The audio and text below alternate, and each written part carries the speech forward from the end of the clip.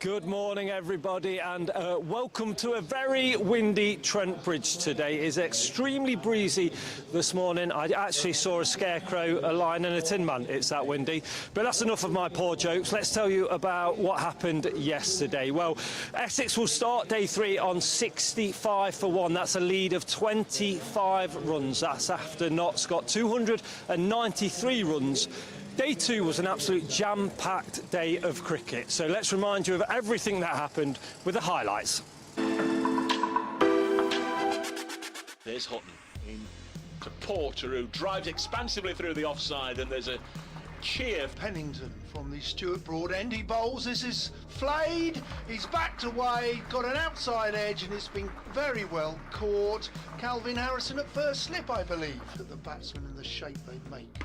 Porter again in 2 full and outside off, and you can't bowl there to Ben Duckett without a cover, and that will race it away for 4 out towards the longer boundary. Just got a touch full there, Porter. A little bit of blue sky becoming ever visible as Duckett goes to pull this away and has got a top edge down below. It is very close to the rope, just inside the rope, 4 runs. Horrible shot, really. Left-handed Ben Duckett, and the first ball has bowled him top of off, and he's just played all round that Ben Duckett, and he's missed a straight one, and he'll have to go for a 21. To Slater. Slater plays slightly loose, but he's going to get some runs for that. He's gone after the ball slightly wide, and he's played it through backward point for 4. Next delivery is striking Slater on the pad, and he's got to go. Ben Slater squared up slightly, foolish delivery from Cook round the wicket, and Ben Slater bowling here at Trent Bridge for Essex. This is driven beautifully on the up, and Hamid has driven a quality shot there through extra cover for 4. In right arm over the wicket, driven slightly Aries, wasn't quite at the pitch of the ball, going to give the benefit to the bowler there, but Clark will reward himself with 4 runs. Porter into his 7th over, and that's backward length and edge by Hamid, and that's a big wicket. Like a decent delivery from Porter, just looked like it nibbled a bit off the pitch, and that will see the end of Hamid. It was a good 34, but Notts now in a slight bit of bother at 79. Listener there of the one current quick bowler in the box here, as this one's nicked down past the keeper, and they're going to get 4 runs. Yep, just checking, there was a little bit of bat on it. Stayed very low there off the bat of Joe Clark. Use the seats up there, 87 for 3 as Harmer. And again, Montgomery comes down the track, and in fact it's Joe Clark, no nonsense, straight back over the bowler's head, a couple of bounces for 4 runs. Just averaged 27 or so. Next ball, he's edged to second slip and he's gone.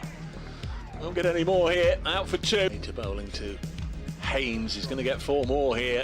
He's driven this just behind square on the offside. Paul Walter jogs after it. For my career. Cook in bowls the ball with width, and unfortunately for Cook it's gone for 4. It's a very good shot there by Haynes. Before we go on to the Masters. Next ball tossed up there and driven nicely. Really good shot from Haynes through the offside. 4 run. Gabba, both of them got 100. Smash Merv. This is given a bit of air, and this time Haynes again scores runs through the offside. He caresses it. Walter bowls, and this is short. He dragged it down. Wasn't an intended bouncer, but Jack Haynes has got onto that. No chance of a dismissal. Arm around the wicket. Bit more air driven on the offside and past the bowler on the offside of the wicket. That was a great shot. And a gully as he bowls, and this one's driven beautifully through the offside, and it should be the first 50 for Jack Haynes. It is, as that races way to the Smith Cooper stand. 50 on debut for Nottinghamshire then by Jack Haynes. Clouds part again, see a little bit of blue sky as Clark lifts this in the air. Paul Walter underneath it, Paul Walter takes it, and Clark has gone in the 73rd over, and Simon Harmer's got a wicket. In comes Christian, a fuller delivery, a full toss, and it's hit away and it's caught. Diving to his right mid-on, and Jack Haynes can't believe racing in again, and this is another good delivery. Catches Harrison on the pad, and it's not Harrison, it's Lyndon James, and it's been given in again here. 3 slips in play, and that's bowled him. It's a brilliant delivery. Bowling to Dylan Pellington, there's a shout, he's gone up, he's been given. Sam Cook is running like Monty Panesar would. Porter in again, 44 on his back, and this has just bowled him. He's looked to play defensively, but it's been a 4 quick wickets for Nottinghamshire. They end 293 all out. On his way in. This is driven beautifully. He's missed the fielder this time. The skipper Hamid is running after it, but it's a lost battle. Here's Hutton and he bowls. This is clipped in the air into the slot there, over mid on, and that's a good shot.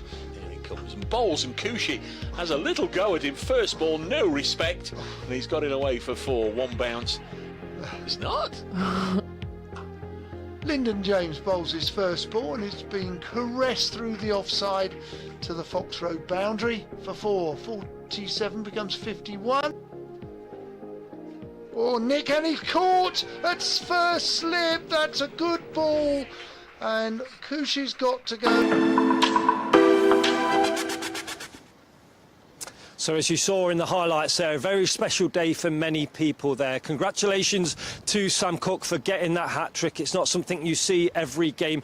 And Dave Brace-Skirdle has got a nice little fact about that, and he'll tell you about that in a little bit. But also, it was a very special day for one man, Joe Clarke.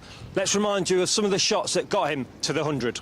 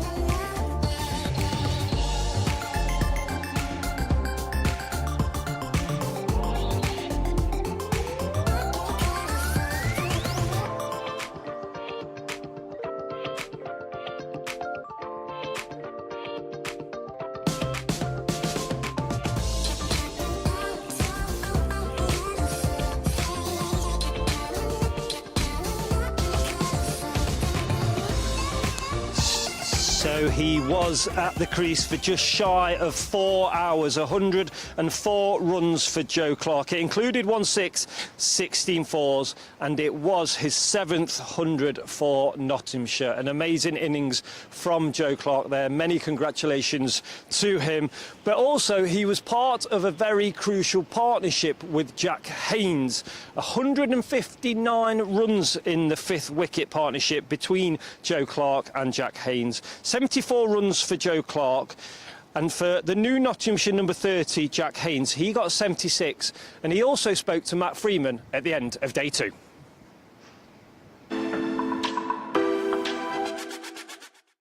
Jack, well played. First of all, how important do you think that wicket was tonight that Lyndon managed to get towards the end of the day? Yeah, really important. I think obviously a late wicket's always important, especially after sort of up and down day that we had. So yeah, nice to make early inroads, and hopefully we can continue doing that in the morning.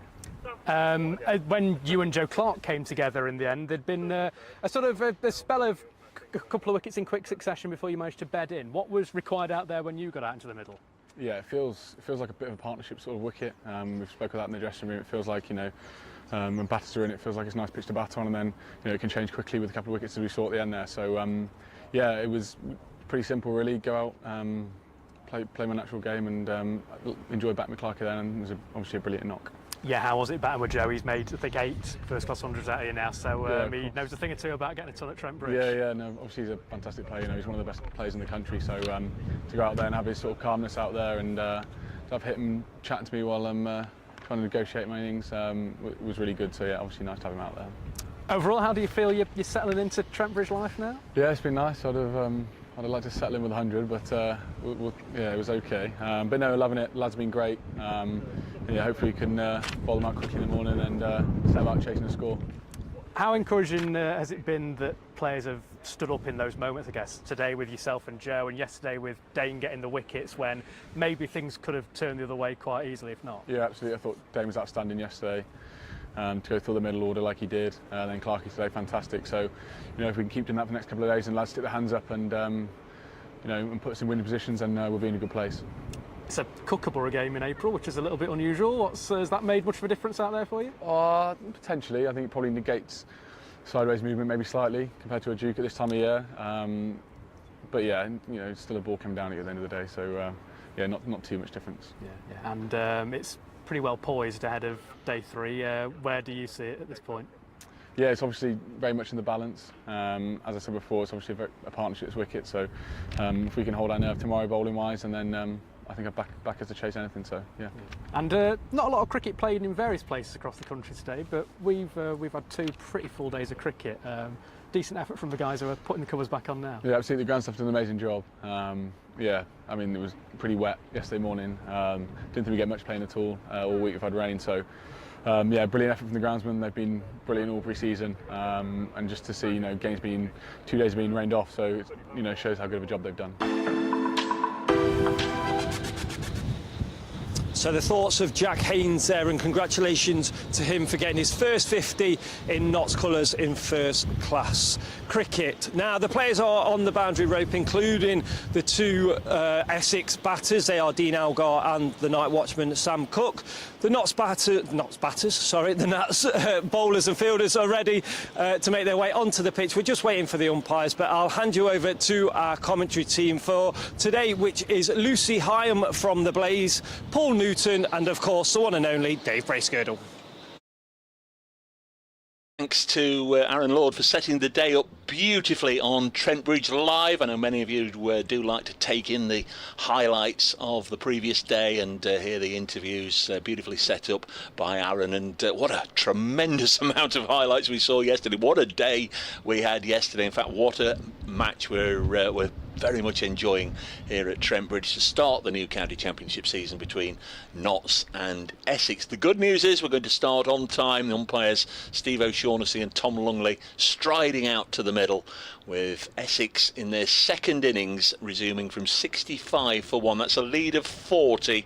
They've got a night watchman in Sam Cook. From their perspective, they'll be hoping he sticks around with the experienced Dean Elgar and just able to soften that ball up a little bit. We're into the 15th over at the start of the day here. Nottinghamshire, from their angle, will be desperate to get rid of, and certainly the night watchman, ideally, given a choice, they'd like to get rid of Dean Elgar sooner rather than later. Hugely talented player. It's a blustery day. We had a lot of overnight rain.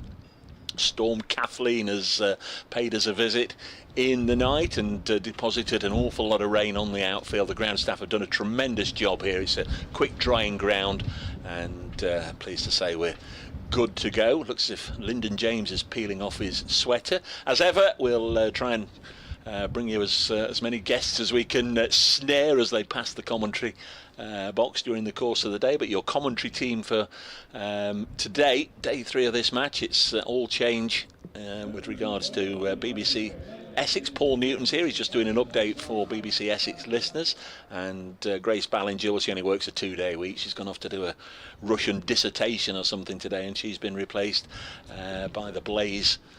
Can we call you an all-rounder? Very good morning to Lucy Hyam. All-rounder? Spinning all-rounder? Oh, no. Fielder, specialist fielder. Specialist fielder, huddled alongside me here in the cold. As always, Lucy, we try and do this with the windows open, just so we just get a little bit of a feel. We can get the atmosphere, we can get everything. But if it gets any colder, that window's being shut, I promise you. Yeah, there's a heavy wind blowing across the ground, isn't there? We're going to start with Lyndon James bowling to Sam Cook. He took a single from the final ball of the second day. We'll give you a little bit of a recap of what happened on day 2. Might take half the morning if we do that, but we'll just freshen your memories on what happened yesterday as listeners to 5 Sports Extra join us. Thank you very much. The day set up beautifully for listeners on there, with Kevin Howells and Lyndon James to bowl the first ball of the morning to the Essex night watchman Sam Cook, who pushes it out into the offside. So overhead we've got a few dark clouds, but I did speak to the head groundsman here, Steve Burks. He was worried about a shower passing between 10 and 15ish. That's why they left the covers on. They did all the mopping up from Storm Kathleen's damage in the early hours of the morning here, and then just left the covers on in case there was any more rain. But he told me once we got past 10:15 we should be okay all day. James in again bowls, and the night watchman adds to his tally, moves on to 11, Sam Cook. Essex are 66 for 1, leading by 26, and it was Sam Cook who really did change the complexion of day 2, changed the complexion of this match. In fairness, Nottinghamshire will look at the ending of the partnership between Joe Clark and Jack Haynes. They put 159 on them, followed each other back to the pavilion with, I'm sure, what both would term loose-ish shots down the ground straight to the fielder, followed each other back, and then Sam Cook with the second new ball took a hat-trick and lost their last 6 wickets for 34 runs. They should really have had a much larger advantage than 40, but through Cook predominantly, Essex getting themselves back in it as Dean Elgar lets his first ball from Lyndon James go through to the wicket-keeper Adam Rossington. We've got 2 slips, a backward point, an extra cover and a mid-off, so 5 fielders on the offside, and on the leg side we've got a long leg, a deep backward square on that shortish boundary in front of the Fox Road stand, a mid-wicket, and skipper Hasiba Mead at mid-on. 66 for 1.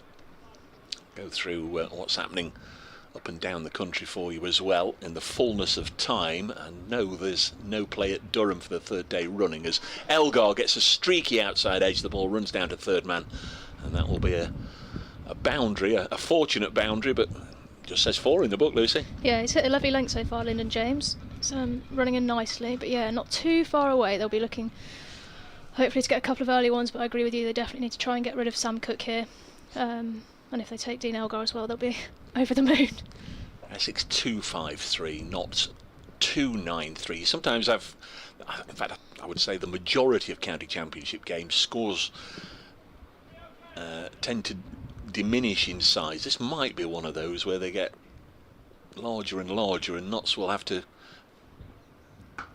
score the highest total in the game in the 4th innings if they're going to win it, as this is pushed up by Elgar to Brett Hutton at mid-off. So we had a century yesterday from Joe Clark in that stand in the middle session of 159 with Jack Haynes, who made 77 on his debut, and then Essex thoroughly dominated the final session. There was one low point for Essex which you may or may not have heard about, and I'm sure there will be a little bit of a repercussion to come at some time as Lyndon James comes in and bowls, and a nice looking shot again from Elgar.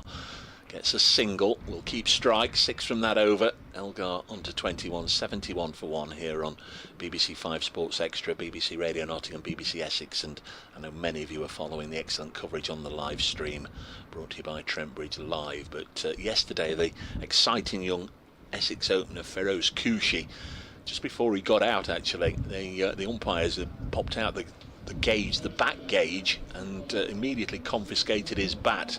Tom Lungley, one of the umpires, took it off, handed it over to the match referee Steve Davis, and that will be very much part of his report and sent on to the ECB for further discussions, no doubt. But Feroz Koushi's bat failed the gauge test, as they call it, and the one notable precedent we can point you towards is a couple of years ago, Nick Maddison, who was playing for Durham, he had something similar happen, and don't want to be too alarmist for Essex supporters, but Durham were docked 10 points for that incident alone, so that's just something to keep an eye on. You may hear more about that in the fullness of time. Dane Patterson, who got 5 wickets in the 1st innings, bowls down the leg side, a loosener from Patterson, and Elgar is too good a player, Lucy, to miss out on that. Just tickles it away, fine for 4. Yeah, just straight on line a bit. Easy pickings for Dean Elgar there. Some of his qualities definitely not going to miss out on that option there.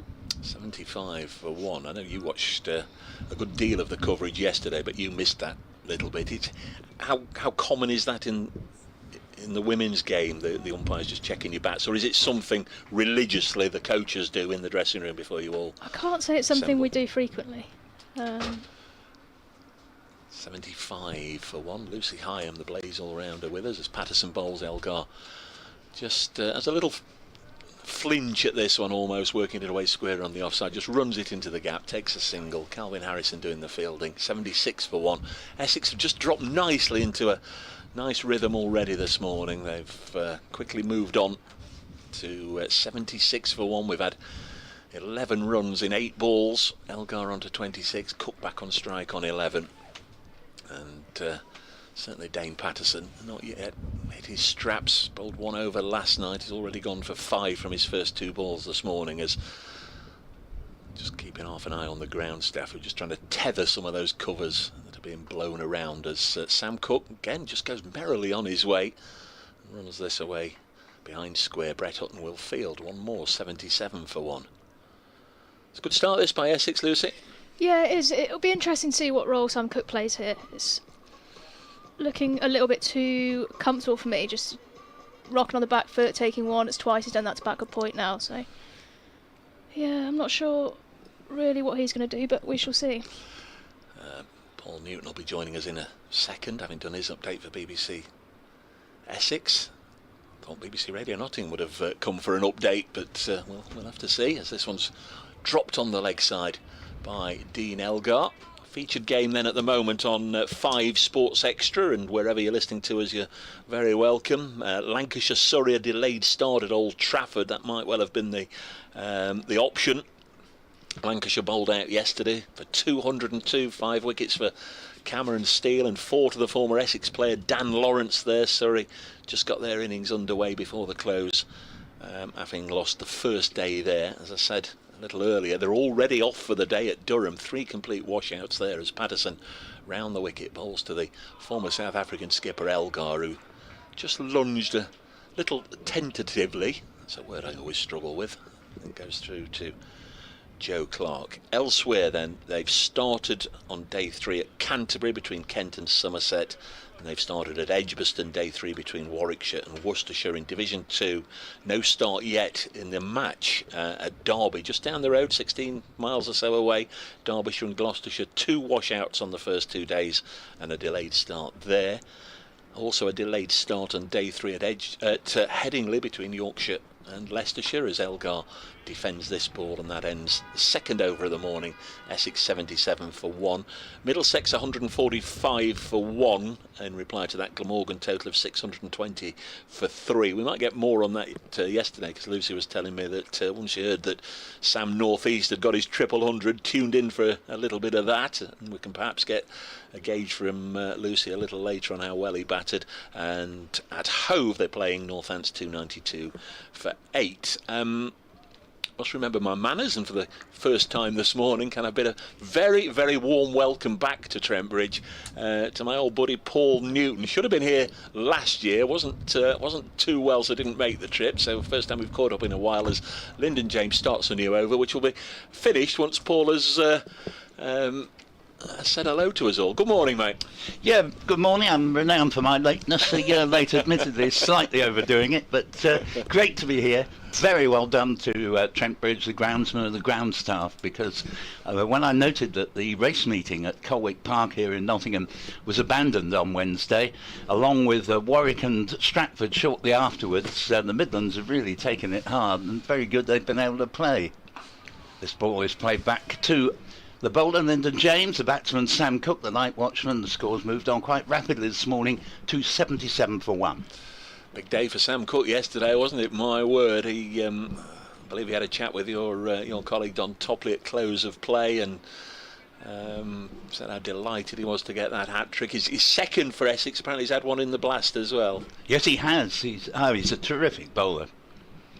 Not renowned for his batting, but he's doing well here at the moment as James bowls to him, and he just gently averts the head from the line of a bouncer, and that left to go through to Clark, and the score is 77 for 1. And that, remember, gives Essex a lead of 37 currently. And James reaches the top of his run-up. 2 slips. Very, very windy day. Short mid-wicket. And that's an exaggerated lead from Cook. The score remaining 77 for 1. Yeah, many times yesterday we saw the Essex bowlers, Shane Snater in particular, Jamie Porter a little bit, sort of pulling out of their lengthy run-ups as the wind buffeted them. You don't have to have to worry about that, do you? Off a couple of strides. No, my 10 steps don't get buffeted about in the wind. Just struggle to get the ball down the other end. It must be really distracting though, to be fair, if you've run in that far as well and you bowled 16 odd overs to ball your run up. James is in again. And this ball's just nicely guided down to third man. Ball just giving him sufficient width to lay the bat on the ball rather than forcibly play a shot. And it goes down to third man for a single. It looked quite elegant actually for a number 11. Sam Cook moves up to 13. Elgar will resume strike on 26. 78 for 1. Remarkable turnaround here in the final session yesterday when I left my home on the Essex-Suffolk borders. Notts had just taken the lead and a partnership 150 odd was underway. As here James is in and bowls Dean Elgar. That's a very good breakthrough indeed, and that one, if anything, kept a little bit low, and once it bounced it went very quickly and has left a lovely sight for the bowler with the 3 stumps absolutely splayed in 3 of 4 possible directions. And Elgar, who had made such a good start for Essex and indeed has cleared over 100 runs in the match with an 80 in the first innings, but now out clean bowled. Great delivery from Lyndon James there, and Elgar departs for 26. That's massive, isn't it? That really is. Dean Elgar, I mean, what a player he has. He's got a fearsome reputation. Great pickup for Essex to replace Sir Alistair Cook at the top of the order, and we know what a fabulous player he is. Faced 45 balls in this second innings, 5 fours, but Lyndon James has got one. Did that keep a whisker low, Lucy, do you think? Yeah, it did. It was a bit of a strange reaction from Dean Elgar. He spent a couple of seconds just bent over his bat, and it was very quick to take his left glove off. So I'm not sure if it came back and just clipped his finger potentially, bottom hand. But yeah, great start from Lyndon James. It's really important they set the tone early here. Tom Wesley coming in, this will be another huge scalp for them if they can get him early. But yeah, great start to the day for the Notts boys, and hopefully they can capitalise on that early wicket. Just on what we were talking to a moment or two about run-ups and all the rest of it. I don't want to cause any ructions in the Blaze camp. Your Blaze colleague Grace Ballinger with us on the first day. She was saying what an unlucky bowler she is. Is there anything in this? Is she an unlucky bowler? Grace. Grace is a great bowler. She's a great girl, but yeah, she is a bit of an ongoing joke within the team that she does often bowl excellent spells for not many runs, and whoever is bowling at the other end will clean up. Therefore, she does parade around thinking she is the unluckiest bowler. She might have a point on certain occasions, but yeah, she doesn't hesitate to let us know. I think the accusation was the catching. Yeah, well, I can't comment on that because she's probably talking about me. To be fair, shelling them on the boundary. There's Dame Patterson from the Stuart Broad end, as it's now known. Bowls to Sam Cook, takes a single. Can't remember Sam Cook this morning having dotted a ball. I think he scored off every ball he's faced. Actually, he has looked the more comfortable. Yeah. If you just come into the ground and were told one of the 2 overnight batsmen was an accomplished Test player and the other guy was a number 11 who scarcely runs into double figures, you'd say, oh, I can see who the good batsman is here. Because actually, if you remember in that first over, Dean Elgar edged one for 4 just out of the reach of second slip, and he hadn't actually looked all that comfortable. The one that got him out, it really did hurry on to him, and as we've said, seemed to keep a little bit low. Dame Patterson comes in and bowls, and the Essex skipper Tom Wesley drops this on the leg side. No run. Remains 79 for 2. Essex leading by 39. Now, how are you cricket-wise, Lucy? Because we saw you in the media day earlier in the week, and you've got one of those protective boots on. Yeah, it's been a long start to 2024 so far. I've not played a great. I think I played about 2 weeks of cricket. Spent a lot of time being injured, had a bad back, and then irritated tendon in my foot. But I'm very excited, hopefully, to get cracking this week and the run up to the season. So fingers crossed the weather holds up. Next ball on its way now from Patterson. Strikes Wesley on the pad. A huge bellow in the direction of the umpire at the far end, Steve O'Shaughnessy. Not out. Patterson just flew in just prior to the game. No real debilitating effects from the flight, as he was telling us. In fact, in his words, I think it was, well, you just got to get out there and do it. Well, he got out there and did it on the first day, taking 5 wickets, and been right on the money in this over. His first one, he drifted one down the leg side, which Elgar tickled away nicely for a boundary, but he's not got to worry about Elgar anymore. Fellow South African has already gone. Focuses on bowling to Tom Wesley now, the right-hander, former England Test player who gets off the mark, working this square of the wicket on the leg side. 80 for 2. Yes, Wesley, certainly worth a shout. The one earlier in the over, thought height might have been an issue. But Wesley, who only got 7 in the first dig, so he'd be keen to try and put down a reasonable innings here. He had a very good year last year in 2023, scoring over 1,000 runs in the campaign, and that takes a bit of doing nowadays. Reduced number of matches.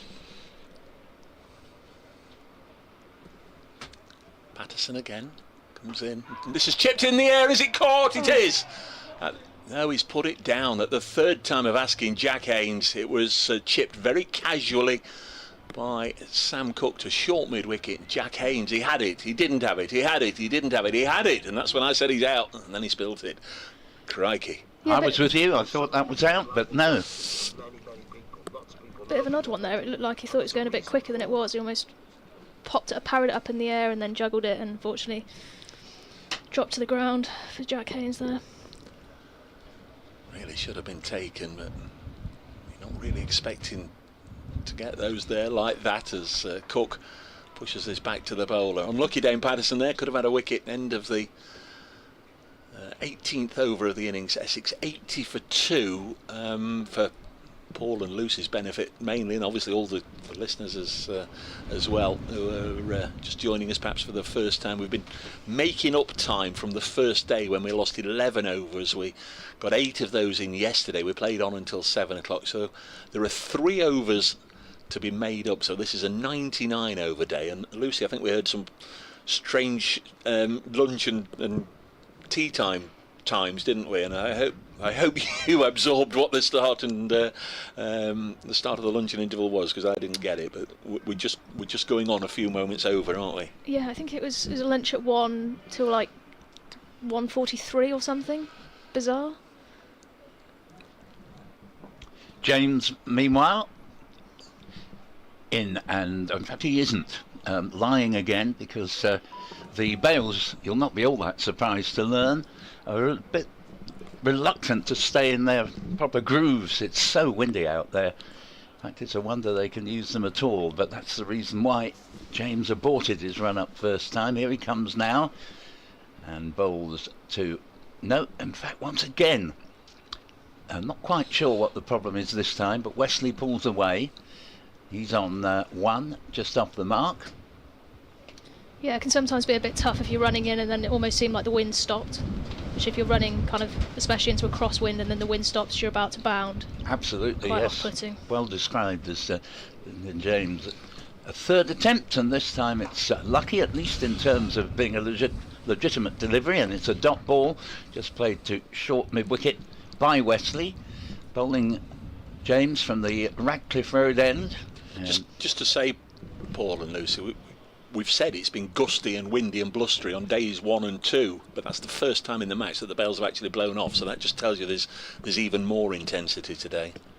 Well, certainly in the travel lodge where I was staying, you could hear debris being blown around all over the shop as here the next ball's played back to the bowler, and score remaining 80 for 2, 15 added. 1 wicket has fallen today, that of Dean Elgar. A beauty from Linda James, completely bamboozling the South African, bowled for 26. Nevertheless, a great debut for Dean Elgar for Essex. 106 runs between the 2 innings, and I'm sure he'd take that. 80 for 2 up on the board now, with Essex leading by 40.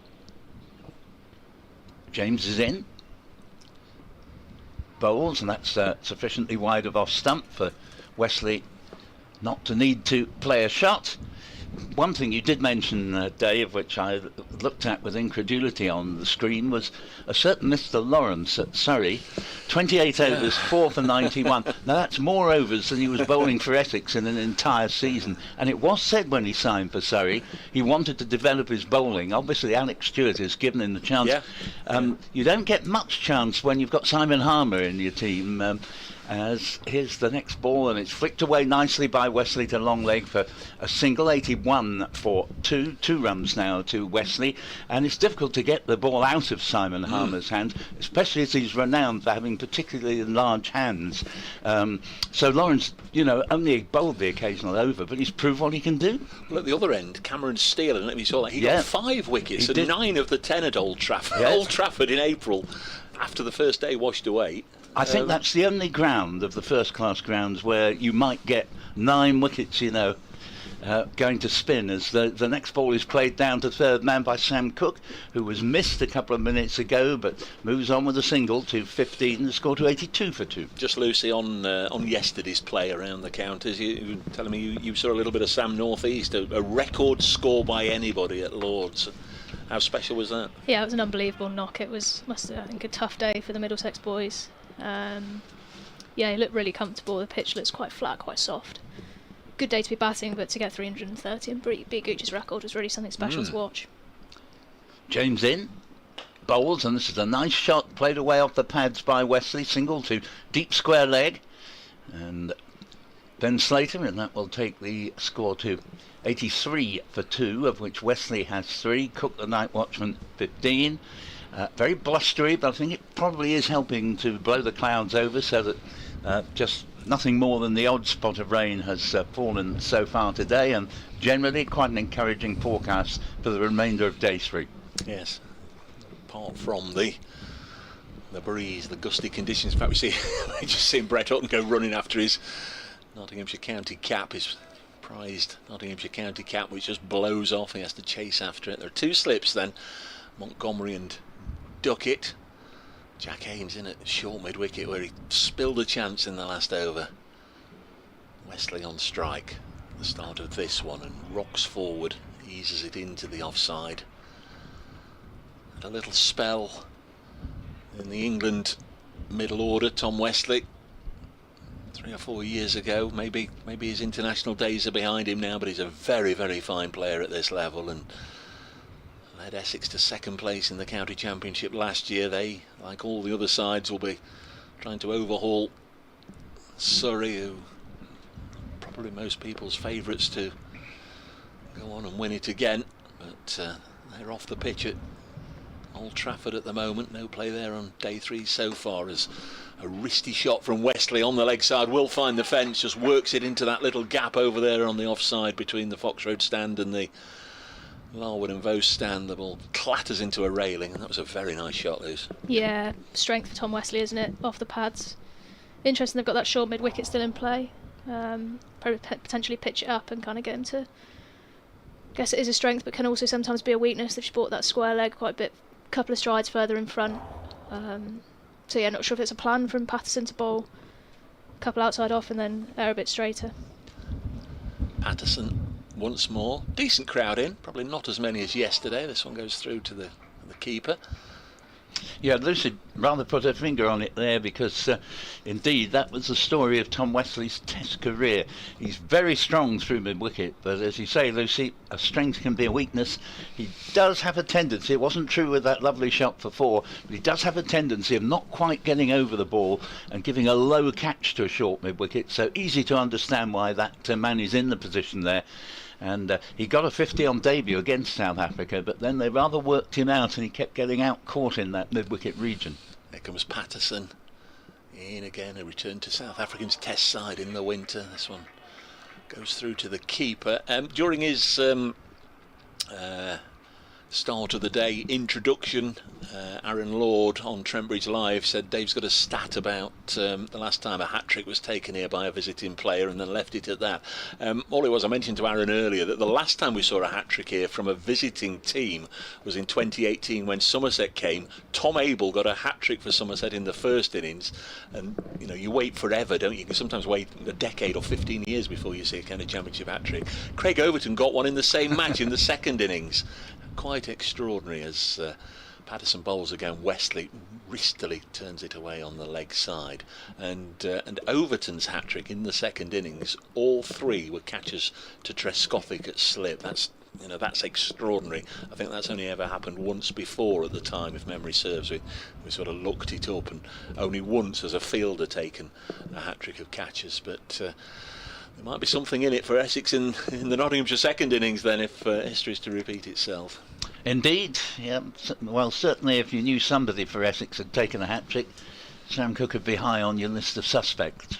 88 for 2 as Patterson comes in again, and all this has gone through the diving hands of Brett Hutton, who's got muddy knees now as he gets up, having taken much of the sting out of that forceful shot on the offside. Couple of runs to Sam Cook, who moves on to 17. 90 for 2 here at Trent Bridge. The third morning. We've only lost a little bit of time on the first day. We didn't get underway until midday, and then we were forced off 11 overs before the end. But we got the full lot in yesterday. Should have been 104 overs. We had 2 lopped off for the change of innings, but the other 102 overs were very engrossing indeed, as Nottinghamshire built themselves into a strong position, a position where everybody thought they were going to go on and get a 100, 150, 200 run lead, and in the end it was only 40, thanks to Sam Cook and his hat-trick. And in comes Lyndon James from the Radcliffe Road end. Just a defensive push from Wesley, straight to short mid-wicket. There's no run there. The score is 90 for 2. Just to clarify, we've had it confirmed. Lunch is at 1 till 1:40, but tea will be at 3:43, and we're scheduled to play until 6:13. Well, if conditions hold, you would imagine, like yesterday, we'll be here till getting on towards 7 o'clock, because that's just the way it is. James in. Bowls, and Spall's turn to short mid-wicket. Once again, there is no run. Score remaining at 90 for 2. Jack Haynes, the fieldsman there, just wrestled with a ball from the blade of Sam Cook 3 overs ago. Seemed to have it in his hands, and indeed did, but it spilled out again. Couldn't hold on at the third attempt, so Cook is still there, and actually apart from that chance he gave us, batted very well this morning. James again. Cloudy but bright, just the odd squirt of sunshine, as this ball is played down to Hutton at deepish mid-on. No run, 90 for 2, Essex lead by 50. Love to hear from you. I'm on the old Twittery thing, @ Brace Cricket. Lucy's got her own one. Is it Lucy_Hyam? It's really originally named. Yeah, well, actually. No, that's took a lot of thought. A lot of thought to come up with that like handle. That. And Paul, have you got the email? I have. Just take the next delivery first, play back down past the bowler to Brett Hutton again at mid-on, pretty straight in that position. Yes, welcome your emails to bbcessexcricket@gmail.com. I'll just repeat that, bbcessexcricket@gmail.com. And hopefully you won't mind, like Don, you won't mind if some Nottinghamshire listeners send any correspondence your way. It won't be hate mail, I promise, Paul. No, absolutely, you're all very welcome. There's James is already on his way again in and bowls, and this one short delivery ducked under by the Essex skipper Tom Wesley. Got 8. He's beaten his first innings score of 7, and 90 for 2 on the board. And runs have come not spectacularly quickly, but on another hand they have come, and it's been a start I think Essex would have settled for, however disappointed they'd be that Dean Elgar went to a beauty from James for 26. James it is, Radcliffe Road end, bowls and beautifully whipped off the pads here, a chase for man on the square leg boundary, the run round. There was never going to be a second run there, it was hit too firmly. Ben Slater fields, and they get the single, 91 for 2, and Wesley has moved along to 9 and will keep the bowling with Sam Cook 17 not out at the other end. Jordan Cox listed to come in next, then Matt Critchley, Paul Walter, Adam Rossington, strong batting lineup. T, one of our regulars, been in touch. I'm stuck at work today, Dave. We'll keep tabs on proceedings as usual. Well done, T. Somebody's got to keep the country's economy whirling round. Going to be Dane Patterson. No bowling changes yet this morning. Lyndon James and Dane Patterson doing the work. Lucy Hyam alongside me, the Blaze all-rounder. Just get a feel for the Blazers' upcoming fixtures in a moment, as this has worked on the leg side for a single. Is it still a couple of weeks now before you get underway? Yeah, 20th of April, the first game at Edgbaston, the local derby. We had a cracking game first up last year against the same team, Central Spark. So excited to get there. We've got 2 warm games next week. One of them sadly already been rained off, which is unsurprising with the weather we've had. And you're hoping to be good to go? Hoping so, yeah. Big day tomorrow, test-wise, but should be grand. And your mega stars, they were beaten overnight, weren't they? The England side at the end of their tour down in New Zealand, been a successful tour otherwise, as this has pushed up to mid-off. Tammy Beaumont and Nat, will you have them back for any of the forthcoming games, or do they get a little bit of time off now? I would love to be able to give you that information. Okay. But I'm not privy to that. No, they're not here for the first, I want to say 5 or 6. They've obviously had a big workload, and that's obviously been out in Australia, gone over to Women's IPL, and has now come straight back into New Zealand to play cricket for England. So she is probably going to have a well-deserved rest, as I assume is Tammy Beaumont. It's great to have them around, I would imagine. Oh, absolutely class. They're both, and Sarah Glenn actually, they're all great. Yeah, of course, yes. Patterson once more comes in, bowls to Sam Cook, doing a really good job as night watchman here. Gets another single. He's wearing number 16. That's fielded by the Nottinghamshire number 16, Brett Hutton, who was a little poorly at the start of the week.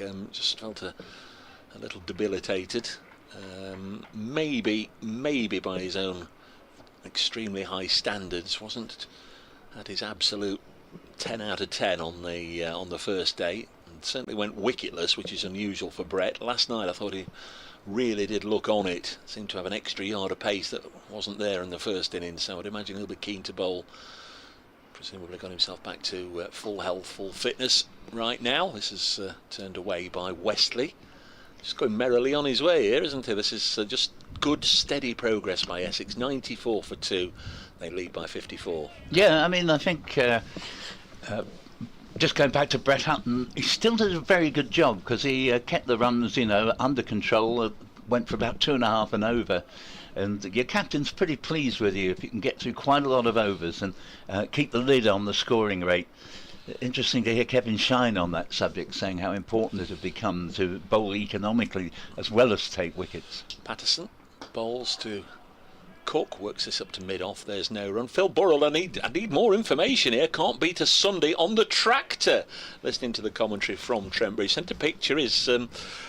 I'm a country boy, I should know. Is he ploughing the field there, do you think? He send a photo. I know that's not great radio, but let us know, Phil, what you're up to. Excellent work. Really good. Be nice out there, wouldn't it, in the tractor? Get the old headphones on, listen to the cricket commentary. Terrific stuff. Got a question for you here, which I'll ask after this ball, which could be my naivety to 4-day cricket. 94 for 2. Patterson comes in, bowls and strikes.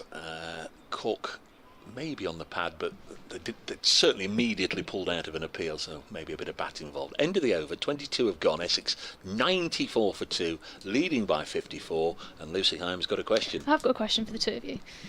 Interestingly, I have noticed with my excellent vision that for Tom Westley, they've got obviously 2 slips, your short extra, and they've got a back point in the ring, which immediately drops out when Sam Cook's on strike. It must have dropped 5 or 6 singles down to that region at both ends. I think they're trying to get him off strike, they're trying to encourage him to drive. He looks quite comfortable at the minute, Sam Cook. I wouldn't mind, depending on how aggressive they want to be, the run rate's as high as it's been across both first innings. As James is in and bowls, and this ball is played to mid-off. There's no run there. Yeah, very good observation on your part, Lucy. I don't pretend to know exactly what the thinking is there, but you're right about one thing. He's worked the ball confidently into that area at least half a dozen times so far this morning. I think, and you'd know better than me, Lucy, I would imagine, I think there's always a fine balance between what the analyst says before you get on the field and what actually materialises, and then the captain's got to react to, and sometimes I'll just break off a second. James bowls, and familiar shot here from Tom Wesley as he leans across to a ball, if anything, that was probably too straight, and just works it into Ben Slater's range near the square leg boundary for a single. 95 for 2 and Wesley 12. I'm sure all counties do their homework, but of course there's not a lot to go on at the moment at the start of the season recently, so I'm sure the meeting will have taken place. They'll have looked at the videos. What do we know about Sam Cook? A lot of them know him very, very well. Of course, he plays his 100 cricket here. What do we know about him and how are we going to get him out? And they'll have those thoughts in the back of their mind. And James bowls to him now, plays it back to the bowler. I've been taken to task by Paul Watts, who's emailed in to bbcessexcricket@gmail.com. Says, thank you for all the top coverage as usual. One very minor, nevertheless important consideration comment. Believing there may be other good independent and chain hotels than Travelodge. I only describe what I see in front of me. I happen to stay in one, and I haven't stayed anywhere else, so I couldn't possibly comment. As here is James in and bowls, and this ball is played to mid-off. No runs, score remaining at 95 for 2. I think he's angling after a sponsorship contract there. Yes, what's the discount code, doesn't it? Might as well try. I don't know what he does when he goes to these places that haven't got that particular chain, because as we go round the country, you find that the standard and the names of all the hotels are very, very different. You should get yourself a loyalty card. Yes, well, that probably should. You're right. 10% discount. Perfect. I tell you, there aren't too many places where you wouldn't find one. Now, You seem to have picked it. Yeah, absolutely. Here's the next delivery, and that's a good delivery, and turns the batsman Sam Cook right round there, and it goes up a thick outside edge safely into the offside, but he didn't know much about that, and every now and then James produces a beauty, and that's what got rid of Dean Elgar for 26, the only wicket to fall so far this morning. 30 runs have been added, and Essex therefore lead by 55 at 95 for 2. I opened the window thinking this is going to be one of those days where I'm going to have to quickly shut it again, but it's okay now, isn't it? Yeah. That goes through, short pitch delivery, and no need for Cook to be involved there. 95 for 2. Having said that, Dave, I thought I'd have a quick peep outside, because there's a door that takes you outside just along the corridor here on the 3rd floor. And it was virtually blew me over. It's so strong. So the players are doing manfully to try and negotiate these very unpleasant conditions. But yeah, nice enough up here. 95 for 2. Yeah, but we've got the window open. We're there in solidarity with them. We're slightly sheltered, aren't we? It's Dane Patterson. It's Lucy Hyam. It is. It's going to come over the wicket into those rather wet looking run-up marks. And he's bowling to Tom Wesley. And it's a foolish delivery that's left alone way outside the off stump, nicely mopped up by Joe Clark. Yeah, he's bowling from the Stuart Broad end now. He's no longer around. I guess a lot of the girls were always delighted when he came and gave a bit of his time with you, and I know he spent a little bit of time with the Blaze over the last 2 or 3 years, Stuart, but he's no longer around. Of course, Dad, Chris, the club president, came up and did a bit of time with us yesterday on the mic. Yeah, he's doing some commentary out in the men's IPL, isn't he, Stuart Broad? Yeah. In comes Patterson again. Oh, it's full. Very straight, flicked off the pad. I think it might have been pad first, just wait for the umpire's signal. Yep, leg by's given, picked up by Lyndon James at a wide fine leg. Is there a particular fixture that you've got penciled in that you'd like to play in this year? Are the grounds that you've not yet played at on the county circuit that you'd love to tick off and try and get round all the county headquarters? I've been very fortunate to have played a fair few over the years. We've got a T20 game at Lords this year, right. A double header with Middlesex. We're playing Sunrisers. Have you played there? 3 o'clock. I have played there in the 100, but I've not played a county game, a regional game there. Sorry, so that's really exciting. But I'm not just saying this because I play for Blaze, but Trent Bridge is one of my favourite grounds to play at. So I'm very looking forward to the double header we've got here. As Dane Patterson comes in again, this time to Cook. There's a short ball. And it's being pulled for 6 over square leg. Lovely pick up that from Sam Cook. He looks very comfortable. Yep, It was a lovely pick-up, as you say, and with the minimum of effort. He just watched it onto the bat and almost caressed it for 6. It is a short boundary on that side, so it wasn't a Herculean effort, but nevertheless, I'm sure he'll have enjoyed it. I think that's the 5th, 6th we've seen already, most of them in that direction. Anything you can just sort of get the bat underneath and flick in the air is probably going to sail over those ropes. Yeah, I'm right in thinking with the wind as well as Patton comes in again. Lovely line and length, squared Sam Cook up there. Back to more stock delivery. But yeah, I think that's with the wind, so interesting he's gone short ball. He's got 2 fielders out there, about 20-ish metres apart, so definitely a plan. It's good this actually, Paul, isn't it, from Sam Cook, doing a great job. Yeah, very much so. And, well, when you think how many batsmen have been out in single-figured scores in this game, it reflects well on his ability, bearing in mind he'd normally be batting at 10 or 11. Patton in once more, still over the wicket. Another good length delivery just outside the off stump. Sam Cook's again played that very comfortably. Looks like he's got a lot of time in the minute. Dropped his hands on it and run it out to a kind of vacant gully region. It's picked up by Brett Hutton. As Heath Mead seems to be running around after his hat, which is a timeless classic actually. It never gets boring watching people chase after the hat that's blown off their head, does it? Nuances of cricket. Very ambitiously put his sunglasses on as well, on the top of his cap.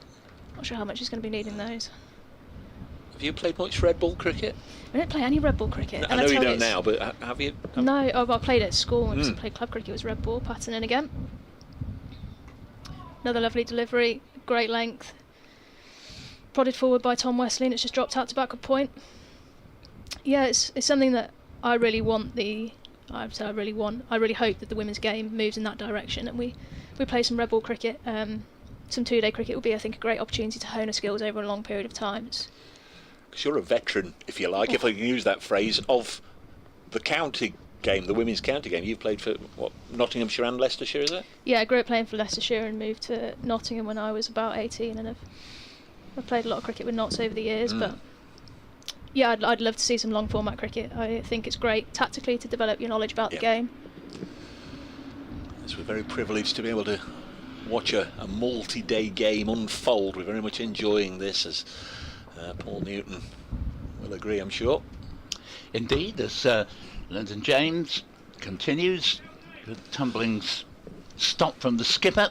I see the Mead there mid-off, diving to his left, and no run, 104 for 2 on the board. We've got 1 or 2 emails coming in to bbcsexcricket@gmail.com. Harry White, very good morning, Harry, says, what would be a solid second innings score for Essex to defend against Notts?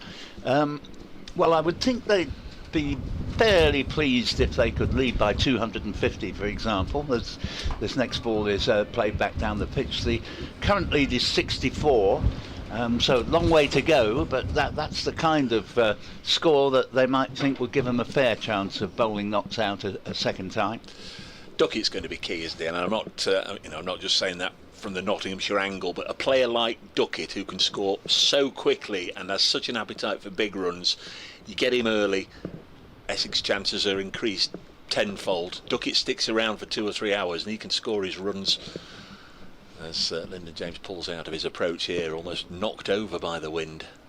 He could be key, but that's it's a long way into the future. It's not. That's probably going to happen either later on today or tomorrow morning. Bit of sun just for the moment as James comes in, bowls to Wesley and taken on the pad. Rather optimistic shout, but only from behind the wicket there, as that one would have gone down leg side. 104 for 2. Good game developing in the West Midlands, where Worcestershire made 360 at Edgbaston. A century on opening day for Cash Alley there, and Warwickshire in reply now 320 for 8, so they're just 40 behind. Used 8 bowlers. Have they? Yep. Worcestershire come here next week, Notts beginning with 2 home games.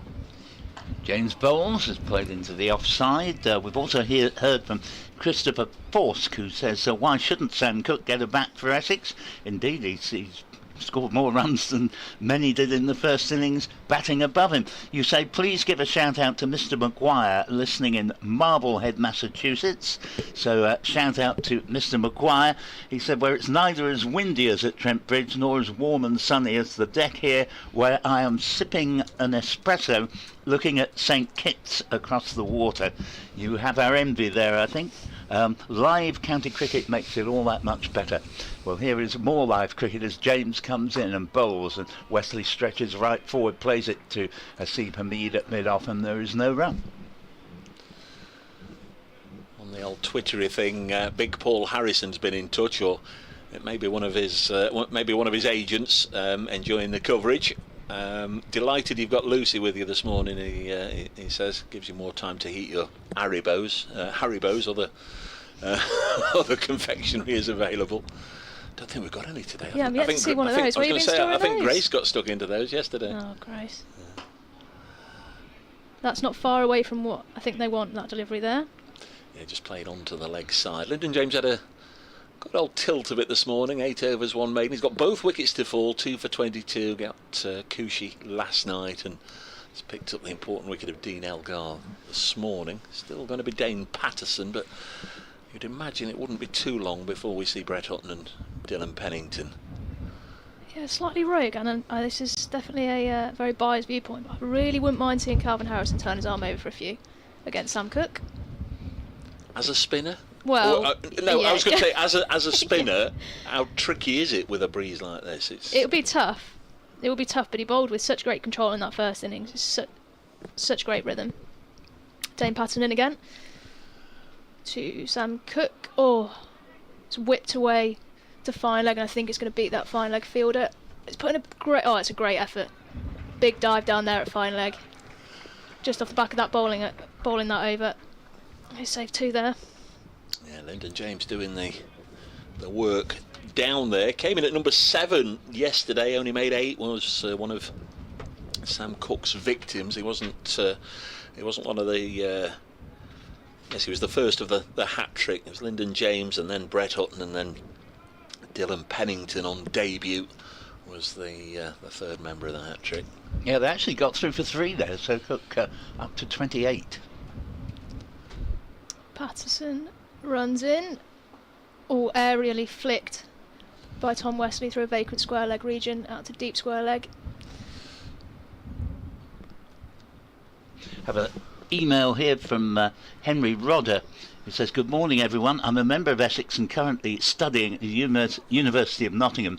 I had the privilege of attending the first 2 days of a cricket match recently, and I just wanted to express my gratitude towards the friendly people who sat close to me. Specifically, I was seated in the upper stand to the left of the pavilion, and the atmosphere was so pleasant it almost felt like summer.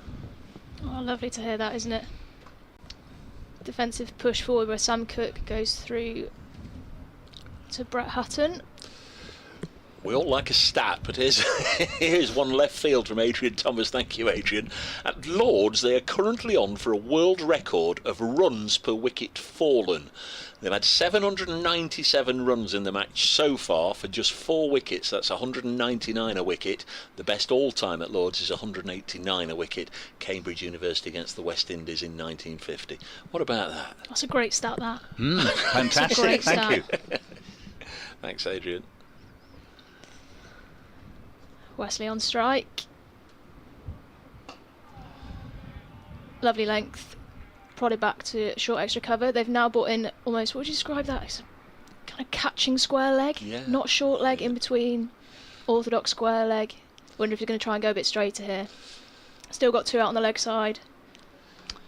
Tell you what, Dave, I think I'd nevertheless, if you gave me the option, choose to watch the cricket this week here at Trent Bridge. Watching the bat so totally on top of the ball, I think can get a little bit tedious. Again, great length from Dane Patterson, who's found some rhythm here. Defensively pushed back by Tom Wesley. No run scored. I know exactly what you're saying, Paul, and where you're coming from. Again, it's just the beauty of county championship cricket, because you never know what you're going to get, and there is something magical, I guess, about watching either in person or following online or watching the live stream about a record being broken. I mean, they'll not be able to presumably take that away from Sam North East for a while, all the runs he got yesterday, and how long Gucci's record stood for. Passing in, final ball the over. Oh, it's a lovely shot, push back, well done Hasipa Mead, diving across to his right at mid-off. That is the end of the over, the score's 109 for 2. Had Mike Fitzgerald on, one of our regulars, following from Amsterdam, and very much enjoying watching the coverage, watching the live stream. Absolutely great, he says, that the BBC continue to broadcast county cricket. We'll listen throughout the season, hopefully can get across to Trent Bridge at some point. Come and say hello, Mike, that'd be lovely to see you. One of our regulars from a little bit further away, from over the water in Amsterdam. Great city, Amsterdam. 109 for 2. Played a bit of cricket in Amsterdam back in the day, and a few darts tournaments as well over the years. It is going to be Brett Hutton with his muddy green smeared knees after a very early slide on the juicy outfield. Brett Hutton into the attack ball. Indeed, good to see him. Very fine bowler indeed. Just to finish Henry Rodder's email, certainly I found people tremendously friendly coming into the ground myself this morning. Wonderful man on the gate. Didn't ask me for any accreditation or anything, just waved me straight in. Lots of very nice people around. As Henry was saying, he had found here yesterday, or the first 2 days. He said, I'd also like to give a special shout out to a Gloucestershire fan I met on the bus. He had travelled from the West Country to Derby, where Derby were meant to be playing Gloucestershire, but was forced to come to Trent Bridge for some cricket. So good, it's just lovely to hear of the spirit of county cricket among rival fans. It's not like football, thank goodness, in that respect, as Hutton comes in.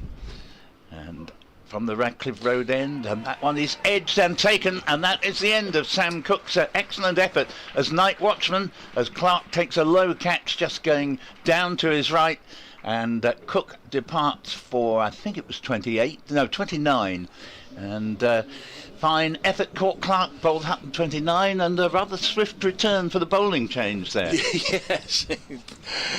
It's extraordinary, isn't it? As I said, he's perhaps feeling personally just a little bit out of sorts after his illness earlier in the week. Brett Hutton on the first day didn't get a wicket, and crikey, it's an extraordinary game, isn't it, Lucy? Comes on first ball, thank you very much. It's a mysterious way it works, isn't it? Yeah, he just got stuck on the crease there, Sam Cook, looked to push at it, and a great catch taken there by Joe Clark. Important they got that wicket, I think, at this time. Played nicely for his 29, Sam Cook. As Jordan Cox walks into the middle, bravely wearing a short sleeve t-shirt. Yeah, got the top score in the Essex first innings of 84, and then probably got the ball of the day. It's been a seamer dominated match, but I don't know if you saw it, Lucy, the leg spin delivery of Calvin Harrison. I said at the time, not quite worn to Gatting, but if you think that sort of dismissal pitched on or just outside leg stump and then turned and clipped the top of off, it's one of those deliveries that leg spinners live for. Oh, it's a delightful delivery, wasn't it, day one? So I'm excited to watch him bowl today. After that, bring him back on early, get Jordan Cox out again. Easy game. Easy game. Dylan Pennington looks to be warming up. I wonder if he'll get a go from the other end. So the lead is 69. From the Essex angle, there's just got to be a little careful. These are two very, very fine players, of course, Wesley and Cox. They'll be hoping they can forge a decent partnership here, but Notts might be thinking, oh crikey, one brings two again, and this game is, I think, however it ends up, we're almost certainly going to get a result. Looking at the forecast for the rest of today and tomorrow, we're going to get a result, but right now you wouldn't have a shilling either way, would you? As Hutton comes in, bowls, and has he got 2 in 2? He has. That is the immediate end to Jordan Cox, who got a ball that was going down leg side. He just flicked at it. Very well taken by Joe Clark again. And, well, having looked as if wickets were going to be hard to come by, all of a sudden, what a contrast for Cox with 84 on his debut for Essex. having signed from Kent, and he signed in the middle of last season. It was known he was going to be crossing the Medway, as they say, and he did actually go to school in Essex at Felsted School.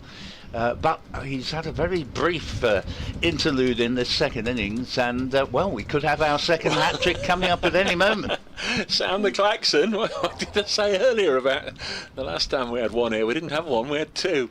But Brett Hutton, well, he might just be thinking, I might as well go off now, and 2 balls, 2 wickets. It's an easy game. It is an easy game. Another great catch from Joe Clark. He's been fantastic behind the stumps with the gloves on. Not easy, strangled down the leg side. He's done well to take that. And yeah, Brett Hutton's really running in with some momentum now. This would be a great time for your to update your stat, Dave. Could be 3 as well for Joe Clark. Matt Critchley, first innings, he only made 1. Former Derbyshire man. LBW to Dane Patterson, in and out cheaply. Family connection out there in the middle. The Matt Critchley family and the Ben Slater family intertwined. Again, I'm not sure if it's Matt's partner is Ben's sister or Ben's partner is Matt's sister. One way or another, the Critchleys and the Slaters, I think they have Christmas dinners together anyway, so Ben will be no doubt having a word. Well, he was Essex's player of the season last season, though, Matt Critchley. Not only excelling with the bat, but proving very, very good with his leg spin as well. I'd like to see him bowl rather more overs than he actually does. Not least because, to some extent, people have got used to facing Simon Harmer and know that you mustn't let him dictate to you. It pays to attack Simon Harmer. Now with Matt Critchley, they haven't really worked him out yet. However, a break-off hat-trick ball coming up. All sorts of fieldsmen now round the bat as Hutton comes in. Bowls to Critchley and anticlimactically plays the ball very comfortably down to mid-on for no run. So we don't get our second hat-trick of the match. But what an introduction by Brett Hutton, who has immediately changed the contours of the game, a game which has consistently swayed from one side to the other. Essex appeared to be cruising along very nicely with the night watchman looking thoroughly at home, lasting for an hour this morning, or very nearly. Hutton is in, and bowls to Critchley with a very short, almost silly mid-on, an old-fashioned silly mid-on in place from here. He plays the next ball comfortably out into the offside there, and that is fielded by Montgomery, and the score remaining at 109 for 4.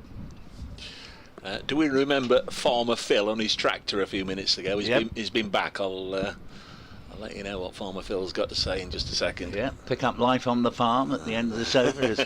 Here is with a bit of sunshine, Hutton bowls, a lovely straight drive, beautifully fielded to his own bowling, or I think that had the legs to have gone for 4. And Critchley, who will be anxious to do rather better than he did in the first innings, showing that he looks to be in reasonable touch, and it's 109 for 4. Nearly played for an hour now, a couple of minutes to midday. As a Seba Mead has to go, he's the latest to go and chase his cap and his glasses, which blow off and disappear into the distance. Hutton to complete the over. Bowls to Critchley. Critchley, another fine straight drive, again fielded well by the bowler. That one didn't quite have the legs of the previous shot, but end of the over, a very eventful one indeed, with 2 wickets, and indeed a double wicket maiden there for Brett Hutton. Very well bowled, sir, removing both the night watchman Sam Cook for 29 and Jordan Cox first ball for 109 for 4. So Farmer Phil says, hi Dave, in answer to your question, attempting to get the field in good enough condition to plant some spring barley. The field was sugar beet harvested in November and it's rained ever since, very, very wet. I'm helping a mate out as he's busy trying to get this year's sugar beet crop planted. Looking forward to a summer listening to you guys on the radio, mainly from my desk or car. However, always take some time off work to help my mate out, tractor and combine at harvest. Keep up the good work, everybody. Farmer Phil. Thank you very much, Phil. Take it from that, actually, he's not a farmer. He's just helping out, but there we go. Patton in again. Another great delivery from him. He's bowling very nicely, 7.1 overs, number 38. And Tom Wesley right in behind that one, just blocks it back out to him, picks it up and walks back to the top of his mark. It's at Brace Cricket on the old Twittery thing, at Lucy_Hyam if you're a Blaze player and want to send us some abuse, or Paul on the old email. Is it essexcricket at bbcessexcricket@gmail.com. Oh, it's close. I've been told it 15 times by toppers over the last 2 days and still get it wrong. Patterson in at Stuart Broad end. Similar delivery to the last one, slightly back of a length. Blocked out to, is that Jack Haynes there, number 30? Yes, yeah. With wicket, just shining the ball. Where's the balance of power? Which dressing room would you rather be the head coach in right now, Lucy? Because I think this next half an hour is really in the balance. If Notts pick up one more, they're favourites. Easy to say, basically I'm on the fence. Yes, you're right, because of course with a 40-run first innings lead, Essex effectively are 69 for 4. So if they don't make too many more runs, then I think Notts would very definitely be expected to win. This could be over today, of course. Patterson in. Oh, finds the inside edge of the bat. Squirted out from Wesley to Jack Haynes again. Midday. Might have to do an update for BBC Radio Nottingham in a second. Don't know if Paul's got to whiz off next door. No, only remaining one for today is 1 o'clock. Yeah, different scenarios, very much on local radio around the country on Sundays. Bit of sport on BBC Radio Nottingham this evening. Unusually, there's a 6 o'clock kickoff in the Premiership. Nottingham Forest playing Spurs this evening away, so there'll be some football coverage on that later on. Wesley right in behind that one again. Dane Patterson looked like he's having a bit of a chirp there. Yes, he'll enjoy getting stuck in. That's what we want to see from a big fast bowler though, isn't it? It was terrific on the opening day with his 5-wicket haul. It's a match where we've seen 2 lengthy partnerships, but we've also seen wickets go down in clusters quite regularly. Yeah. There's Patterson in from the broad end, bowls. This goes through to the keeper. Just do a quick update.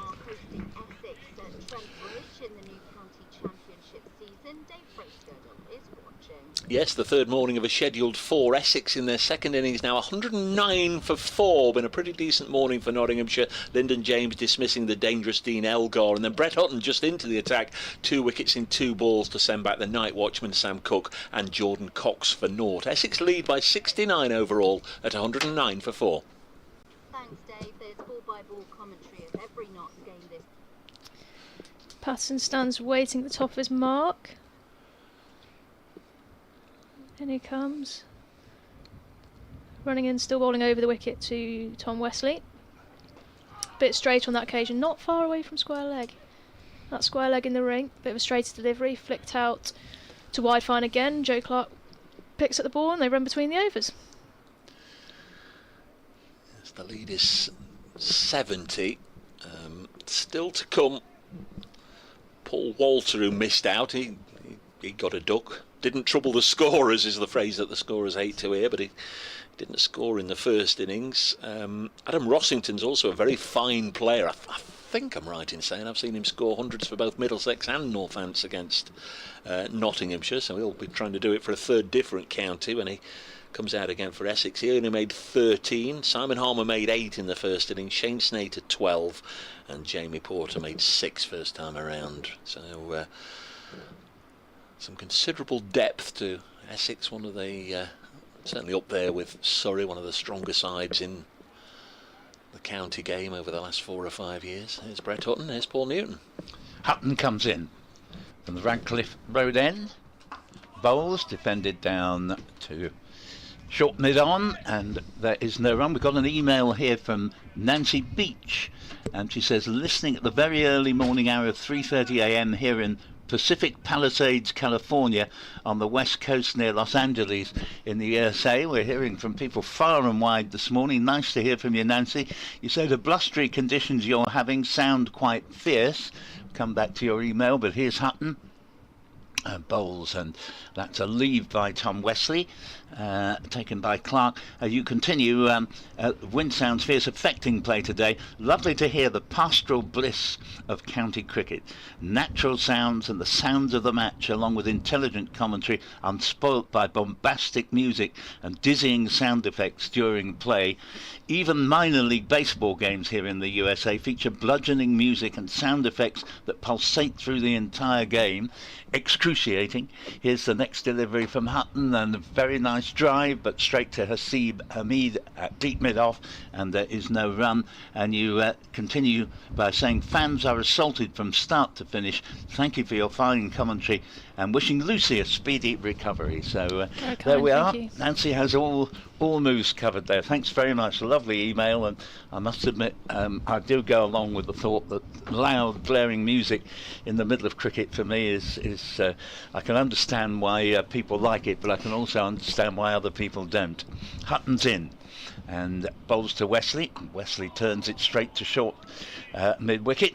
Montgomery, there's no run there, and 110 for 4, effectively 70 for 4. Wesley 15, Critchley Norton. Those two quick wickets from Hutton have rather subdued Essex's progress here. Yeah, game nicely poised, isn't it? Yep, very much so. Very nicely poised here. Yes, it's been a fascinating game in contrast to the massive run scoring, the run fest at Lord's.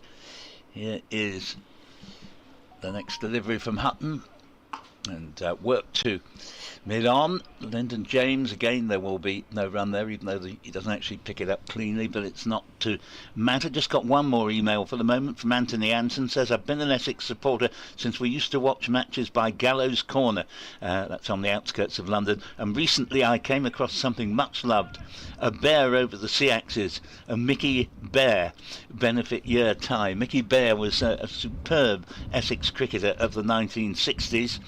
As here is Hutton in. Bowls played back to the bowler field. It actually almost on the square there by Haynes, on the pitch I should say, not the square. He's so straight at an old-fashioned silly Milan. And Anthony finishes off, sent really to park the address in the address book. OK, thank you very much for that email. 110 for 4 at the end of the Hutton over, which was maiden. Terrific stuff, Paul. Elsewhere, remember, already called off for the day up at Chesterley Street between Durham and Hampshire. They've not yet got on as Dylan Pennington comes into the attack for the first time today. At Canterbury, Kent 284, Somerset in reply 30 for 1. No play as yet at Old Trafford, where Lancashire yesterday were bowled out for 202, 4 wickets for Dan Lawrence. Surrey 11 without loss, and the other game going on in Division 1, Warwickshire 333 for 9, replying to Worcestershire's 360. Division 2, again the match hasn't started. This is the scheduled 7th session out of 12, and they've still not started down the road at Derby between Derbyshire and Gloucestershire. I'll just give you the other scores in a moment, but Dylan Pennington just seeing if he can have the same sort of impact as Brett Hutton did as he comes in from the broad end bowls, and nicely defended by Critchley. 110 for 4 it remains. At Lord's, Middlesex now 200 for 2. They have lost that second wicket there. Robson and Stoneman are out. Mark Stoneman falling for 97 in that particular game. Remember, a colossal score made by Glamorgan yesterday, 620 for 3. At Hove, Northants just been dismissed for 371 in their first innings. Again, that's a ground where they've lost a lot of cricket to the weather, as Critchley again defends. Top scorer in that Northants innings was Luke Proctor's 92 in the first innings. 4 wickets for the West Indian Jaden Seals in that one, and the only other one is at Headingley, where they haven't started on day 3. Leicestershire made 354 all out. Greg Mike on his return to Leicestershire after a season with Yorkshire made 90 yesterday. Yorkshire was 72 for 2 at close of play, but I suspect there's wet weather around up in Yorkshire as well. 110 for 4. Dylan Pennington, fair-haired, tall man in lively pace, bowls, and Critchley just guides this down towards deep backward square. They get a single sub-fielder. I think that's Dane Schardendorf out there, nominally a second 11 wicket keeper. I think Dane Patterson trotted off, excuse me. Yeah, After just finished his last his, over. his spell. I think it's Scharndorf, isn't it? 89. Nelson on the board for the superstitious amongst you. Might want to raise your feet off the ground.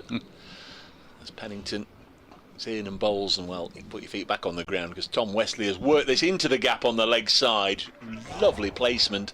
You'd imagine it was more by judgment than luck. Just managed to bisect the two fielders on the leg side boundary, and the ball clattered into that brickwork at the base of the Fox Road stand. Lovely shot, and Wesley into his groove now. He's on 19. Essex 115 for 4 on a blustery morning at Trent Bridge as the county championship season bursts into life with a glut of games in April and May. Starting here, Pennington in once more, bowls, and Wesley blocks this one, and there's no run. Essex at home next week, Paul? They are. Got 2 home games coming up actually, Kent and then Lancashire in games 2 and 3, and then they're away at Chester Street in the 4th and final game in the month of April.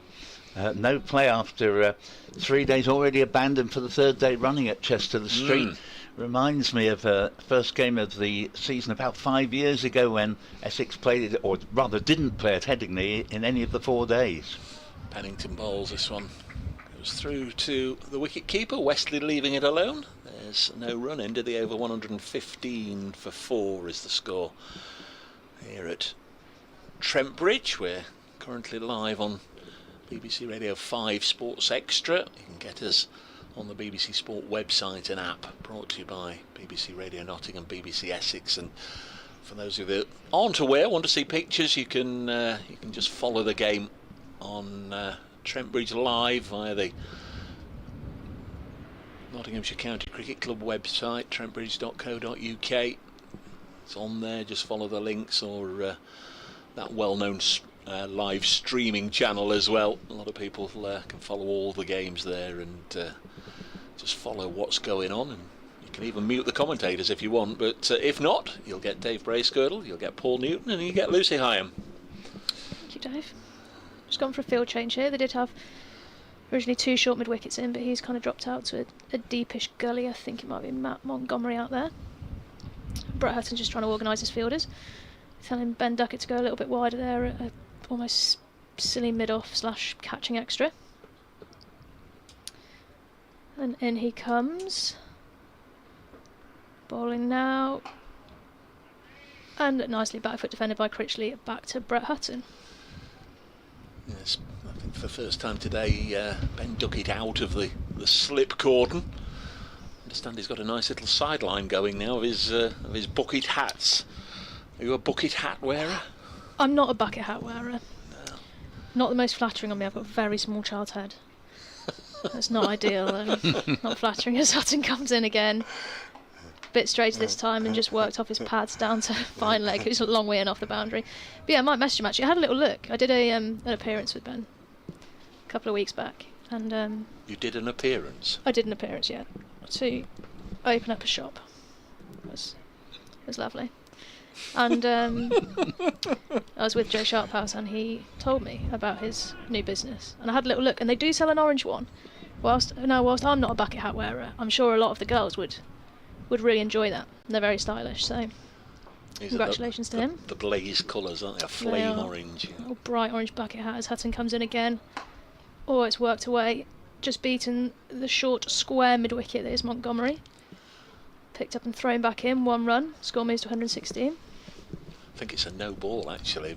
Just keep a check on that. The umpire seemed to be standing there a long time with his arm out, so I think there's an extra couple of runs just gone on. Yeah. Good job you're watching this game, Dave. It's not easy, is it? 'Cause you can't hear. You certainly can't hear the shout from here, and it depends how quickly the scorers acknowledge it as to how long the umpire stands there holding his arms out.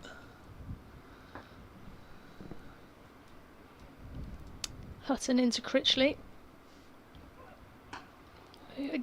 Again, quite straight from Hutton. Flicked away to square leg. You know, it's the start of the new season. It's almost like the first cuckoo of spring. It's the first grunt from Brett Hutton when he bowls, like the tennis players. It's a huge grunt with the effort ball, and I think we heard it there. To be fair, I'd be grunting if I had to run into that wind as well, and trying to get it down there at any sort of pace. In he comes again, jumper on the back of the umpire is blown around mightily in that wind. Oh, and an aborted run up. He's had to pull out. Do you have a preference when you've played here? Which end? Now, unsurprising to you, when you've got Grace Ballinger in the team, The unlucky Grace Ballinger, the to give her a world's full most name. unlucky cricketer, plus Kirsty Gordon, I don't really mind. I started the season at that end and finished my spell at this end. I know it's really helpful on commentary at the pavilion end. Hudson in again. Wesley just prods forward and defends that one into short extra cover. I don't really have too much of a preference. I guess it depends which way the wind's going, and it depends. Normally, if Grace bowls in, and there is a bit, we played on the used county championship wicket for the first game last year, so there were some nice footholds for me to bowl into. We often play Kirsty, our captain's a left arm spinner and a leg spinner, so it depends kind of where those footholds are and where the breeze is going. But yeah, I'm not as picky as Grace.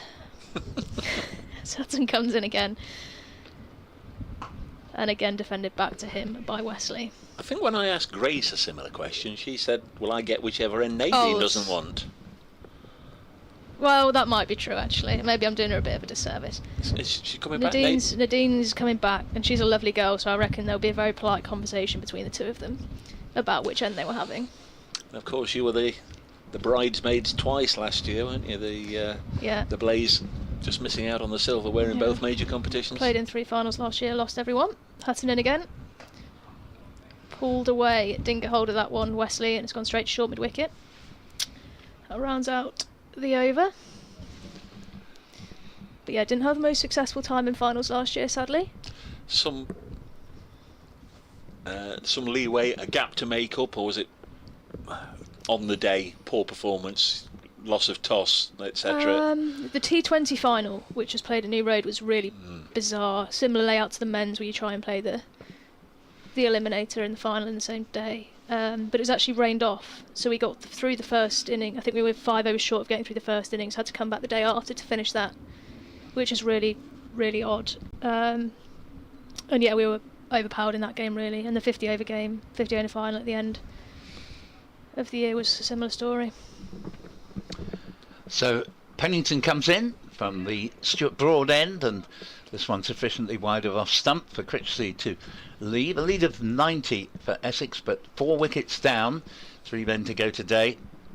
Dean Elgar bowled by James for 26, one that seemed to keep a bit low and went very fast up the pitch, surprised Elgar.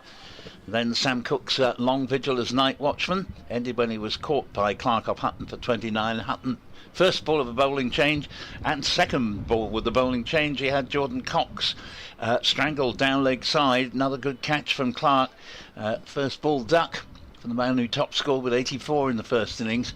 Wesley has 20 from 55 deliveries, Critchley 3 from 11, and Critchley stretches forward, plays the next Pennington delivery down to Hasib Hamid at mid-off, and there is no run. Essex 120 for 4, and we've had quite a few little interludes of sunshine mixed in with the day's play so far.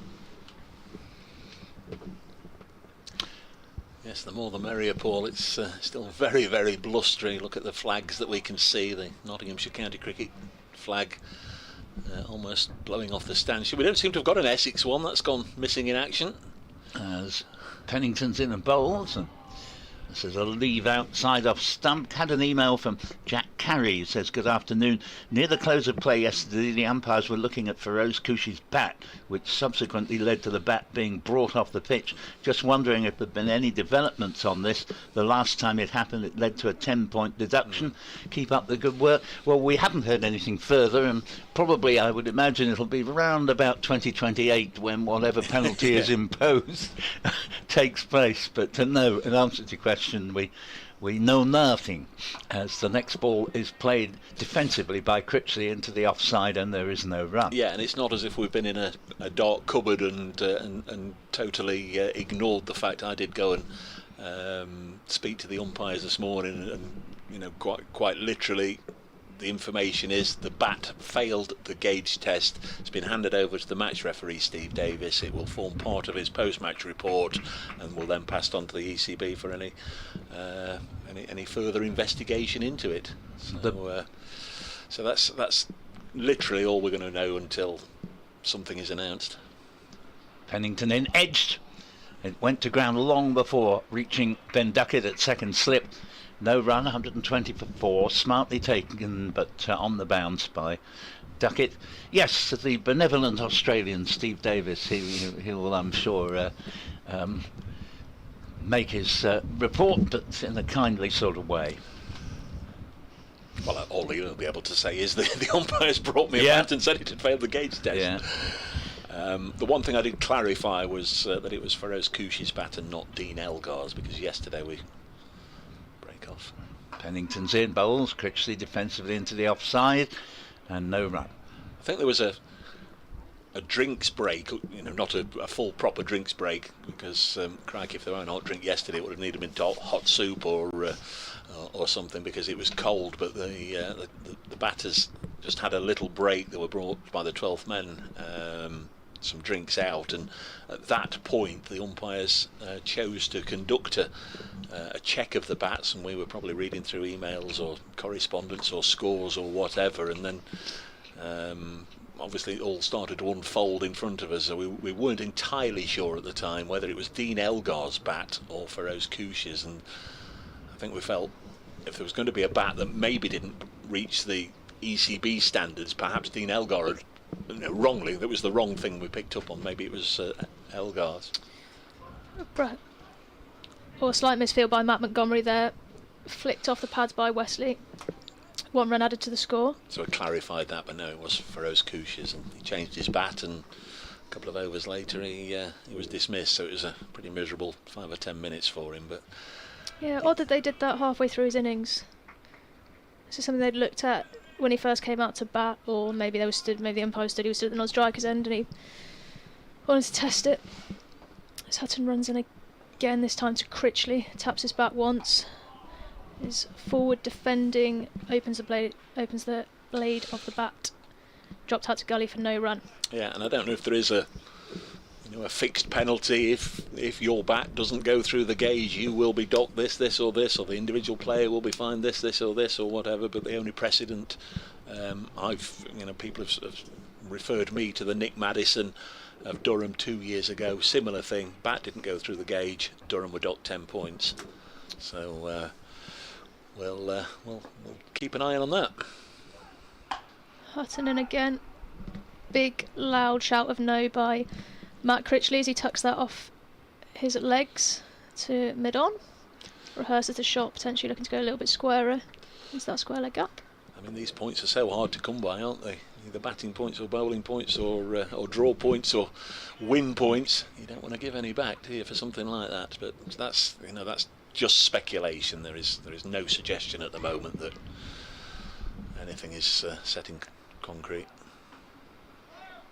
That one just flicks the thigh pad of Critchley, drops into the leg side for no run. Sorry. You okay? Email from Gary Kane who says, could you just clarify why we're making up 3 overs?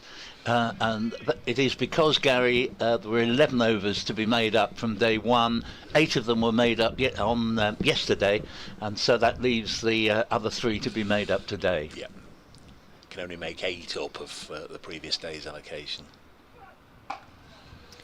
Hutton in, bowling with a nice rhythm. Dropped to mid-off. Lyndon James with the big throw back to Joe Clark for no run. As the sun comes out again, which I'm sure the grounds will be happy about. Yeah, they've. They're always busy, the ground staff, and crikey, bless them. Every chance they get to have a little sit down and a cup of tea, you're grateful for them. I think they'll be pleased we haven't had the odd shower this morning, which we might have had. Yes. Brett Hutton aborts his run up. They've done a fantastic job, the groundsmen, in getting this pitch prepared. They have. And in a moment, we'll take a slightly longer email from my good friend Jeff Leonard, who's a Gloucestershire supporter, but listens to various other commentaries when Gloucestershire aren't playing, which, of course, accounts for a lot of time because Gloucestershire haven't got on yet down the road. Hutton in, front foot defended by Critchley for no run. Great over from Brett Hutton there. They've really clawed back this run rate, haven't they? It was at 4.33 at the start of the day when Dean Elgar and Sam Cook were making things look slightly more comfortable, and it's now dropped down to 3.67. So claw back some momentum here, Notts, and they'll be feeling right in the game as we lead up to lunch.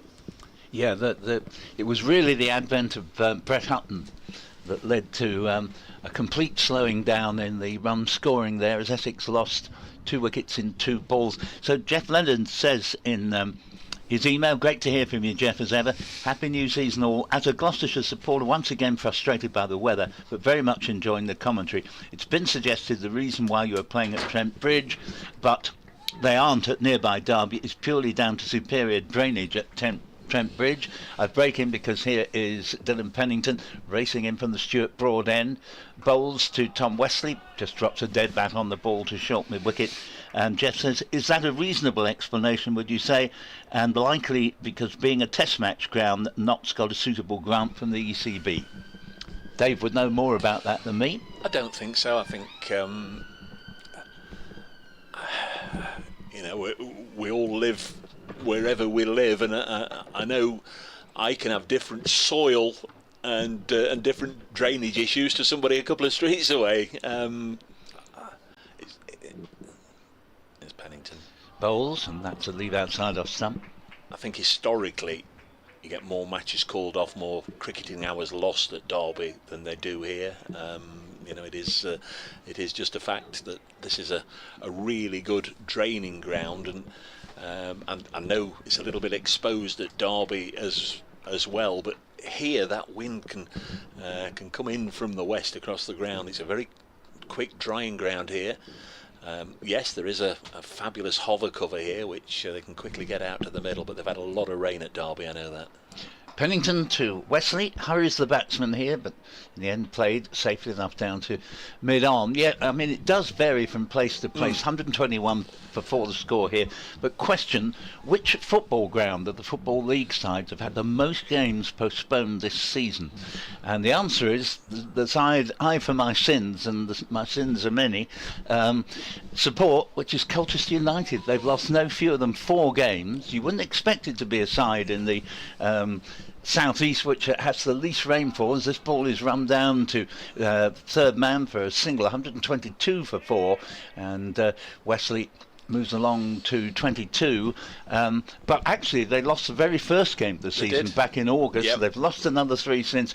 The ground is actually quite high up, so it's not that it's down in a valley, and yet as soon as there's any sort of rain, a game has to be rearranged, and 4 times they've had to do that.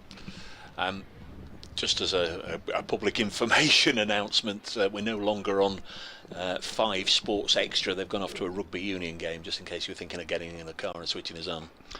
Pennington bowls, and this ball quickly nudges again down to third man. They get single. Ben Slater fields and score 123 for 4. Take off 40 to get the actual overall position. 93 for 4 effectively, with 22 to Wesley. Critchley progressing in singles, has 4 from 22 deliveries. Wesley 22 from 60. So, as Lucy Hyam was just saying, the run rate has really slowed down in the last half hour or so. Yeah, they're just obviously trying to recover from losing those 2 wickets. Absolutely. Pennington in, bowls whipped off the pads, and very nicely stopped by Jack Haynes at short mid-wicket, and there is no run. The over ends with Essex 123 for 4, having lost Kushi yesterday for 32. He remains the top scorer at this stage. Elgar went for 26. Cook for 29, that's Sam Cook, the night watchman, and Jordan Cox first ball to Hutton, who got 2 wickets in his first 2 balls that he bowled this morning. Cox out for 0. So 1, 2, 3 for 4, and means a lead of 93 for Essex. Yeah, 1, 2, 3, 4, 5 sounds a little better, Paul. It does, and we may have that coming up. Quite agree. I always point that out if it comes up on the board. You made a good point there about Jack Haynes, I beg your pardon, and his fielding as Hutton comes in and bowls now, and it's worked to him right on cue. He's probably saved 12 or 15 runs there in that position, diving, throwing himself around in that short mid-wicket position. But of course, all we'll remember is the one that was hit to him in the air and he put it down. He did have a chance to dismiss Sam Cook around about 20 minutes before Cook eventually went. That's one of the sad things about the game for a fielder. I guess it's a bit like a goalkeeper, isn't it? You can have a brilliant game and then let a soft one in. As Hutton bowls now and blocked by Critchley into the offside, and there's no run. Yes, Paul and Colchester United. I can also throw in Bradford City and Mansfield Town, because I've been to a couple of their games, one of each this season, and got there, and both those games were called off for ground being flooded. They've each lost a few, but yeah, I'm well aware that Colchester have lost a number of games. Hutton. The umpire at this end is Tom Longley, former Derbyshire seamer. He watches on as this one's whipped away out onto the leg side to Ben Slater by Critchley. So that's the family connection, the Critchleys and the Slaters. 124 for 4. Wesley back on strike on 22, and they've added 15. Yes, Tom Longley. I remember him playing sort of, I think the era was round about late 90s, early noughties. And good to see him now umpiring. Yeah, I think he played a little bit in the first incarnations of the Blast when that first started. Yeah. Next ball is dropped on the leg side. I think for a while he had one of the best bowling analyses against Notts in that competition. Long since overtaken, of course, but he was around. So when was it? Was it 2003 that it was? started? Yes, yeah. And if you remember, they had these little groups of 5 teams that were very regional. And to start with, I don't think anybody thought it was really going to catch on. No, who's going to go all the way from here to say Durham or Old Trafford just to watch a 20 over a side game? Next delivery is defended, and of course, over the years we've seen. Principally, I don't think it's happened, has it, that Notts have had to go down to Chelmsford for a T20 game, but Essex have had to come here for something like 4 quarter-finals over the years. Yes, indeed, and I remember, I think it was 2006 when Essex were on finals day, which was here at Trent Bridge, and how they got the games in on the day was remarkable, because it was fearsomely overcast from start to finish. 124 for 4. Next ball is defended onto the offside. In fact, we were talking yesterday about the only previous time an Essex bowler has taken a hat-trick on this ground, and that was in the T20. Sean Tate, the Australian, getting a hat-trick. The game was effectively over by then. It was just to wrap up the contest right at the end. I mean, Notts still needed an awful lot, and they had got no time in which to do it, but we looked yesterday, David Hussey, Ian Butler, the New Zealander, and Graham White, and that ended the game and sealed Essex's place at finals day, whatever year that was, 2013, 2014, I think we said yesterday. 124 for 4, Essex here. And email from Anthony Anson, who says, reference your recent correspondent, who was Nancy from the America, saying, I can't understand why anyone would want to hear the noise some people mistakenly call music during a match. You say, my idea of watching a cricket match or listening to a commentary is the spirit of the first time I went to Lord's. Good stroke, good ball. As here a new over starts from Pennington from the Stuart Broad end. First ball, Critchley plays to Jack Haynes at short mid-wicket. Again, there will be no run. And Anthony continues, applause from both sides supporters. On that occasion, Kirker 1950-51, it was an Ashes match, and David Shepherd was England's captain. Went on to work for him after work at the Mayflower settlement in Tower Hamlets. Last contact with him was in Liverpool shortly before he died. Pennington in, bowls, bit of sunshine, as single, as then Slater has to run round from, he's been pushed further round at third man. He had to run towards deep backward point to prevent a second run. 125 for 4, Critchley up to 6 and Wesley 22. And my memory of David Shepherd, apart from his magnificent 113 I think it was in the 1956 Ashes series, which helped turn the series round, I met him at Arundel during a match between Sussex and Essex there, and he just brought his last book out, and my mother was a fan of his, and I got him to sign it. As here is the next delivery. It goes through outside off stump, and had a chat with him about that series in 1956. Great man. Now, he was the Reverend David Shepherd, Indeed. wasn't he? Not the amiable Devonian that That's right. was eventually probably better known for his umpiring exploits and hopping up and down whenever Nelson was on the ball. That's right. Religion for one David Shepherd, Yes. Superstition for the other. That's right, yeah. But yeah, two great fellows. Very nice memories there, Anthony. Thank you for your email. And in bright sunshine just at the moment, Pennington comes roaring in, bowls, and Wesley hits it firmly to mid-on. There'll be no run. 125 for 4. Still got about 25 minutes left in this session. It's been cricket for the purist over the last half an hour since Brett Hutton came on, and those 2 wickets went down both on 109. 16 they've added from 57 deliveries now, as Essex just trying to eke out every run they can get. Their lead by 85 with 6 wickets left.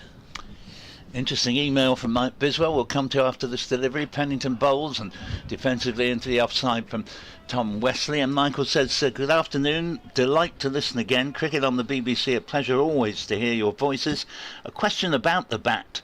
Presumably all bats are made by reputable companies, and those companies know the specification of bats at all levels. So why do bats fail the size test? It's a point worth making. It is. It is. Thanks for that, Michael. Can't answer your question with a sensible answer, but you'd think that what you say would be right, as Pennington's in and Wesley had ambitions there, an extravagant backlift, but didn't catch hold of it at all as he wished, and it's played a few yards into the offside for no run. 125 for 4 up on the board. Essex lead by 95. I'm Paul Newton, and taking over for the next few minutes, Dave Bracegirdle and Lucy Hyam. Thank you, Paul. Yes, of course, there was a time where there were only 1 or 2 reputable bat manufacturers. There's any number now, aren't there? Absolutely any number of bat manufacturers. You get yours locally in this country, sponsored, some kind benefactor comes and gives you half a dozen, or how does it work? Very grateful to be sponsored by a local company to Nottingham, actually, B3 Cricket. Really great down there. Yeah, very fortunate. Great service, and the bats. I mean, not that I really use the bats because, well, she keep calling me an all-rounder. I tend to not do much batting, but when I am fortunate enough, it does a great job. There's Brett Hutton from our end of the ground, the Ratcliffe Road end. A little bit of blue sky over Trent Bridge now as Hutton bowls, and this is pushed into the offside. This is very much in keeping, Lucy, with what we've seen over days 1 and 2. This Kookaburra ball is certainly not offered a deal in the latter part of this session now, and bowling has become very hard work, as again we saw on days 1 and 2. The afternoon sessions on both days were dominated by large partnerships. It was Elgar and Cox on day 1. Yesterday in the afternoon it was Haynes and Clark. This is pushed back to the bowlers. Notts have got to find a way to keep chipping away, getting wickets, otherwise Essex could be over the hill and out of sight. Yeah, it's an interesting conversation with this Kookaburra ball. It's well, obviously done significantly less than the Duke's ball would have done, but a lot of comments saying this would be better for the seamers that want to make a breakthrough into the Test match squad. So yeah, it'll be interesting to see how it plays out. Yes, Hutton past umpire Longley, bowls again. This one's run away behind square, and that'll go for 4. Nicely done by Matt Critchley. Just opened the face, guided it away all the way along the ground, but quickly to backward point for 4. Played much cricket overseas? I haven't actually. I'm really keen to go out to Australia. I've been hampered a little bit by some quite rogue injuries in the past 3 years, so my winters have been, I think last year was the first full winter I'd done in a while, so hoping to be physically fit enough to be able to go out this year and spend a couple of months out in Australia and get out of the cold, long England winter. Sounds like a Very decent plan. Do it whilst you can as Hutton comes in, bowls again. Nice firm clump off the Critchley bat. Up to Lyndon James at mid-on. No run there. 129 for 4. Essex lead by 89, having lost Cushy before close of play yesterday and this morning. A little bit of a surprise it was when Dean Elgar had one that just scuttled on. May have kept a whisker low from Lyndon James, bowled in for 26. Then night watchman Sam Cook fell for 29. Brett Hutton's first delivery as he came on as the change bowler after about 40 minutes play, and then next delivery Jordan Cox went for naught. This is pushed back to the bowler, so Brett Hutton 2 balls, 2 for none, both to catches at the wicket by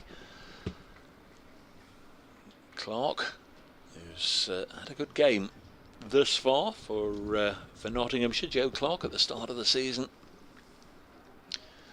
129 for 4, and that's had a pre-season warm-up game against Cardiff University, Cardiff MCCU, and Joe's brother actually played in that game against him. This is down the leg side taken by Clark, and it's 129 for 4 at the end of the over, the 37th over. If we get them all in, we've still got 76 overs to enjoy today, and by then I think we'll have some sort of idea who's in the box seat, but right now it's still very much up for grabs. Another quick wicket or two and Notts will be eyeing maybe a chase of no more than 200, or if Essex can just extend this partnership into the afternoon session, maybe they can get the target up to 300 and beyond.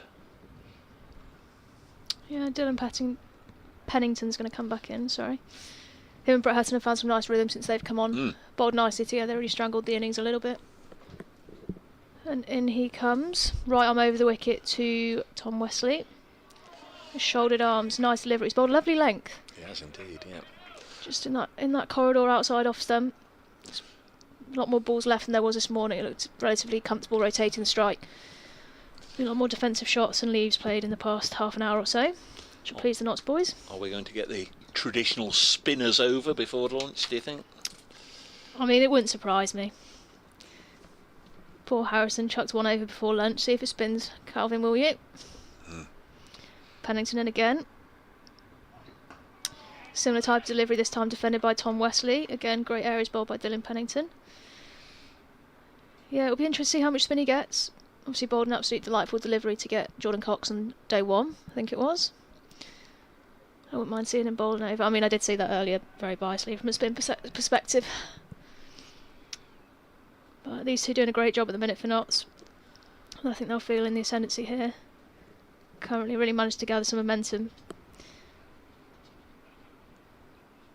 The score is 129 for 4. Dylan Pennington turns at the top of his mark and runs in again.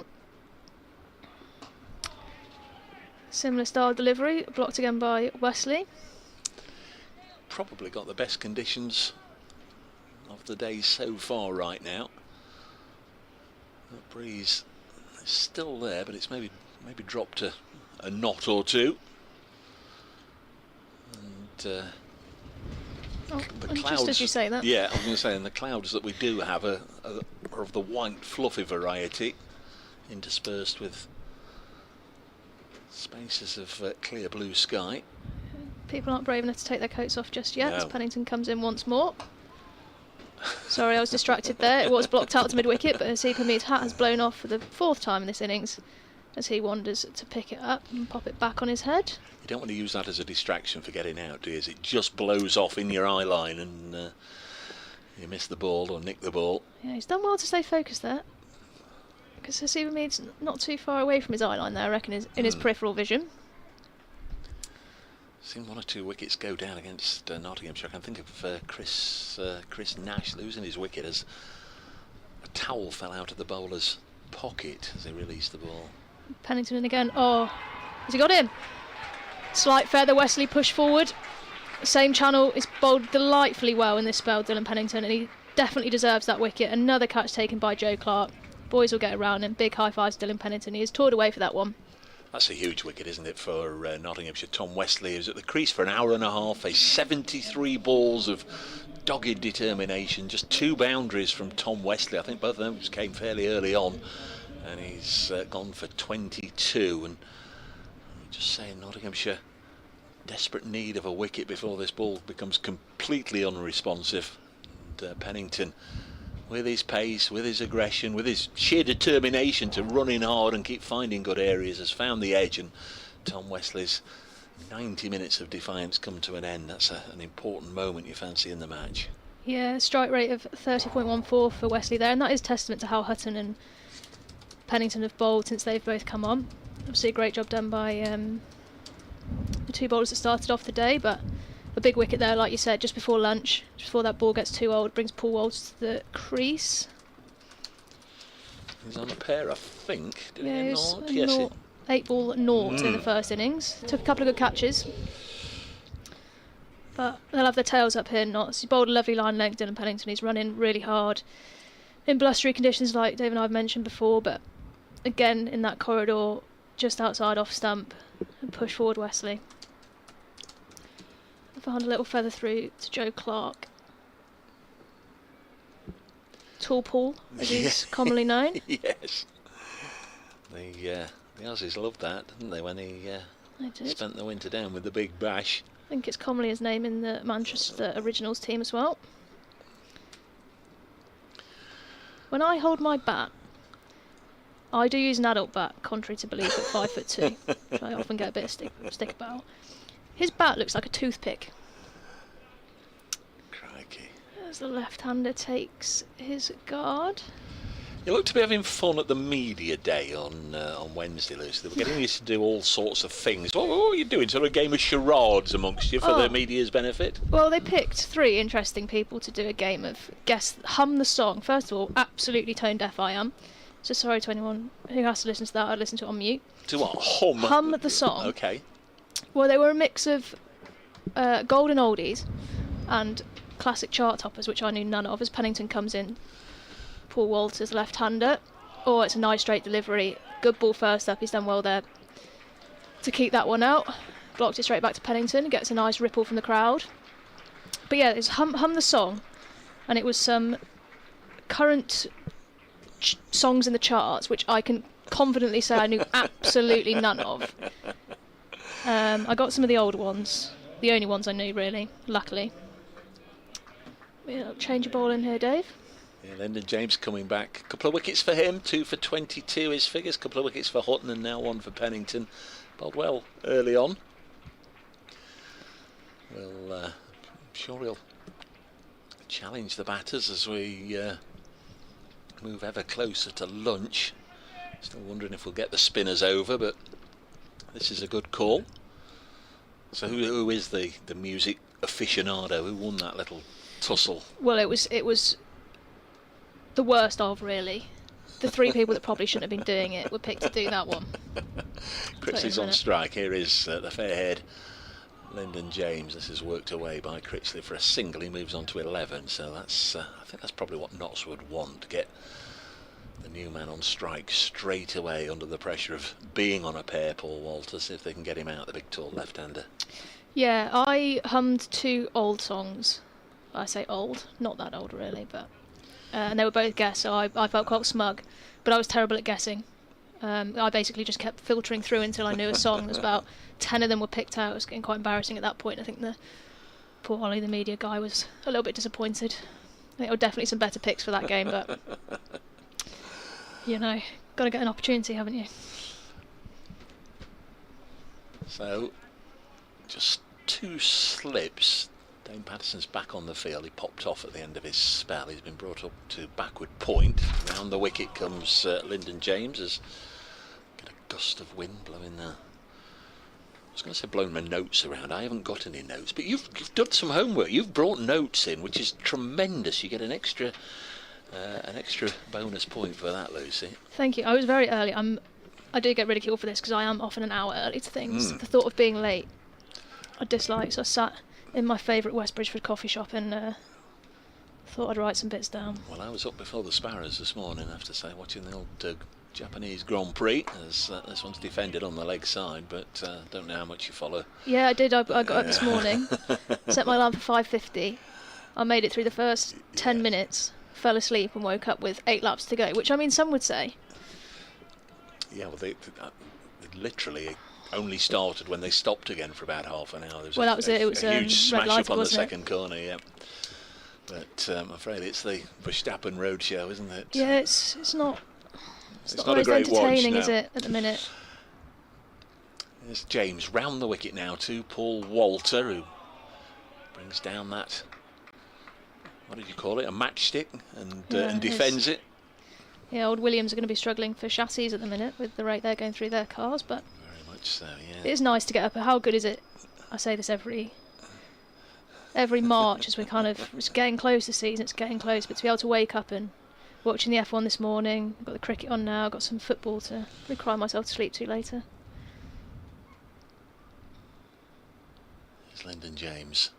Ian again bowling. Walter drives and Lyndon James stops. And the rest of the week, we understand Grace is away doing a dissertation on Russian philosophy. Have you got any Russian philosophy to catch up on? No, I'm a fiction book reader, and my days at university are well and truly over, luckily. You were a Loughborough girl as well? I was a Loughborough girl, yeah, many moons ago now, but I'll be providing moral support. No, we're in tomorrow, Tuesday, Wednesday, Friday. Did you go there because of the sport? I did, or yeah. Did you go there and then find out there was sport as this is pushed into the offside and fielded by Slater? No run, end of the over, 130 for 5. Yeah, the years of professional contracts, that year was the year I actually graduated, so I did 4 years undergrad. And at that time, Loughborough was the place to go. We had Sally Ann Briggs, who was probably one of the most renowned female coaches in the game. Again, with a lot of girls that I now play regional cricket against, which is always nice. And yeah, the year I left, they brought in 5 female contracts for the first time, which was very exciting. So I did what I can only describe as a panic masters, which was I didn't want to leave uni and didn't definitely know I was going to get a contract. So I started a masters and in what? I started in strength and conditioning. Oh crikey! Yeah, and I then picked up a concussion, and that kept me out for a long time. So I ended up aborting that plan. There's Pennington in once more from the broad end bowls, and this is eased into the offside. Sorry, is this your over? You take it, Dave. You're doing a great job. No one wants to listen to my voice. 10 to 1. And getting involved in cricket, family connections, relatives, or how did you stumble upon it? I played football growing up, and that was always my dream, was to go to America on a scholarship and play football. And then I played a bit of tennis. Soccer, we're talking about, yeah. Yes. Got into cricket a little bit later, about 12 I was. Again comes Pennington, former Worcestershire man bowls. 2 wickets in the first innings. Here's a couple of runs for Critchley out onto the offside. Asiba Mead after it, just drags it back in. Again loses his cap. I've seen that over the period that Asiba Mead has been at Trent since moving from Lancashire in 2020. It just seems, even when it's not a blustery, gusty day, he loses his cap when he's running, and I think every time he chases after it, he loses it. 132 for 5. So he stumbled upon it age 12. Yeah, I had a friend that played. I think Mum and Dad were much happier watching in the summer rather than the cold, wet Sunday mornings. Critchley's on 13. Mead again fields. This time he keeps his cap on his head. So a local club growing up, was it? Or yeah. A school? Or I played a lot of school. I've actually just seen my director of cricket outside. I'll try and say hello to Laurie Potter, ex-Kent. He's captained England and Australia under 19s. I think he's the only person to have done that. I'll pop out and say hello to him. Yeah, but learn at City Cricket Academy in Leicester. That's where I first learned, and I've been very lucky to play my cricket in the Midlands my entire life, so you're fortunate. 132 for 5. Next delivery on its way now, and played up to mid-on, where it's cut off by Dame Patterson. It's bowling with great pace here. They're really running him. And who are the inspirations? Who's somebody you'd look at? Is it somebody in the women's game, or somebody in the men's game that you sort of look at and take a few pointers from? Well, I was lucky to play club cricket with Catherine Sibber-Brunt. Right. And Tammy Beaumont when I was younger. Obviously, the way she played the game was fantastic. 32 for 5. Next delivery down the leg side, taken by Clark. So definitely drew a lot of inspiration from the way she played, and I obviously still play with Tammy, which is great. And she's very knowledgeable about the game. Those two, I would imagine, would have, as you say, taught you a lot about the game and the technical side of things and the approach to the game, but maybe not helped you so much with your off-spin environment. Trying to think, spin. Well, obviously Laurie Potter was a left-arm spinner himself, so he taught me a lot about. So actually, as I think most young people do, ended up starting bowling seam and transition to spin. Pennington in once more, nicely played this with an open face by Critchley down to third man. It's going to be cut off by Ben Slater, but they'll come back for two as they throw off balance. Only finds its way to Ben Duckett, who sort of got himself into a position there in front of Joe Clark. End of the over, 134 for 5. We've probably got time for 2 overs before lunch here at Trent Bridge, where Essex began the morning on 65 for 1. They've lost 4 wickets in the session, 2 to Brett Hutton, 1 to Lyndon James, 1 to Dylan Pennington. Matt Critchley's 15 not out. Paul Walters still on a pair. I'm Dave Bracegirdle. Lucy Hyams here with another comment or two, and then just to guide you through to lunch, it'll be Paul Newton. Yeah, better just point out I've got to go and do it 1 o'clock. Yep. Lyndon James in. Oh, it's a lovely drive. Lovely from Paul Walter, gets him off the pair. Desperate dive there from Brett Hutton at mid-off, but that was... And no, yeah, he wasn't going to get that. It's a lovely shot from Paul Walter. That'll settle his nerves. Just emailed David. Yep. I was out of the room at the time, but Kevin Mansell emails regarding the Mayflower Centre, which must have been mentioned. He says it's in Canning Town, which is in Newham, not Tower Hamlets. Does that mean they? Oh, obviously not. Apologies. So I'm not quite sure where that one's come from. I might need a little bit more. No, I don't know about the Mayflower Centre. I've never heard of the Mayflower Centre. Should I have heard of the Mayflower Centre? It's a stray email that's gone in. Lyndon James runs into Paul Walter again. Let's pull back his length slightly there. Haseeb Hamid's hat is yet again off his head. And Paul Walter just kicks away some of the dirt as he takes a little stroll out to square leg. Perhaps it's a nice defensive shot. Just to final email before lunch, Tony Ellis says, enjoying the commentary as per normal. Looks like Cushy is sponsored by Gray Nichols, which is one of the major cricket companies in the world. I would assume that Gray Nichols would measure their bats according to the law before issuing them to their players, so it doesn't make sense if Essex get penalised by points. Slightly back of a length there. Paul Walter tries to drive that out to the offside. It doesn't beat cover. Sometimes they have bats that are... It might be an old bat if he's recently moved sponsors, and it might be refurbed and stickered. I was just thinking that, is it too preposterous to suggest that a thick sponsor's individual sticker on the back has maybe just prevented the gauge from going all the way down? I mean, I don't know. I've not seen the bat. I don't know. So we'll just have to wait and see. Yeah. Hard to say. It'll be interesting to find out some more information on that, though, as James comes in once again. Again defended. But as you say, if that is correct, they are one of the leading manufacturers, and I'm sure that it wouldn't have left the factory if it didn't meet the requirements. Yeah, I mean, he finishes the email, Tony. Thanks very much. Very good point you've made. Surely the ECB would have to penalise Gray Nichols, i.e. rather than the player. But yeah, it's a strange situation. Be interesting to see what comes of it. That one's defended back by Walter to James. Does the fielding off his own bowling. Hungry Loose, he'll be on for a cooked dinner in a minute or two. I know. It's a tough life, this. Have we got the all-important dinner voucher? Yes, the vouchers are on the back here. Yeah, lovely. It was a lovely surprise, that. Yeah. I was expecting my little walk over to the shop to get a meal deal of some kind. They'll look after you downstairs, and great very food well. at Trent Bridge. Yeah, it's always great here. And, great food at Trent Bridge. If you ask them for a pudding as well, they'll sort you out. Oh no. Walter on the drive this time, doesn't beat mid off. Hamid throws in. Of course, the past master there, Dave, is my colleague Dick Davis, who's the world's greatest utiliser of any possible free benefits. But Gary loves his lunch, and I can't say I blame him. Well, I have to go back to the game last year, where it went right down to the last knockings, and as you know, Paul, you should have been here and sadly couldn't make the trip, and Dickie had to stay on. And the fourth day of that match was the Sunday. It was a Thursday, Friday, Yes. Saturday, Sunday game. And slowly, one by one, all the other Division 1 and Division 2 games finished, and cricket that day was on in the entirety through the day on BBC 5 Sports Extra.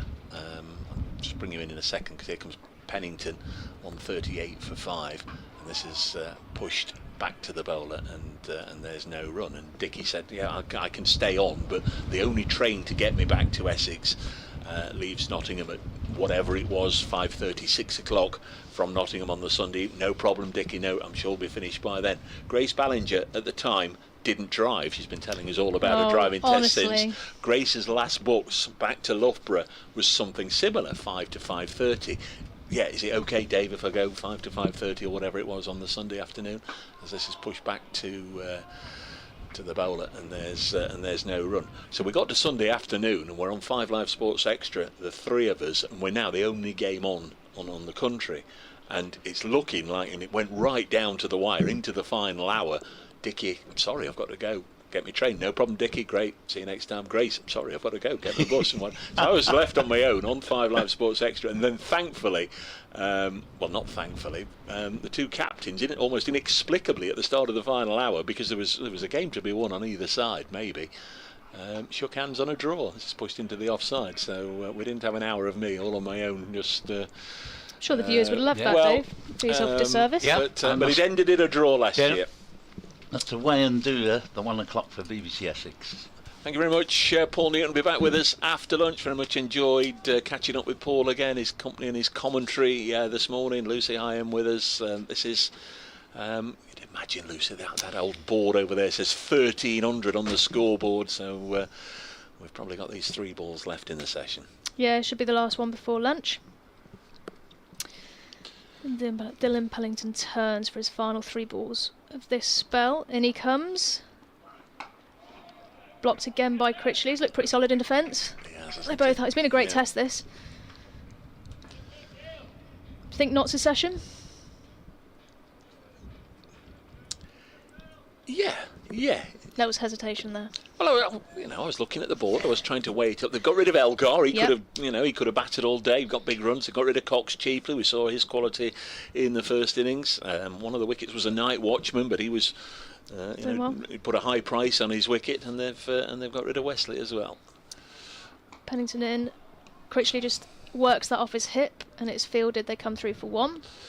As always, that's not to say that Essex might not just be 5 down at tea. They might have a terrific afternoon. As I said, the afternoon sessions on days 1 and 2 have belonged to the batters. But this morning, I think if you offered Notts 4 wickets at the start of the day, and Elgar, Cox and Wesley amongst them, and the night watchman, they'd have snapped your hand off at 11 o'clock.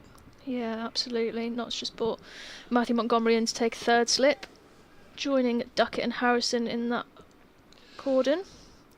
And Pennington comes round the wicket. Has he bowled round the wicket? They could have potentially done, to be fair to him. But he comes round the wicket for the final ball. And that is defended slightly straighter to mid-on. Well, there we are.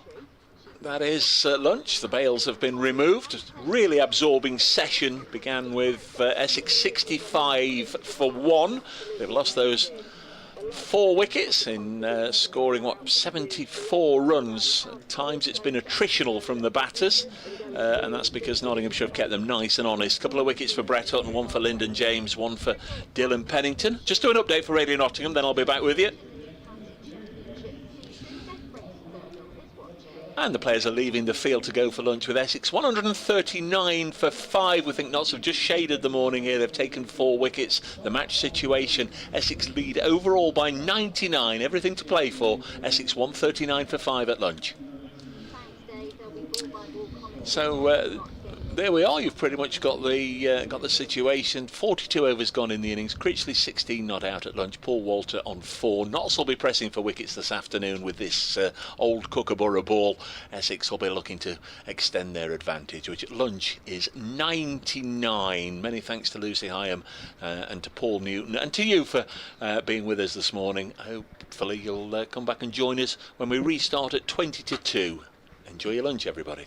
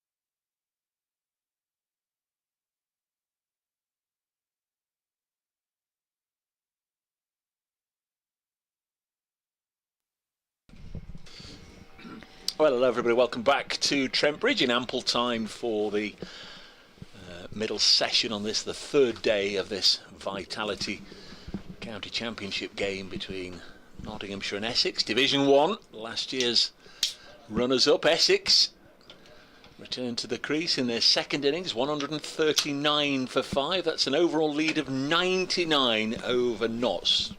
Almost certainly they've not got enough yet.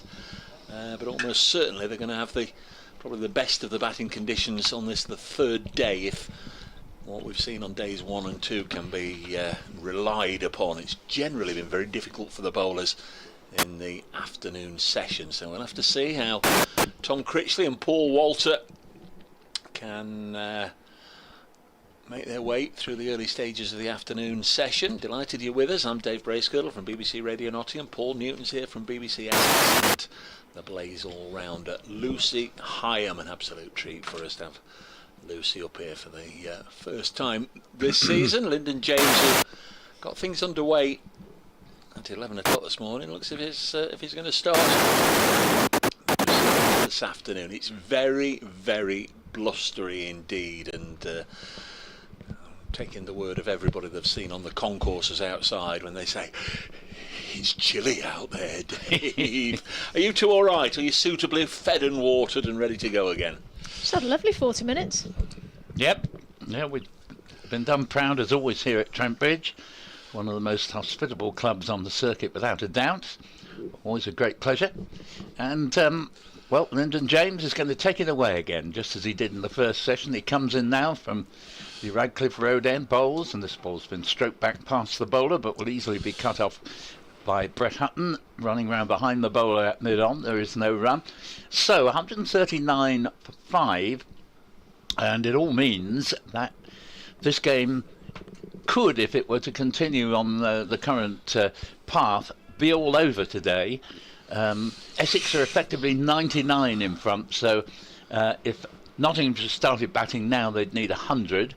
Essex will be looking to push this as far as they can, and here the ball is played into the offside without the greatest of conviction there by Critchley, who's on 16. Walter has 4, and these are Essex's last 2 recognised batsmen out in the middle, though Simon Harmer has scored many a useful run for Essex, including a first-class 100 against Surrey.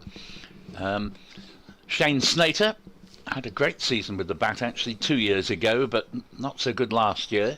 He'll be batting next, as this is played down to deep square leg, and that's a single. 140 for 5. When I say next after Simon Harmer, They'll be Rossington, won't they? He's still got thank to come. you. He's a very capable player. You do quite right to put me right. I've forgotten about Adam Rossington, and he, as you were saying before lunch, has got 2 or 3 first-class hundreds, including one against Surrey, actually, at the Oval. Yeah, he'll be coming in at 8. Good player to come in at 8. Well, of course, with the night watchman having been used by Essex in this second innings, they do at least have a little bit more depth in their batting than would otherwise have been the case. Still to come, as coming around the wicket now to the left-hander, and Lyndon James there beats Walter, trying to drive into the offside. Good delivery, goes through to Joe Clark. 140 for 5, leading by exactly 100, with Walter on 4. Critchley, with the only run since lunch, has moved on to 17. But yes, so the order we will have from here, Rossington will indeed be in next, Simon Harmer, then Shane Snater, and finally Jamie Porter. And James is in. Balls to Walter, and Walter has hit this one away into the offside, not that far wide of short extra. They come back for a second run, and that has to be taken fairly quickly there, as the throw was coming in to the bowler's end. 2 runs onto the board, 142 for 5, and Walter, judging by his last 2 shots, looks as if he's going to try and get what runs he can as quickly as he can. Yeah, just pulled up Adam Rossington, Paul. 9 first-class hundreds, in fact. Oh, he's many got as that, one yeah. of them against Notts, 103. As the next ball is well bowled, actually. It was Yorkish length, just fractionally about an inch or 2 beyond the perfect Yorker length, but I think it was a clever ball to bowl because Walter had been going after James the previous 2 deliveries. So 142 for 5, a lead of 102. Walter, with the 2 runs he got in that over, has moved on to 6, and Critchley has 17. Seem to think he's got good runs against Notts for of Middlesex and Northants. I'll try and see if I can find when his 100 came and who it was for. Brett Hutton changed ends, Lucy. Yeah, he has. Going to have a go from the Stuart Broad, is it Pavilion? Stuart Broad Pavilion end? It was always the Pavilion end, and I think it's been renamed the Stuart Broad end. But Lovely. I think everybody knows who you mean. Great testament to him, that. Yep, Brett Hutton's going to switch ends. He's going to be bowling his first ball after lunch at Matt Critchley. He's gone along nicely, played quite defensively. It's testament to the way the bowlers have bowled at him, to be fair. In he comes, and that delivery is treated with respect. It's patted back just into the offside for no run. Yeah, Matt Critchley, who's currently on strike, had a terrific start to last season, his second with Essex. Made a half century in each of his first 3 innings. Had a very good season all round with bat and ball. Also got 100 on debut, if I remember right, against Worcestershire the season before that. But got a low score here in the first innings. Here's Hutton. Slightly back of the length, worked nicely into the leg side by Critchley, and they run 3 for 1. Yeah, Walter's come out in a much more aggressive mindset, I would say. Played quite a slashing drive, and then inside half of the bat over a shortish cover, and they picked up 2 in the previous over. So, well, he had a particularly good season, what you might could almost call a breakthrough season for Essex 2 years ago. He's got a lot of runs, played really well. I felt he was very unlucky at the start of last season to be left out of most of the first 6 matches, and he never really found his true form again after that. Hutton in round the wickets, the left-handed Walter. Slightly leg side that delivery, and it's worked away to fine leg. Slater does the fielding. They come through for another single. Yep, that was comfortably played, and Hutton just straying onto leg stump there, which is probably not the line he would want to a left-hander. Just want to thank Kevin Mansell, who emailed earlier, and we wasn't sure to what he was referring. We were talking about David Shepherd before lunch, who was warden, Kevin tells us, of the Mayflower Centre in London. Hutton in. Push into the offside. Great bit of fielding there. Jack Haynes. Good decision by Essex there to turn down the single. Never run on a misfield. No, and that's what they say. Not only is that very sage advice, but I noticed when I used to take schoolboy teams that it always looks as if there is a run there when you play it square on the offside, but a fieldsman who's on his toes can close that gap in no time and leave you sort of not even halfway through the run by the time you run out if you don't take proper cognizance of that. Absolutely. That one's pushed out to short mid-wicket for no run. Just again in a state of complete and utter surprise, wondering where the years have gone, because Adam Rossington's 100 against Notts came exactly 10 years ago, 2014. For Northants he made 103. He was dismissed by Ajmal Shahzad, who bowled him, but if you'd asked me, I'd have said 4 years ago he got the 100 against Notts. It's 10 years. Hutton into Critchley. Punched out as Hamid does the fielding. And another dot ball to end that over from Brett Hutton. Well, interesting, Dave, you should just say what you said, because as I was driving in this very morning, I was just thinking or saying to myself when I was trying to remember when such and such, I can't remember what it was now that I was trying to think of, but I said, yeah, as you sort of reach your dotage, which clearly I have, you have to double the number of years you think it was ago. So yeah, I find regularly, if I think it was about 5 years ago, I eventually find it was 10. And you think, oh, it can't have been, but time absolutely flies. It invariably is, yeah. Yellow Belly, Notts have played well this morning, Dave. Hopefully they can push on this afternoon and get some more wickets. Here is James, seeing if he can do that, bowling initially to the left-handed Paul Walter, and he moves a long stride down the pitch, and bearing in mind he's 6'8" or 6'7" or 8", and therefore does have a long stride, and flicks the ball nonchalantly off the pads down to long leg for a single. He moves up to 8, and Essex leading by 105 or 145 for 5.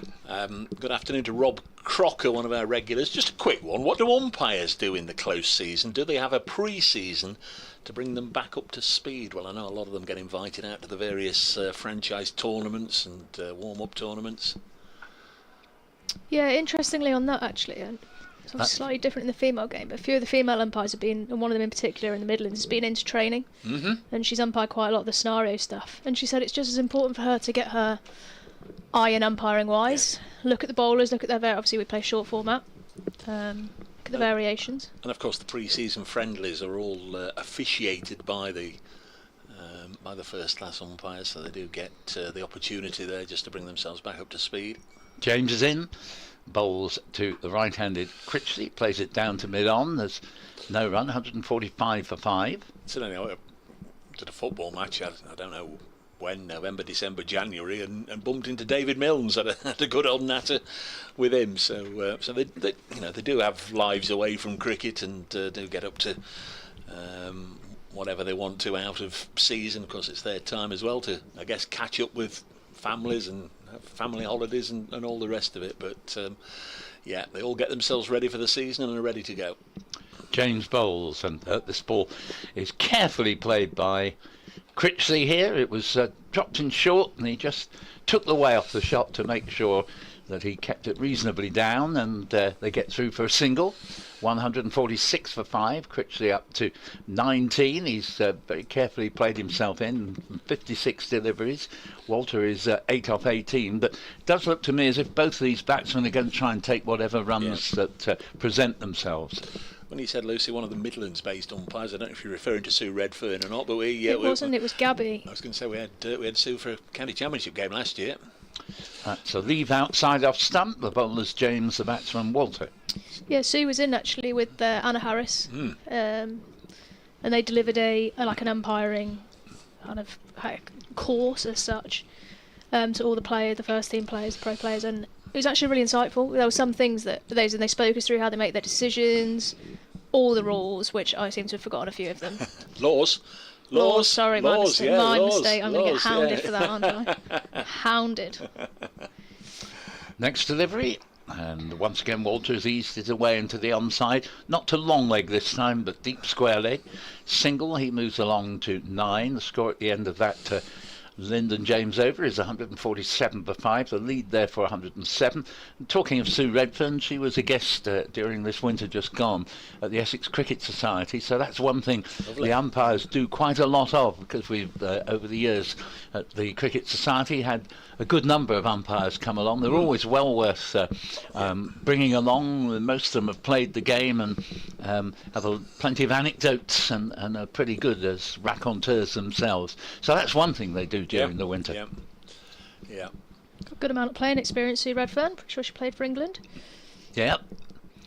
No, she's really been a great pioneer for ladies umpiring. And in comes Brett Hutton round the wicket. Short ball pulled round the corner in a quite controlled fashion from Paul Walter. Fielding's done at fine leg, they come through for a single. Was the feeling, Paul, that maybe one of, not complete and utter surprise that Paul Walter was suddenly in such great demand all around the world, but it might just have raised an eyelid or two, because he's never been sort of talked about in international terms in the short form game for England, but suddenly he's done really well in the Big Bash and other tournaments. Well, exactly, yes, he's had a terrific winter with the Big Bash, and of course when he plays in the 100 he almost immediately gets thrown the ball, which is not true with Essex.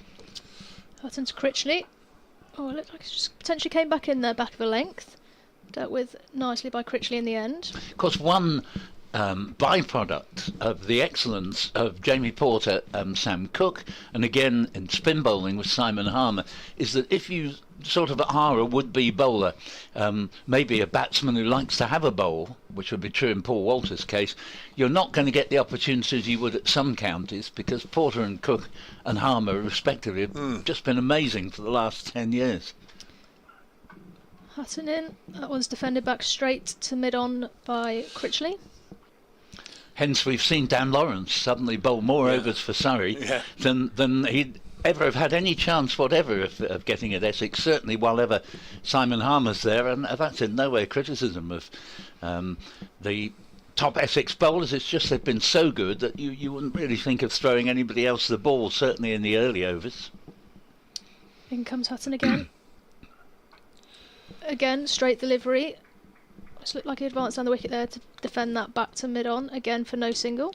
For this match, Essex named 14, the 3 omitted on the first morning: Aaron Beard, Ben Allison and Michael Pepper. I guess those 3 plus maybe Nick Brown Don was talking about, they're sort of probably the 4 that are going to be next in line, next in the pecking order. Maybe going to have to wait a while, see if they can get an opportunity. Critchley cuts that ball nicely. Work to be done on the fielder, done very well. Ben Slater there. There's nobody we've overlooked that's not involved this week that you're expecting back? No, not particularly. Aaron Beard did have one very good match for Essex against Nottinghamshire, where he came on at Chelmsford one day and got 4 quick wickets. His undoing has been the 4-ball curse. He's found it difficult not to bowl one stray ball and over that goes to the boundary, which you can't really afford in county cricket, but he's still lurking in the background, as you say. Walter waits and pushes that ball into deep cover for a single. And there's another young man, is it Noah Thane, that we saw in the one-day very match good last knowledge, year? absolutely right. Made quite an impact in the 50-over game last year. And talking of the 50-over game, a guy who made an even bigger impact was the brother of Ben Allison, Charlie, who played some really good innings. Ben is more of a bowler, though he can bat. Charlie is an exciting batsman. He's only, I think, 18 or 19 now, so a name to remember for the future. A brilliant fieldsman as well.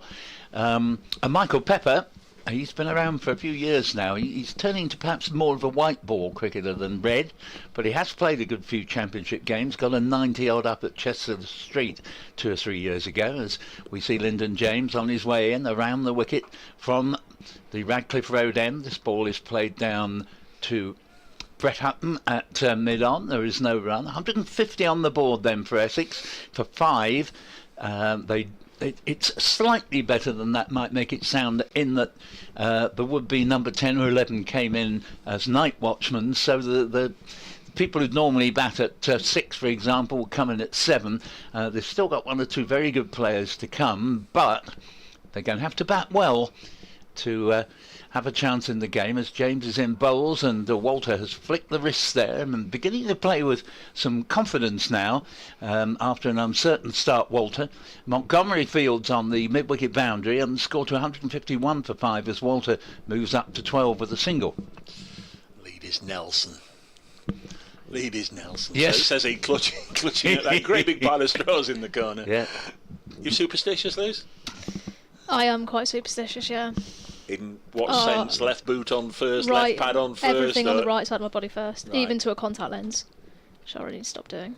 James over the wicket to the right-hander, who's Critchley, and he has just flicked the ball away off the pads for a single down to Patterson at backward square leg. 152 for 5, lead 112. And if one had a criticism of the Nottinghamshire bowling since lunch specifically, it'd just be there'd been a few too many on leg stump. Yeah.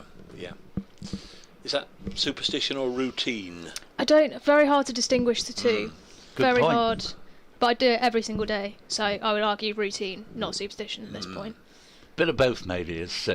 Here's the next delivery. A peel here. It looked to me to be missing leg stump. They've scooted through for a leg by and scored to 153 for 5. I mean, superstition is, well, it can be anything, can't it? Crossing the road to avoid a black cat, do they say, and not steadying on the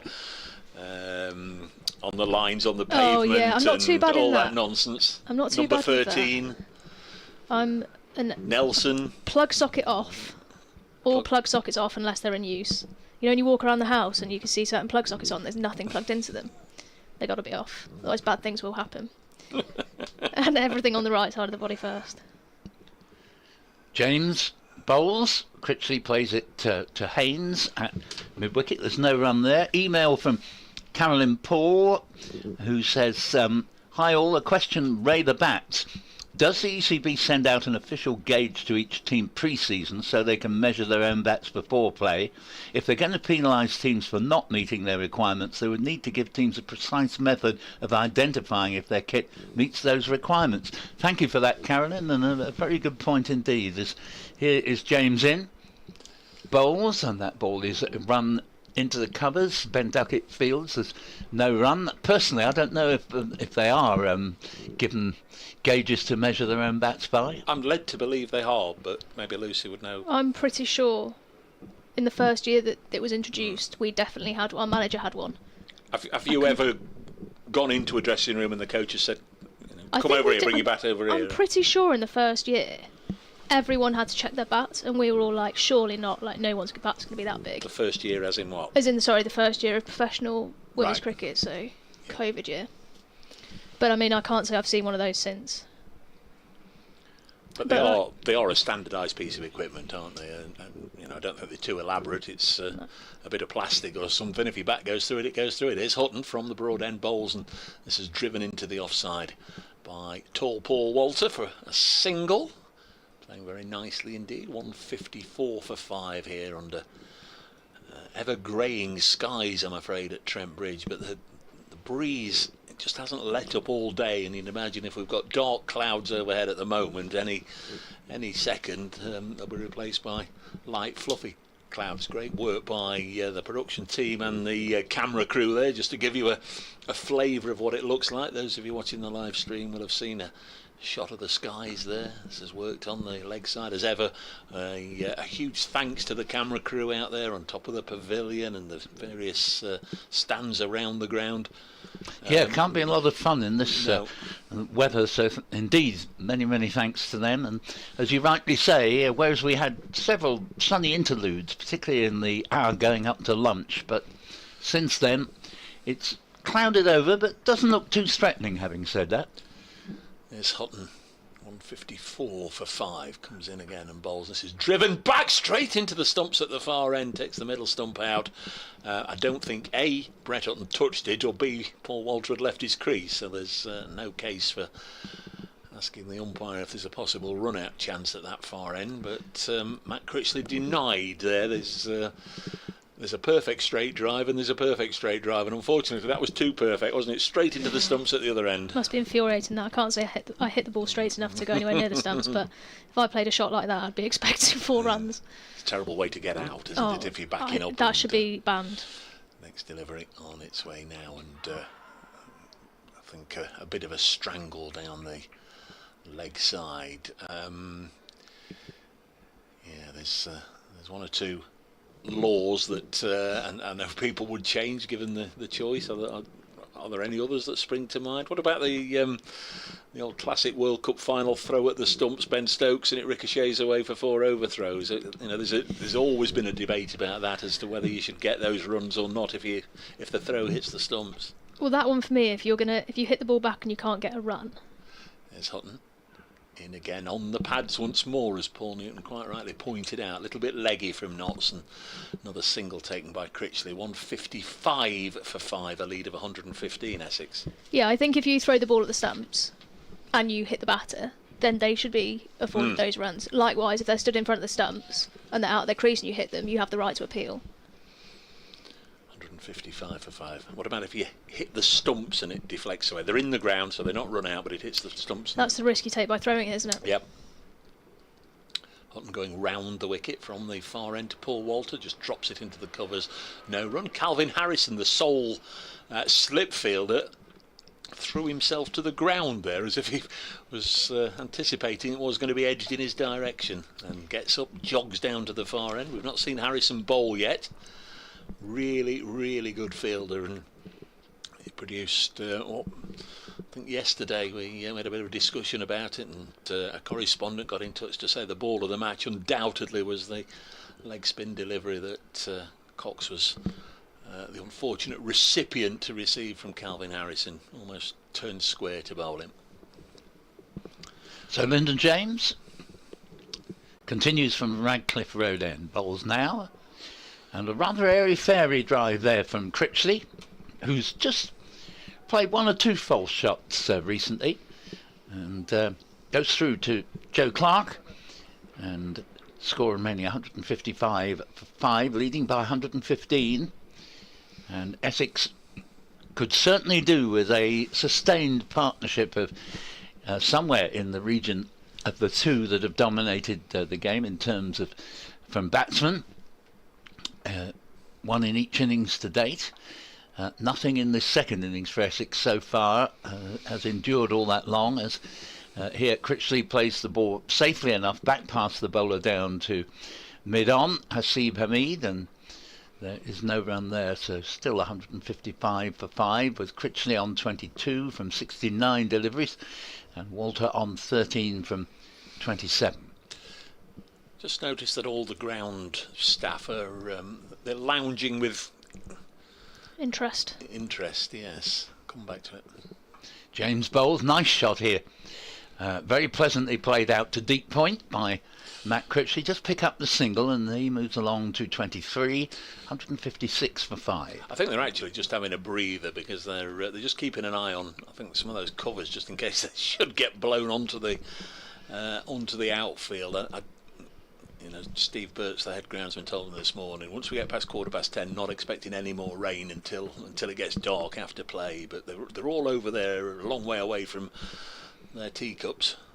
James to Walter, lovely shot for no run, and that's so we're talking about things you'd like to change about cricket. I'm not saying we should change that, but it is an irony. You get 4 runs for a completely false shot and no runs for a lovely off drive there that was straight down to Hasib Hamid at mid-off, but we were in the perfect line of the shot to see a majestic off drive. We're talking about this last season, and a correspondent came up with one that, straight away I thought, why have we never thought of that? And that is brilliant. I'll come back to it in a moment.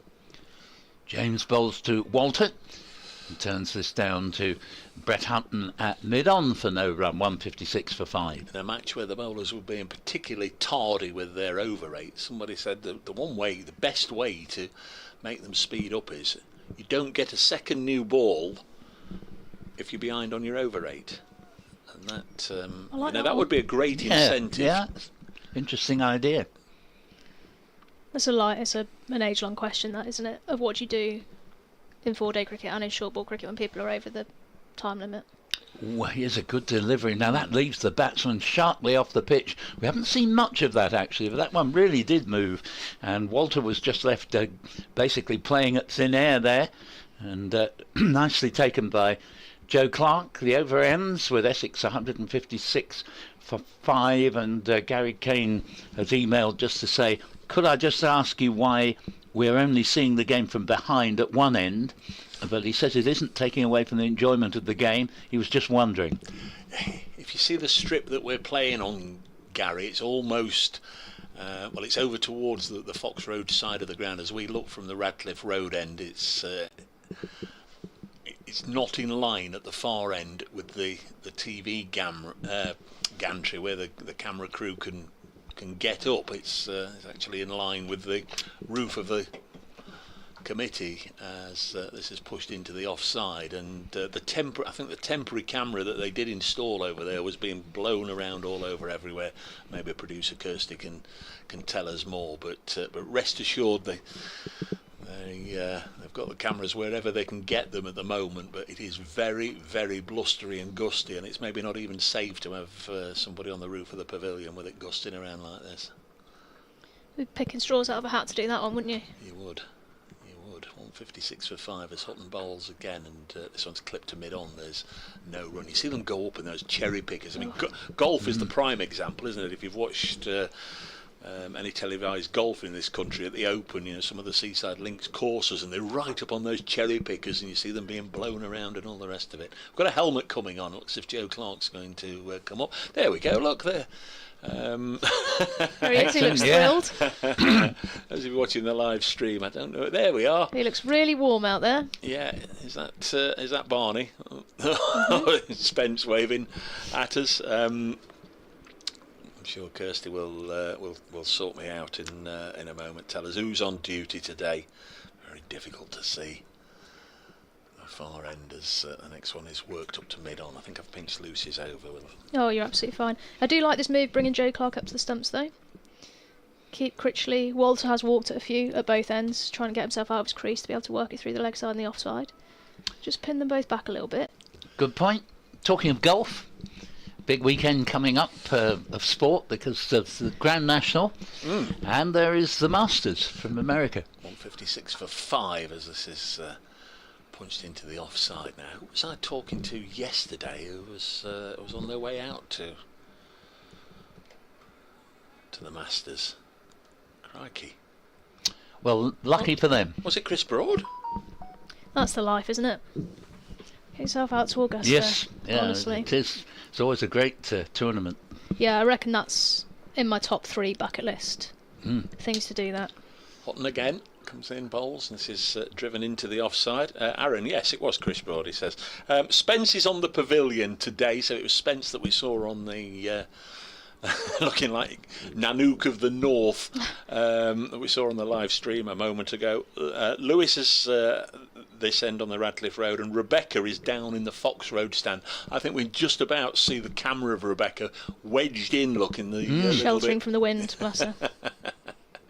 As Houghton bowls, and this is turned out towards the Fox Road stand for a single. You're doing a fabulous job, folks, and it might not seem like it at the moment, but you really are appreciated. Fabulous pictures, and I know all the people that choose to sort of watch and follow along very much appreciate it. 157 for 5 here at Trent Bridge, BBC Essex, BBC Radio Nottingham. For a time or two before they went off for the rugby, we've been the featured game on 5 Sports Extra as well, and as we were saying, you can listen to us, or indeed mute us if you want, those of you following the pictures, as there's a change of gloves out there for Tall Paul and Dave Bracegirdle, and we've got Lucy Hyam from the Blaze and Paul Newton from the deepest, darkest corners of Colchester here with us as well today. Indeed, corners don't come much deeper or darker than mine. Been very wet down there, hasn't it? Yeah, very much so. Here is James in. Bowls to Critchley at the start of a new over, and Duckett moves smartly to his left at short extra to make sure they won't be able to sneak a single. 157 for 5. I was in Ardley a couple of weeks ago, which is just a mile or two away. Yeah, it is. Absolutely drenched down there. All the back roads were flooded, and the fields. Well, that's the next village up from where I live in Dedham, and we've had 4 major floodings in the course of the autumn and winter, and James makes his way again, bowls to Critchley, and Critchley drives and goes straight down to Houghton at mid-off. 157 for 5. This partnership now worth 28, just beginning to be of value to Essex, but at the same time wickets tend to have gone down before any great number of runs has been added, so perhaps the next wicket's not far around the next corner. Well, we're in that sort of stage that we've seen the first 2 days, the Kookaburra ball just not very responsive. James bowls Critchley. Very pleasant shot, but straight to deepish mid-on. The skipper, Hasib Hamid, emails, if you will, to bbcessexcricket@gmail.com. That said, the ball not very responsive. You'd imagine if the roles were reversed, we may well have Simon Harmer bowling with an attacking field, a completely different way of going about it. May not. Didn't see too much of him yesterday. It was seam dominated. And It looks like there's some footholes there, doesn't there? Outside there. James Critchley.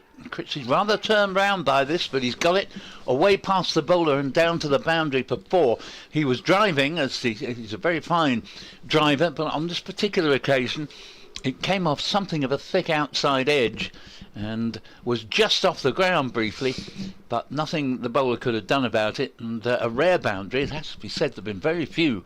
That might only be, I think, the second since lunch. 161 for 5 with Critchley up to 28. fancy that was in the air for a long time, but it was out of the reach of Lyndon James. Yep, no, definitely a false shot, but it brought a boundary, typically of cricket. And this next ball is a better shot, and there's a bad misfield. It should have been no run at all. They're going to be able to come back for 2 as the ball stops. It was Hutton there with the misfield. May have just... Duckett deflected it. It would have gone straight to Hutton, but Ben Duckett thought he could get to it, dived across and got a finger on the end of it, which deflected it away from Brett Hutton. Yeah, thanks for that, because I missed the deflection there and was just looking at Hutton. So he is exonerated, and it's 163 for 5. 2 more to Critchley, takes him to 30, and Walter has 13. Critchley will once again face James, who every now and then produces a really good ball to potentially wicket taking. And this next ball is played back to the bowler, and James will feel a little bit frustrated in that over, in that the one that wasn't a catch could easily have been that took the leading edge, and just to rub salt into the wound, went for 4 as well. So 163 for 5 nevertheless means that Essex are currently 123 to the good. Just saw a replay of the deflection. It certainly wrong-footed Brett Hutton. He wasn't too far away from getting it. Just very quickly, Lucy will talk you through the next over, but just very quickly elsewhere, if you weren't up to speed with what's going on, Durham, Hampshire, play abandoned for the 3rd consecutive day. No cricket there. Lancashire, Surrey. Surrey were 11 without loss overnight. They're 15 without loss reigning, so they've obviously got on for just a few minutes. Here comes Hutton. Straight delivery into Paul Walter. It's blocked back to him. Canterbury, Kent 284 all out. Somerset going along nicely in reply, 125 for 1. And then the match between the Bears and the Pears at Edgbaston, Worcestershire second time around, 64 for 1, leading by 91. Division 2, no play today for the 3rd day running. Derbyshire, Gloucestershire, or at Headingley, Yorkshire, Leicestershire. Yorkshire 72 for 2. Hutton in again. Another straight delivery defended by Walter. They've lost a lot of play there at Headingley. Leicestershire made 354, Yorkshire 72 for 2, but they've not got on today. At Lords, where Middlesex are 277 for 4, replying to that Glamorgan, 620 for 3 declared, and Sussex are 67 for 1, replying to Northampton 371 at Hove. All the updates and scores and the live text feed on the BBC Sport website. Walter back foot defending again, pushes it out to mid-off for another single. Get a live text service if you want to have a little look on there, sort of keep that as your companion through the day. Whenever wickets go down here, there or wherever, or incidents of note, they're always on there, nice and quickly, so you can sort of watch that, a little bit of a rolling feed of what's happening around the grounds. Hutton in. Another straight delivery defended by Walter. Remarkably similar figures, just looking at this excellent scoreboard here at Trent Bridge, because Lyndon James 15 overs 1 maiden, 2 for 42, and Brett Hutton 15.4 overs 3 maidens, 2 for 41.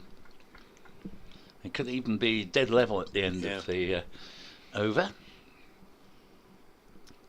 Hutton in round the wickets to the left-hander. And he's slashed that away slightly short and wide through a vacant gully region for 4 runs. Played that nicely, let it come all the way to him and slashed it away. Disappointing that for Hutton, because he bowled, how many balls did he bowl? He bowled 4 very nice deliveries, cramped him, good line and length, and just strayed slightly on that and got punished by Walter. Yes, good batting from Walter, because he's played the good balls out correctly and then taken advantage of a loose delivery. And Dave was saying, as we resumed after lunch, that potentially, on the evidence of the first 2 days, this session between lunch and tea could be the most favourable for batting. Final ball of the over.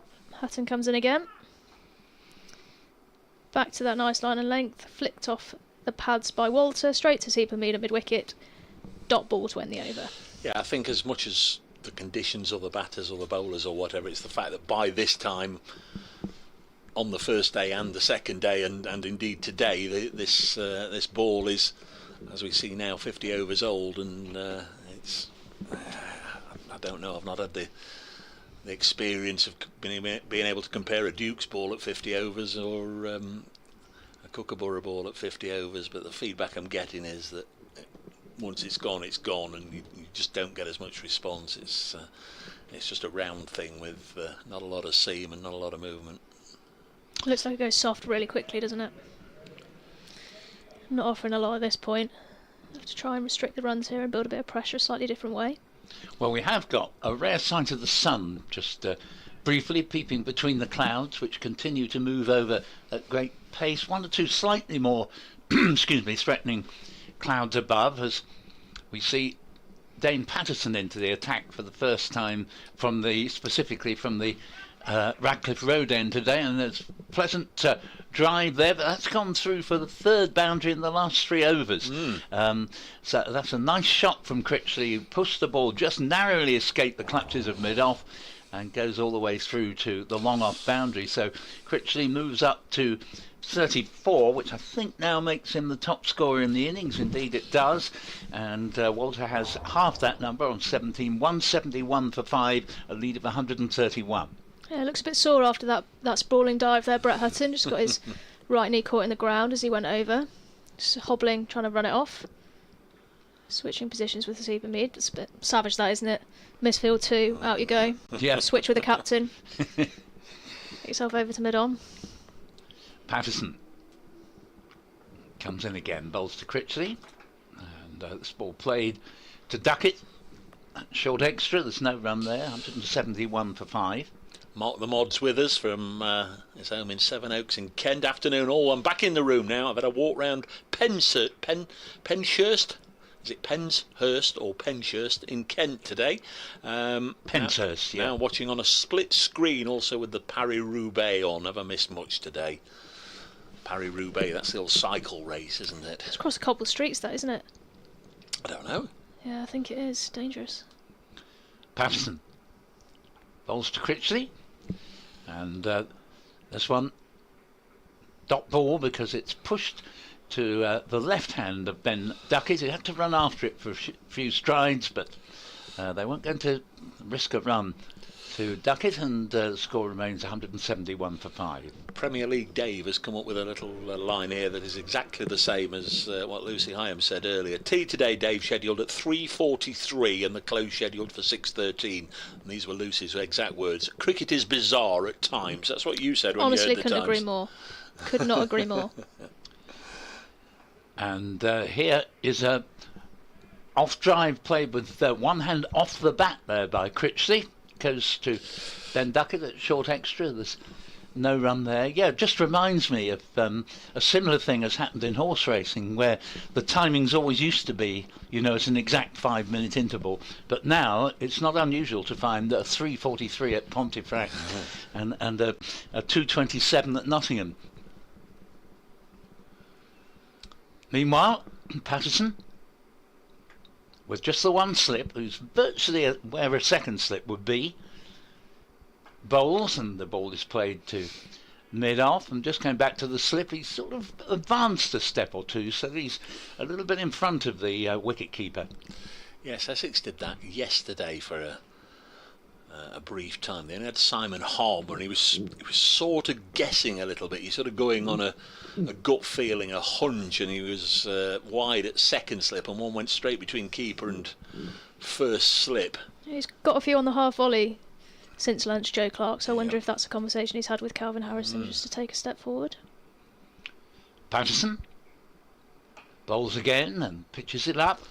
Again, it's played to firmly but straight to Ben Duckett at mid-off, and that ends the over from Patterson, his first of this spell, and first today specifically bowling from the Radcliffe Road end. 171 for 5, Critchley 34, Walter 17.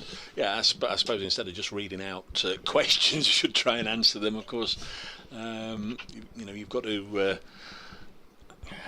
see how many overs you're going to get in, and then allocate a set number of or work out how much time is available, etc., and then at least have some sort of settings to get the time in.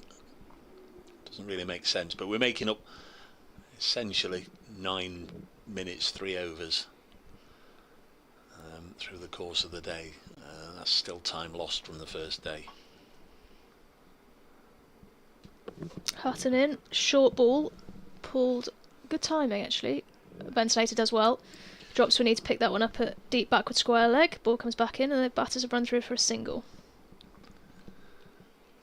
Yeah, it must be a pretty cold work out there if you're on the boundary and the ball comes to you, every now and then, sort of quarter of an hour intervals. But Ben Slater, good fieldsman. Yeah, get the hand warmers in the pockets. Joe Clark coming back up to the stumps. So I think he's up for Critchley, back for Walter. So they're obviously trying to keep Matt Critchley in his crease here and get him driving from his crease. With 2 catches in, straightish of the wicket, and an orthodox mid-on and mid-off. Still got Calvin Harrison stood at first slip. In he comes now. The back of a length ball driven back up nicely towards mid-off for a dot ball.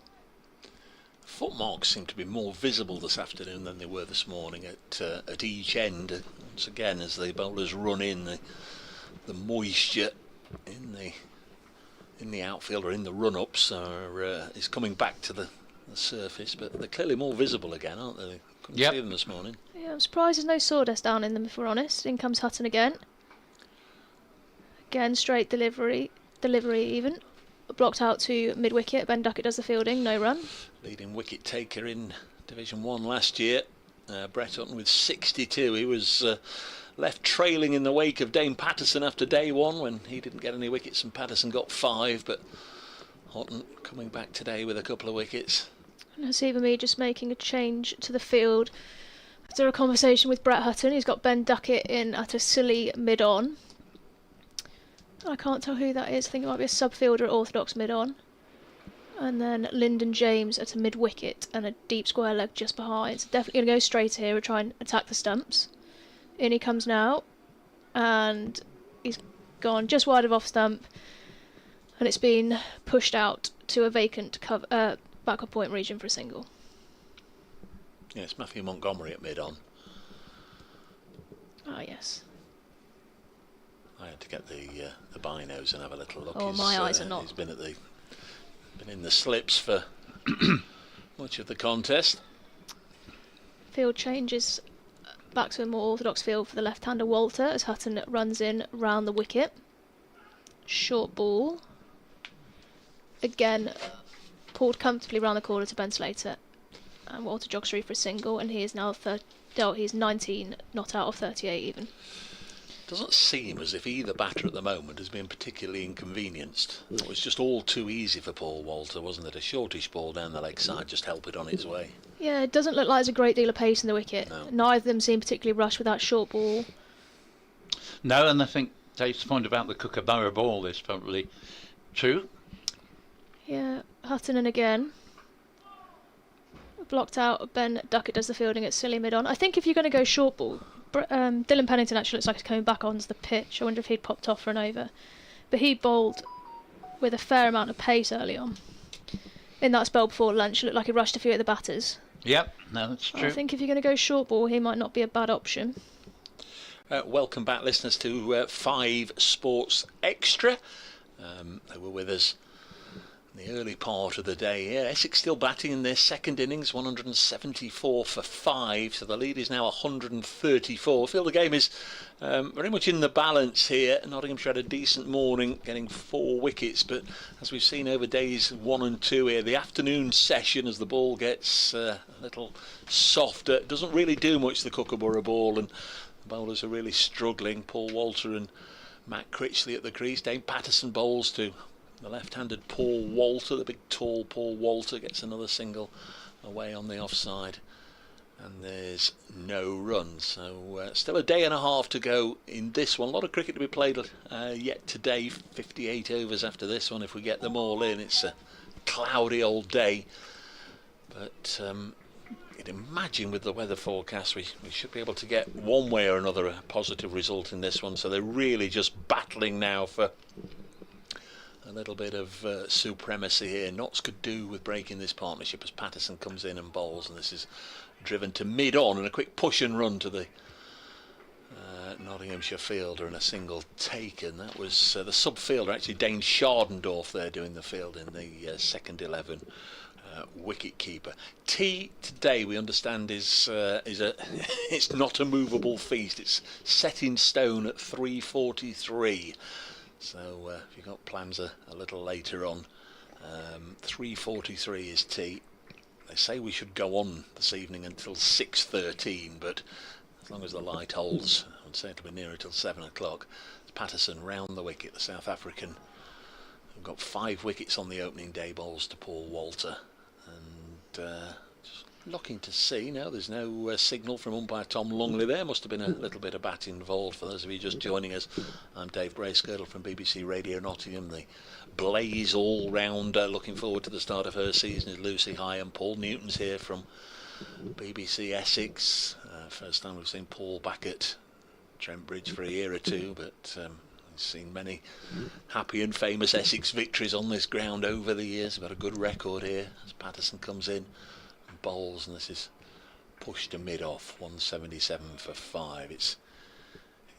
It's actually quite tense, isn't it? Some would say, well, oh crikey, there's no 6s and 4s happening all the time and there's not a lot happening, but it is quite tense right now, Paul, isn't it? Well, it is. It's one of those situations where in a largely bowler-dominated game with really just a pair of batsmen on each side making really good scores and everybody else struggling, so everybody here with the game so delicately poised, really fighting for every run. Partnership of 48 now becomes 49 as Critchley works this into the offside for 37 to the former Derbyshire man. He actually skippered Derbyshire in his last year there before making the journey down to Essex. Yeah, and he's very well liked already at Essex. This is now his 3rd season with the county, and player of the season last year, and he was critical of himself after his first year, said he needed to do better, and he certainly did that with a vengeance, and as I say, he's become a very popular player. Walter is on 21, faces Patterson, missed-time drive up to the not skipper, Siebermead, end of the over. Essex 178 for 5.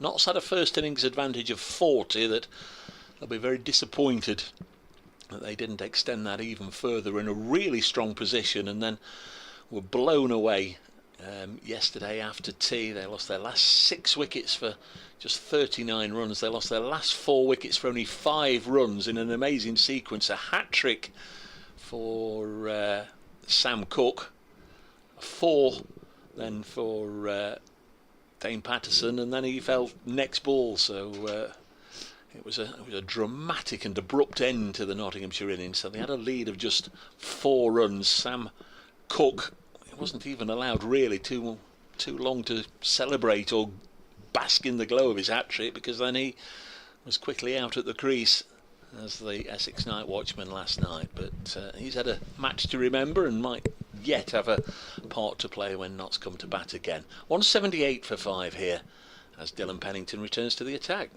And for the benefit of 5 Sports Extra listeners, the men to go today for Essex have been Dean Elgar 26, Sam Cook as night watchman 29, Tom Wesley 22, and Jordan Cox got a first bowler for Naught as Brett Hutton came into the attack and took a wicket with each of his first 2 deliveries, Sam Cook and Jordan Cox. But now a bit of a partnership, 49 to date between Walter 21 and Critchley 37.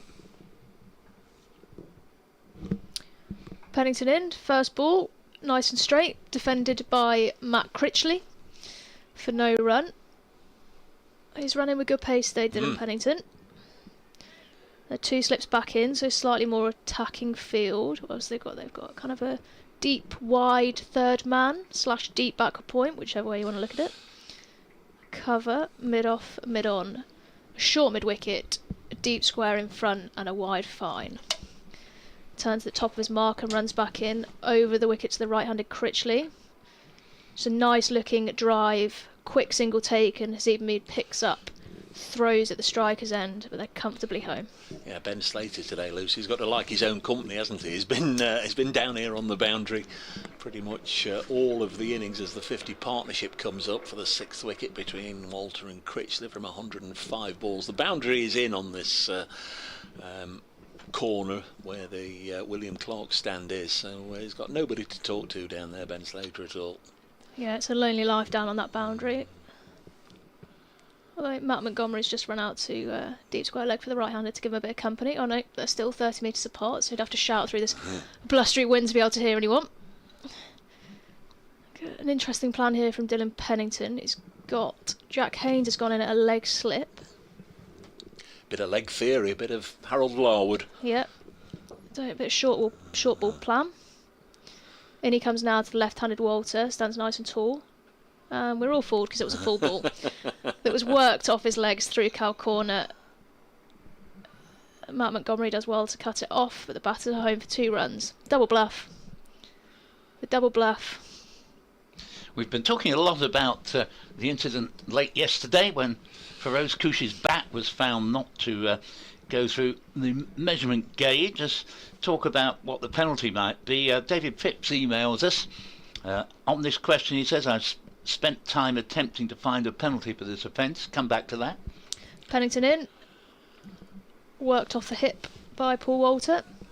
Montgomery again does the fielding. They come through for a single. And he continues, whilst on the MCC Lords website there is much about size of bat, percentage of height for the handle width, etc, etc, I can find no mention of a penalty. This seems odd that a law is brought in without any mention of a penalty, and they say that cricket is a strange game, do they not? So thank you for that, David. Yes, a point of reference. I absolutely agree with David, and but just to help, Nick Maddison of Durham 2 seasons ago is the one that has been penalised for this offence. Pennington back over the wicket to Critchley. He tries to pull that ball but ends up towing it to mid-on for a dot. And it resulted in Durham being penalised 10 points in the county championship, so it can... It's a big deficit, that, 10 points. It is. I don't know if I feel for Essex or not. As in, they should have the gauge as part of the team. The management staff will have they should have the back gauge, so they should be able to tell. But 10 points in your first game is a big deficit. As Pennington comes back into Critchley. Big call and no as he defends that ball into the offside. Well, we don't know, do we? That's it's the thing. It's hypothetical, isn't it? I agree with you though, Lucy. If it were to be said, well, he was penalised 10 points, so Koushi must be. I mean, if you ask me, guess what the penalty would be, I'd think it'd only be a couple of points, Think what it'd be like if all the balls were penalised if they didn't go through the various gauges properly. But no, it does seem somewhat excessive, I'd have to say. Is it one of those things, though, where you've set the stall with it? The first time it happened, and it might not be the first time, let me make that clear, but yeah. Nick Maddison did it for Durham, you're going to give him a 10-point penalty. Would it potentially be unjust? It does seem Essex harsh. Didn't get it. It's really harsh. To penalise the county. Very harsh. There's Dane Patterson bowling to Paul Walter. Played away on the leg side, fielded by Lyndon James. If you'd like to get in touch for any reason, I'm on the old Twittery thing at Brace Cricket. Lucy, also you can follow her or get in touch with her at Lucy_.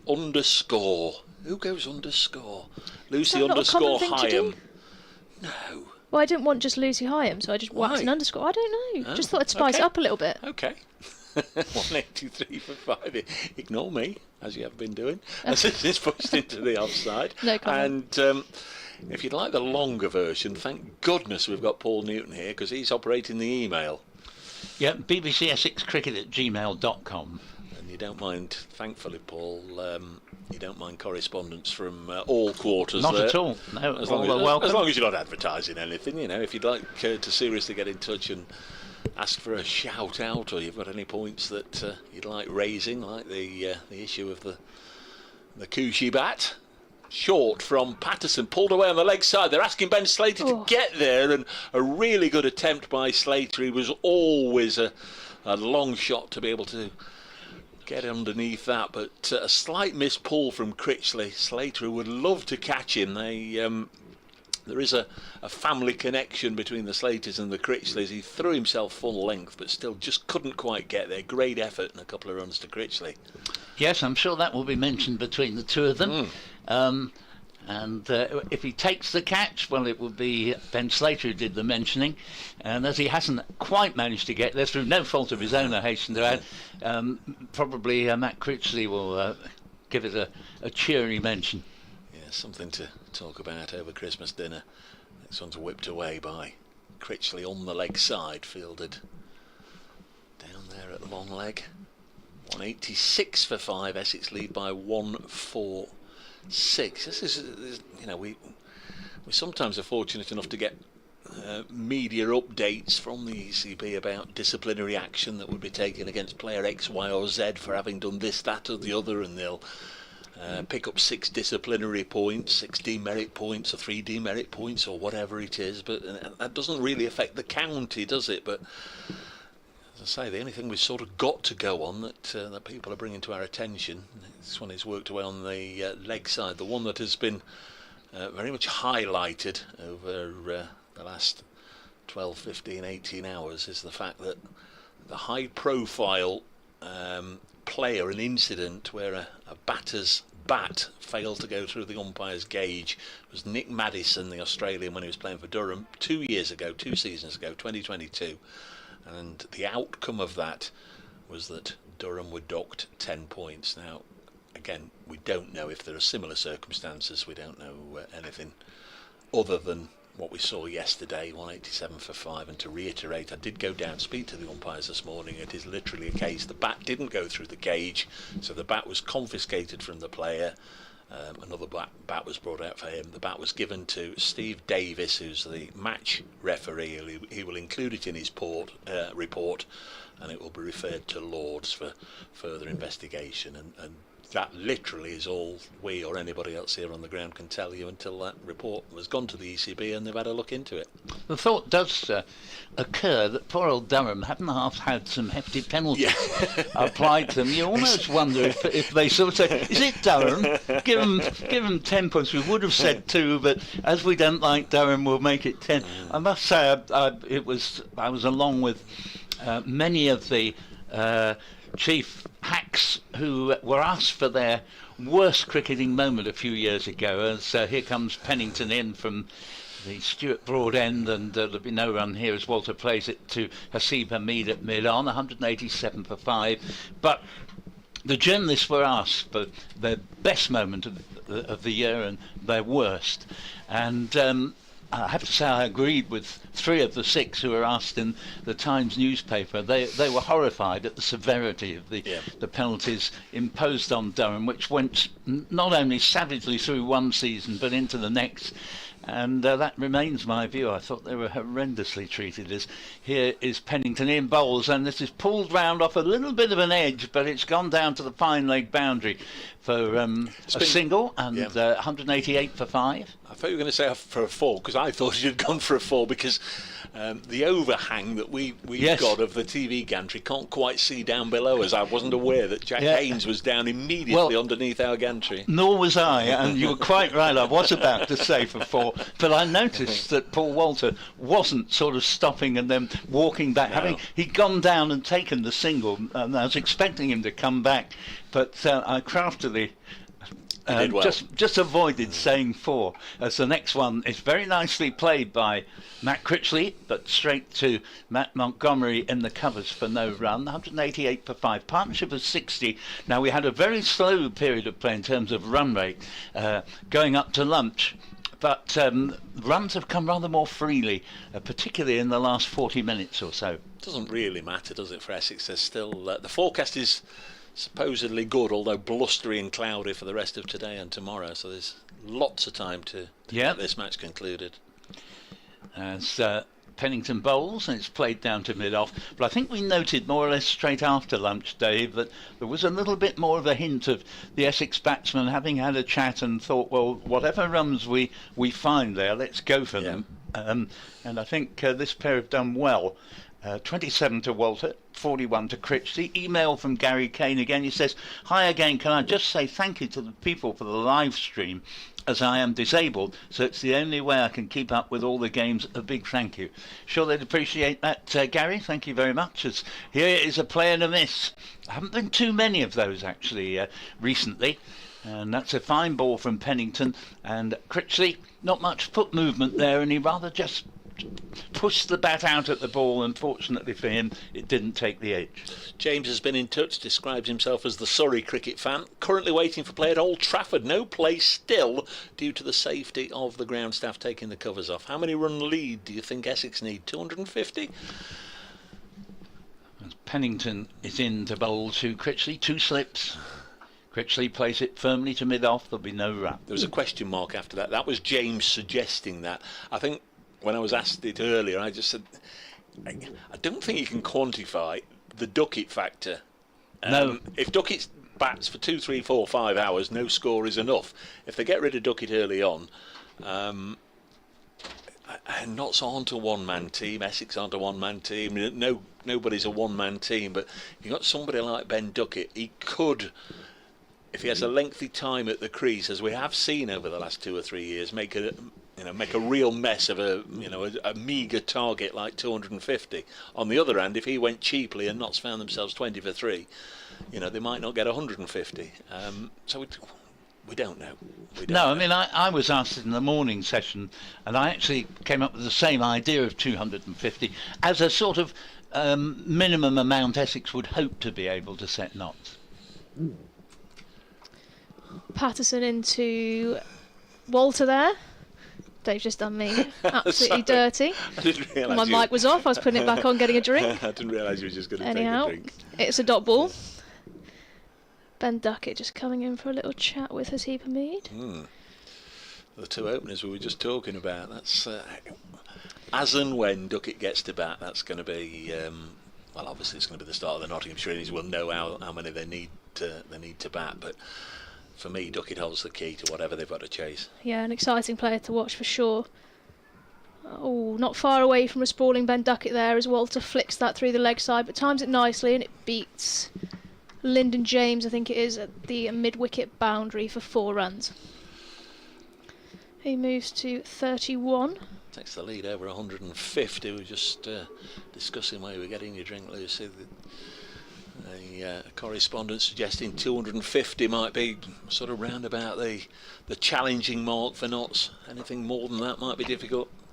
Yeah, 250, definitely competitive, would you say, in these conditions with a new ball. As you know, though, if you get through that, it's so flat. Patterson comes in again. Straighter ball that time and just pushed out to short extra cover. Yes, I mean, I think 250 would be fascinating because I think it'd be very open indeed. No great surprises. Dave says particularly if Ben Duckett were to come off, if Notts were to get the runs, but equally the Essex attack is a formidable one. Yeah. Without doubt, Essex have been after basically spending the noughties and half the next decade in Division 2. Patterson in once more. Walter, it's a lovely shot. Walter steps down the wicket to meet Dane Patterson, makes it into a straightish half volley, and he just works it very nicely indeed between Duckett and Hamid. 3 mid-wicket for 4.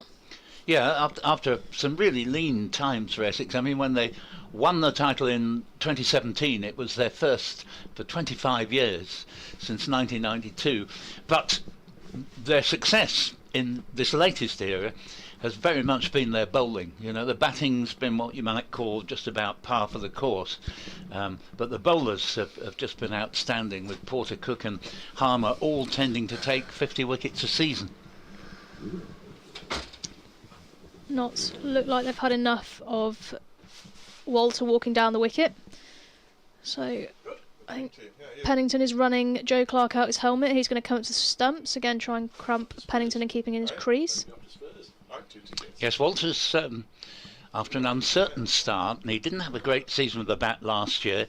Duck in the first innings here, but he's played with increasing facility in the last 30 to 40 minutes, and he was a really eye-catching developing player 2 seasons ago, so it's good that he looks to be back in some sort of nick here.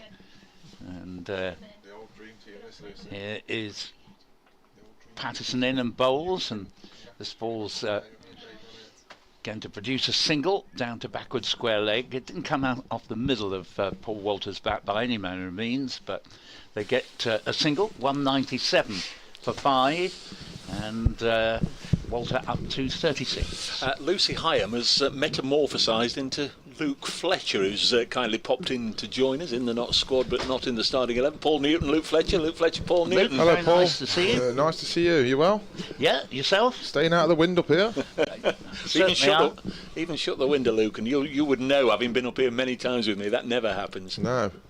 So here is Dane Patterson again, in from the Ratcliffe Road End bowls, and that's not at all the shot that Critchley set out to play. He's looking to drive that through the offside, but comes off a thick inside half of the bat down to mid-on. However, it was along the ground, perfectly safe.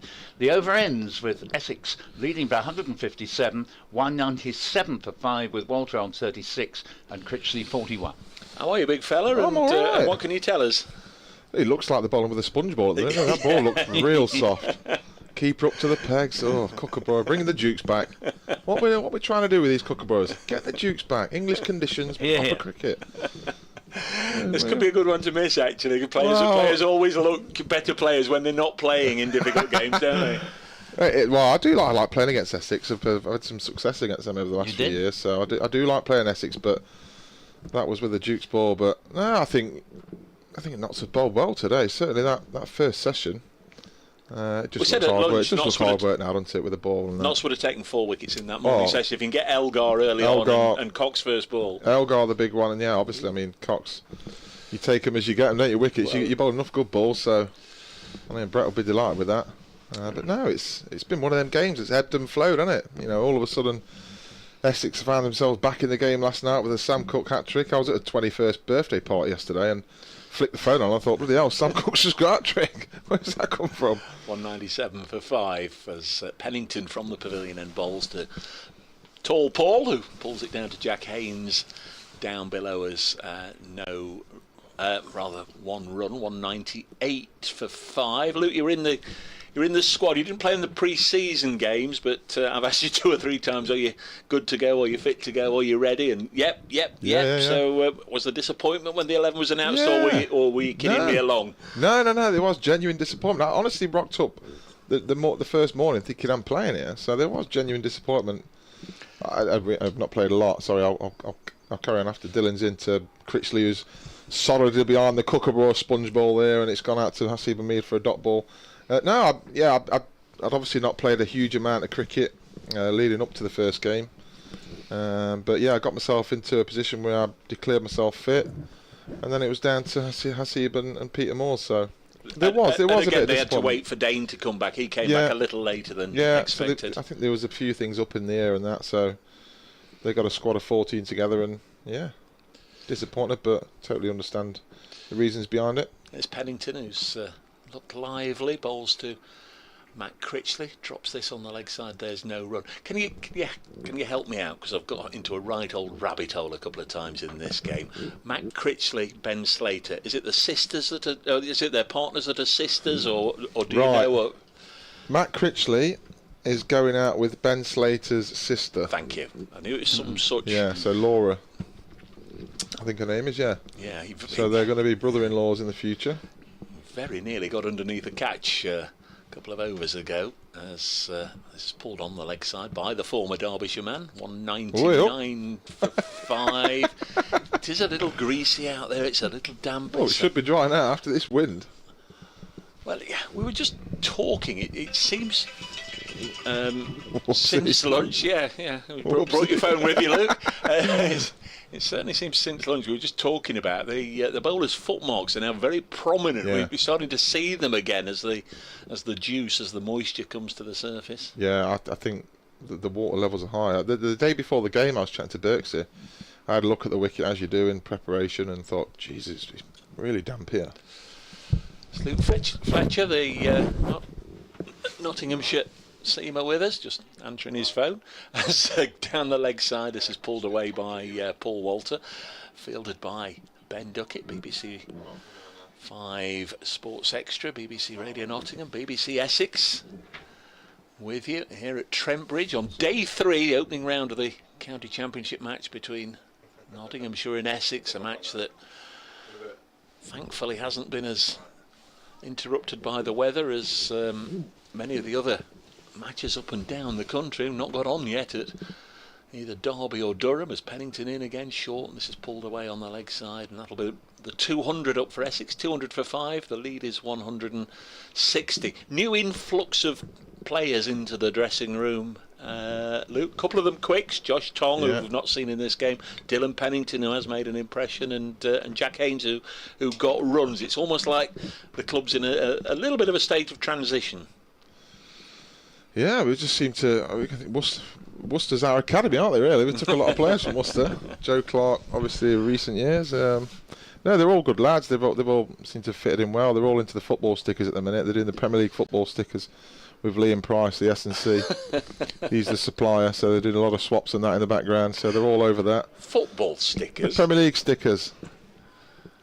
Yeah, they're good lads. They're good lads. I mean, Dylan, he's running all game, hasn't he? You've seen him. He's got a good engine on him. Jack's done well with the blade in the first innings, so it's exciting, really. Yeah, I think you're right, though. In a bit of a transitional period, aren't we? Get rid of some dead wood. If you're listening, Sammy.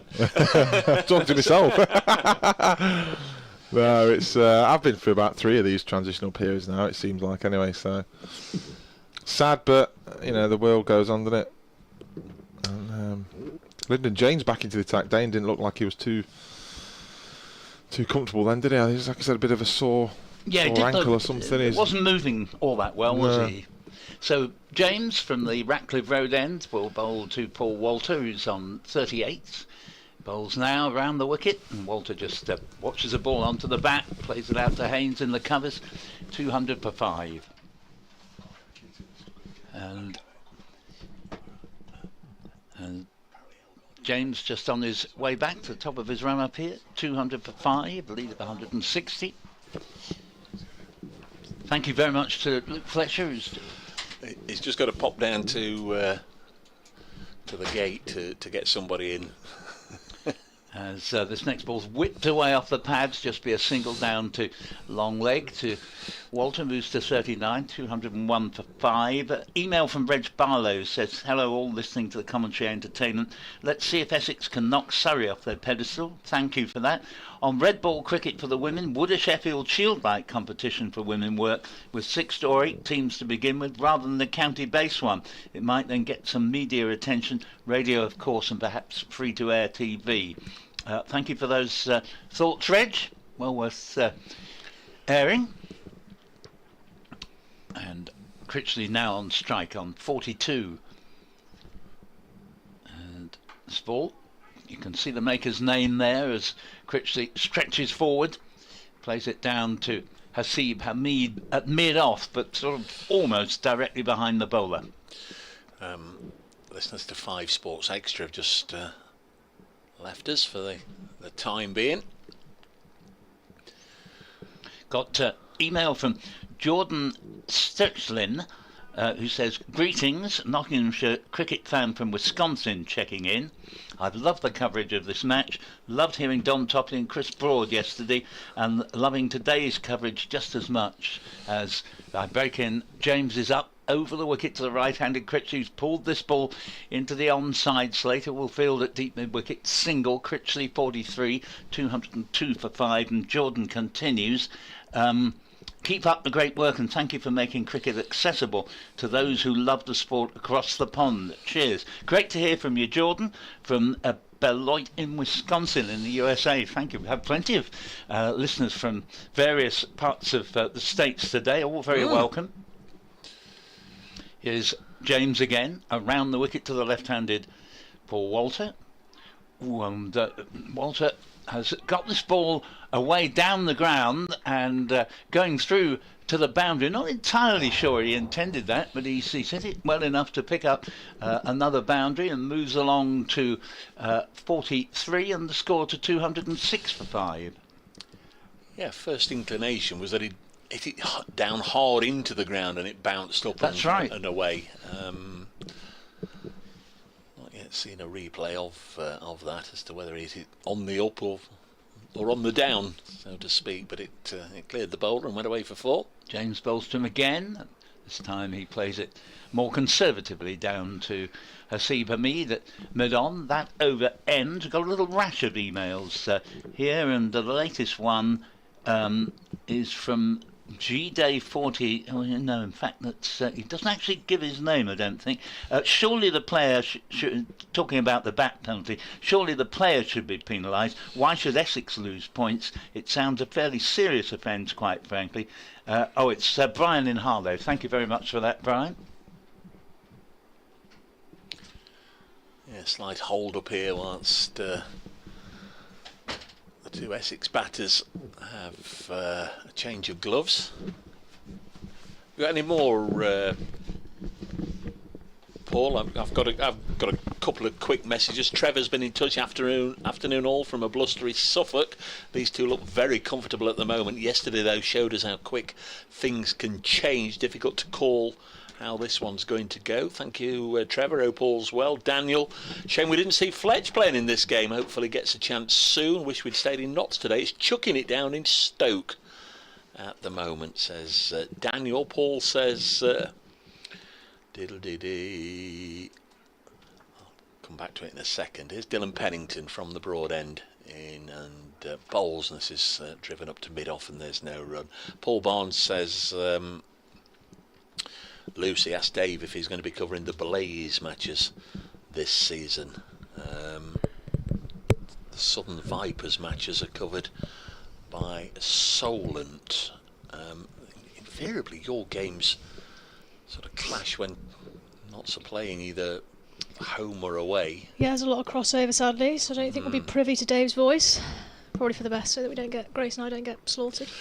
Next ball on its way, and this is steered into the offside, and there's a single fielded by Ben Slater. As if I just wouldn't mention Grace's run up at all. I just wouldn't mention it. 207 for 5. You would definitely quickly notice that she would be the most unlucky bowler. You'd also quickly notice that I would not be an all-rounder, so let's keep it. If you don't watch, you don't know. That's great. Just got an email from Geoffrey Fulford who says I wasn't able to watch either of the first 2 days. So, who is the Essex helmet monitor following the retirement of Alistair Cook? Yes, Alistair used to convey the helmets around. Pennington bowls. This is pulled into the leg side, fielded by Montgomery. Single taken. This partnership is worth 79. Terrific stuff from Walter and Critchley. Yeah, certainly when they came together, another couple of wickets then, and I think we'd now be seeing Nottinghamshire batting and knocking off not that many to try and win the game. Just to complete Jeffrey's email, he says it may not be the most important element of the match, and I will find out at Chelmsford next week, but I'm just interested, as Cook had done it ever since his retirement from international cricket. Yeah, that's a fair point, and it'll be interesting to see. We haven't really had a chance today, because no helmets have really been brought on. Pennington in, and Critchley drives it straight back at him. Helmet monitor, as in somebody just runs the helmet on and off, or yes, that's right. Takes it from behind the keeper at the end of each over and all the rest. One of of the craftiest men ever to play cricket, Alistair Cook, because he managed to spend his entire career at first slip, from where day after day he'd go and he'd hardly have moved. But as a sort of token gesture that he'd do something, he would be the one who ran on and off with the helmet. Pennington bowls, and Critchley again happy to defend. Played a really nice innings here, Matt Critchley. Faced 117 deliveries now for his 44. In fact, both players are on 44. Paul Walters got there a lot quicker, 44 from 60 deliveries in his case. Of course, Dean Elgar is as close to being a like-for-like replacement for Alistair Cook as you could get, and just for good measure, he too spends the day at first slip. Yes, put one down yesterday. Yeah, I was listening at the time. One of those where we just wondered how expensive it would be, but not too expensive, as Hamid followed shortly back to the pavilion. End of the over with a dot ball. 208 for 5 here on BBC Radio Nottingham, BBC Essex, and via the live stream.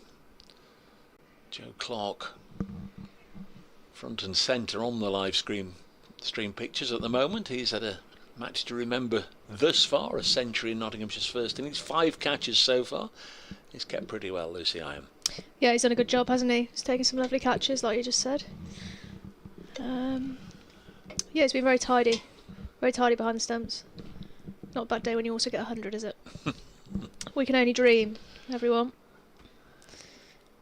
Had to share top billing though probably yesterday with Sam Cook. Yeah, he really stole his thunder there, Sam Cook, at the end of the day, didn't he? Joe Clark was fuming. In comes Lyndon James round the wicket to the left-handed Walter. Over the wicket even. Get my rights and lefts mixed up. Driven nicely. No run taken to Super Mead at mid-on. The other thing was Clark, you know, a time in the Essex first innings with the gloves on and all the rest of it, all the bending and stretching and diving and everything that entails, and then a long time batting yesterday, and then almost as soon as he got out, wicket, and they had to go straight back out again. Yeah, a lot of concentration that first game of the season as James comes in again. Walls just tucks that off his hit. Ben Duckett mimics throwing down the non-striker's end. It doesn't, shines it. It's a dot ball. Now, Calvin Harrison seems to be doing a more extensive warm-up than I've seen so far this game. Well, certainly, I think cricket reaches a point when there's a good partnership going on where it's time to try what you haven't already tried. So it will be good, I think, to see him come into the attack. There's a lot of limbering up to happen after standing at first slip for a while. A aborted run up there from Lyndon James. Yeah, we're not going to get into second new ball territory for some time yet. There's about 35 minutes or so to go until the tea, in fact 40 minutes to go until the tea break. 17 overs after this one, so we'll probably play for about 20-25 minutes or so after tea, and then Notts will get the chance of a second new ball. That's a very expansive shot there from Walter as he just walks down the wicket and flicks Lyndon James quite dismissively, to be honest, over mid-wicket for 4. Potentially picking up the tempo a bit here. He marches on to 48 off 64. Yeah, it was dismissive. He sort of played the shot on the walk, didn't he, as he was coming down, and well, he has played very well, it has to be said, in the last hour. And from an Essex point of view, they'll be very pleased after he had a disappointing campaign with the bat last year to see how well he's played here this afternoon. Yeah, they've played around with a few things, haven't they? They brought Joe Clark up to the stumps to both Walters and Critchley at different times. He stood back. I guess it just takes out the element of the short ball surprise if he stands up to the stumps, Joe Clark. With 2 out there, I'm assuming that's a surprise ball as he comes in again. And that has been... It was a big shot from Paul Walter. Don't think he got any of it. And it went out to deep square for a single. But with the way he swung that bat, if he got it, it was going over the Helm Road stand. I think he was aiming for the 6 and maybe it came off the bottom of the bat. Yeah, those flats are in danger. Don't know about the flats, the city centre was. It's a big swing, isn't it? Well, you can imagine, you know, as he was coming through and signed up by Essex, some of his innings in sort of club cricket were, you know, 168 off 72 deliveries sort of stuff. Yeah, and he's picked up his run rate nicely here. As Critchley's now on strike. Short ball from Lyndon James. Pulled round the corner. Again, Ben Slater with some excellent work on the boundary to restrict that to a single. He's covered a lot of ground out there, Ben Slater. He has. That was a fine stop. On those used wicket ends as well. Yeah. It's going to be sore, it's dry, and it's cold. Well, yes, that's particularly the point, isn't it? You know, because as I say, it's not as if he's forever in the action, so you stand there shivering. But actually, Polly is hoping the ball will come to him, just give him something to keep a bit warmer. Yeah, 3 or 4 yards either side. Quick sprint just to warm yourself up.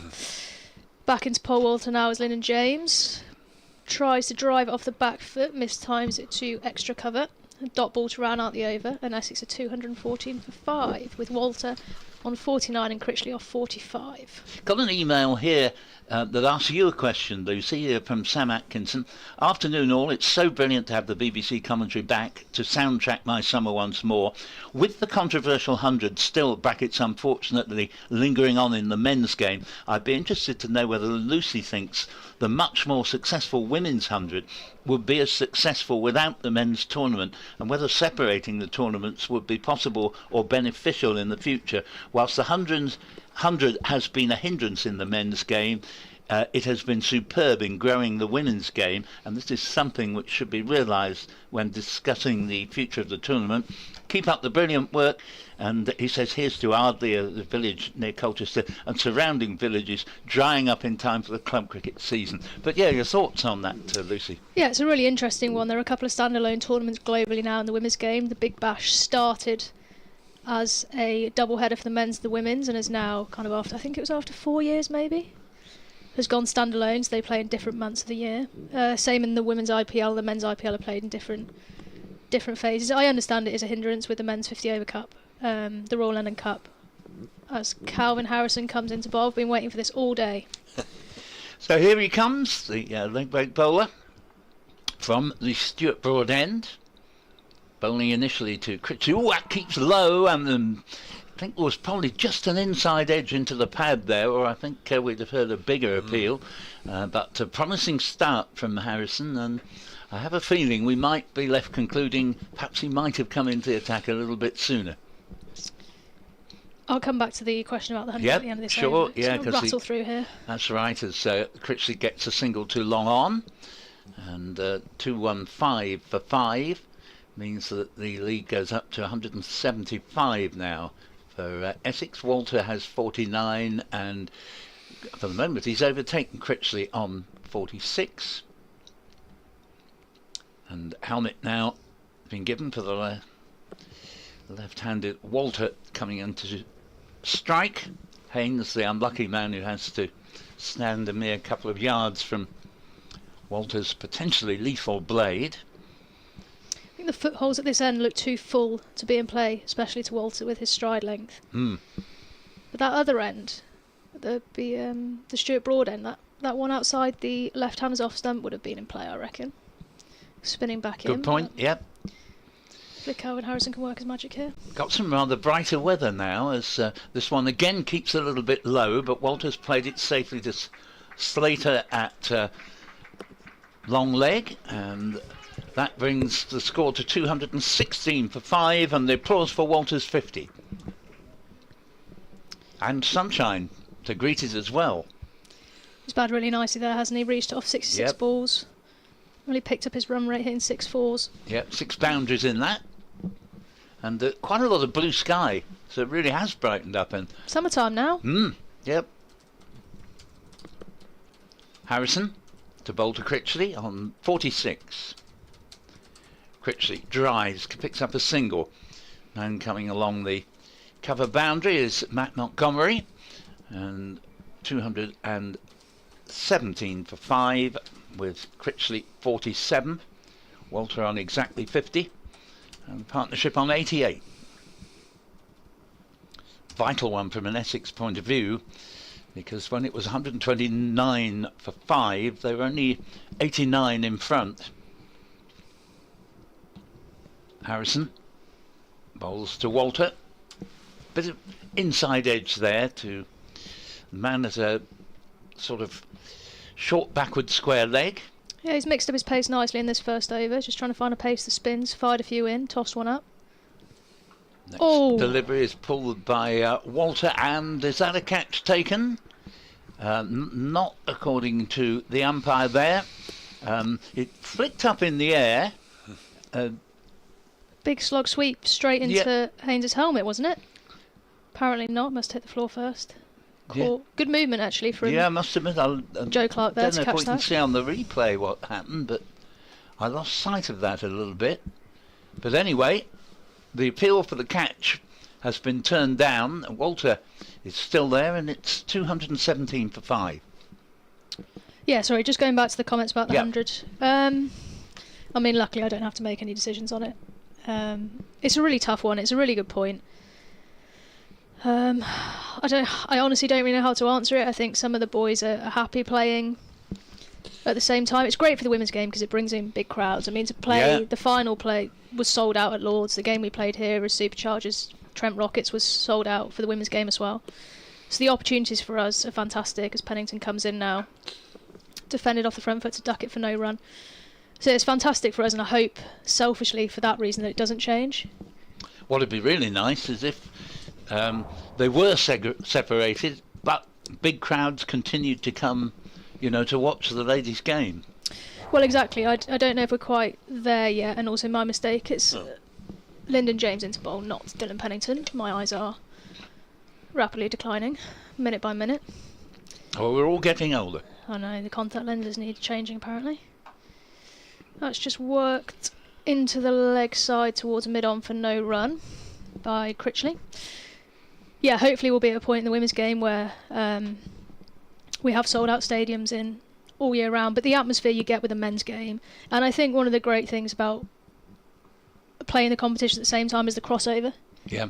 Like, I think we can learn a lot from the men's game, and I also think there are certain things the men can learn from the women's game. So they're much more advanced in their professional era as Linda James comes back in.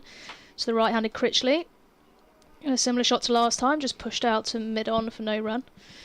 But I think the scheduling will be an important factor in what they do with the men's game, because I think I don't think they'll be getting rid of it. No, I rather agree with you on that, yeah. I don't think they'll be getting rid of it. So the only other option is to move something in the season. And this is from my limited knowledge on men's cricket. But at certain events it obviously gets spoken about, and I don't know where they would move that competition to fit in. It's a good bit of fielding there.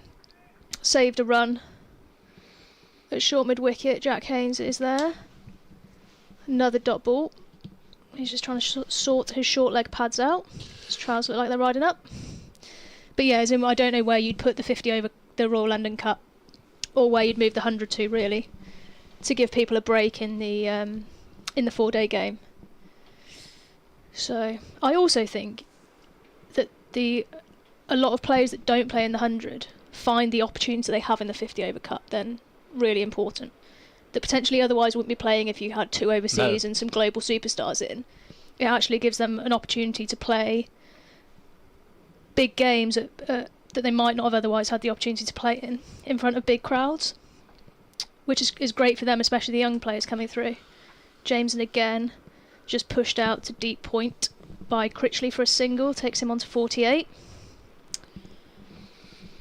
And if you didn't know better, you'd say it was a lovely day, just looking out at the scene in front of us with the sun shining, quite a lot of blue sky overhead.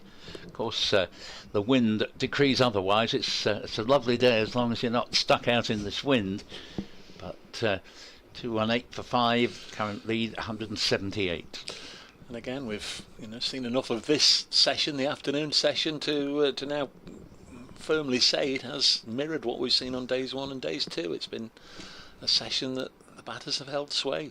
Yeah, you made that point immediately we started this session, and it stood up very well with, so far, not a single wicket having gone down. James in again.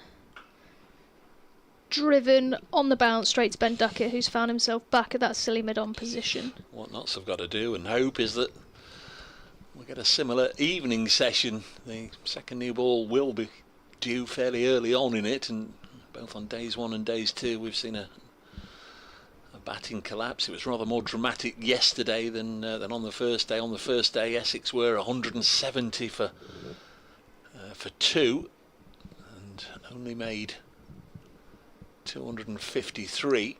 Last 8 wickets going down for 83.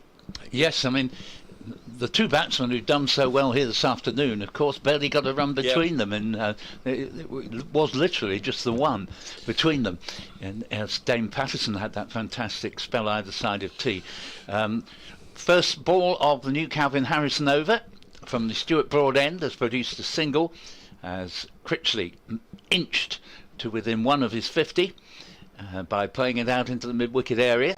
219 for 5, and that also takes the partnership now to 90. Walter just surveying the field, slight delay while Jack Haynes puts the helmet back on at that pad. Walter has worked this ball away very nicely. It's going down towards the third man boundary. Won't reach it, I think. The fieldsman will just get there. And they take 2 runs. Dame Patterson it is who does the fielding. Walter moves along to 52, 221 for 5. Email from John Riches, who says, I'm enjoying your commentary as usual. The bat incident surprises me for 2 reasons. Here's the next delivery from Calvin Harrison. With a slip and a bat pad, and Walter turns it round the corner to short fine leg. There's no run. Why would a bat manufacturer make a bat that is oversized? The ball manufacturers have a tolerance of about 0.2 millimetres, so they need to be very precise. I interrupt again as Harrison bowls to Walter. Walter off the back foot, plays it to deep mid off. There's no run. And he says, secondly, surely the coaches should check on the team's equipment. 10 points deduction seems very severe. Regards, John. I think it's just that for some reason they don't like Durham, because they haven't half got it in the neck in recent years when it comes to penalties. As this next ball is well fielded to his own bowling by Harrison, deflects it into the path of mid-off. Batsman's Walter, and the score remains 221 for 5. Partnership approaching 3 figures, and will be the 3rd to do so in this match. They indeed get there, as this next ball again is fielded to his own bowling. One thing that we weren't able to glean from yesterday, in fact we didn't even have long enough to make for the issue to sort of be mentioned or raised, was the fact they confiscated his bat, or took it away from him, and then Tom Longley, the umpire, disappeared into the pavilion, and I'm led to believe he took it to the match referee, Steve Davis. Meanwhile, the Essex 12th man came on with a supply of spare bats for Feroz Koushi. Now, I'm assuming these would have been Feroz Koushi's spare bats, taken out of his cricket coffin, his cricket bag, brought out there, selected one and carried on. Didn't notice if the umpires did the gauge check on that, but you would imagine they did. But he would have had it, the same bat manufacturer, the same number of bats, all been played in and all the rest of it. I just wonder if he's been a little bit unlucky with a sticker or something like that, and it'll be very interesting to find out the nuts and bolts about this and this particular bat. Yeah, I'm intrigued to see what they do with that. Because he would have come here to Trent Bridge with, yourself 3 or 4 bats as Hutton comes in and bowls start of a new spell. This has worked away on the leg side to 22 for 5, and the applause is for Matt Critchley's half century now. He's got there from 165 minutes, so a quarter of an hour short of 3 hours, faced 129 balls, 3 fours, splendid innings from the former Derbyshire man whose home is now very much Chelmsford. Double Nelson on the board, 222 for 5, and Essex lead by 182. Yeah, what I find intriguing about that, we spoke about it earlier, was most bats that are made, a player will, unless they have a bat designed for T20 cricket, they might want the pickup to be slightly heavier, the middle move slightly in the bat when they prepare the bit of wood, but most of the bats are prepared the same, which I would find interesting if they didn't test every bat. Would be an interesting. Hutton bowls to the left-handed Walter, keeper standing up. Ben Duckett in very close on the close to the strip on the leg side. He's pretty much standing where Matt Critchley would want to take a run from. Critchley's sort of got to go a little wider. That one was played back to Hutton.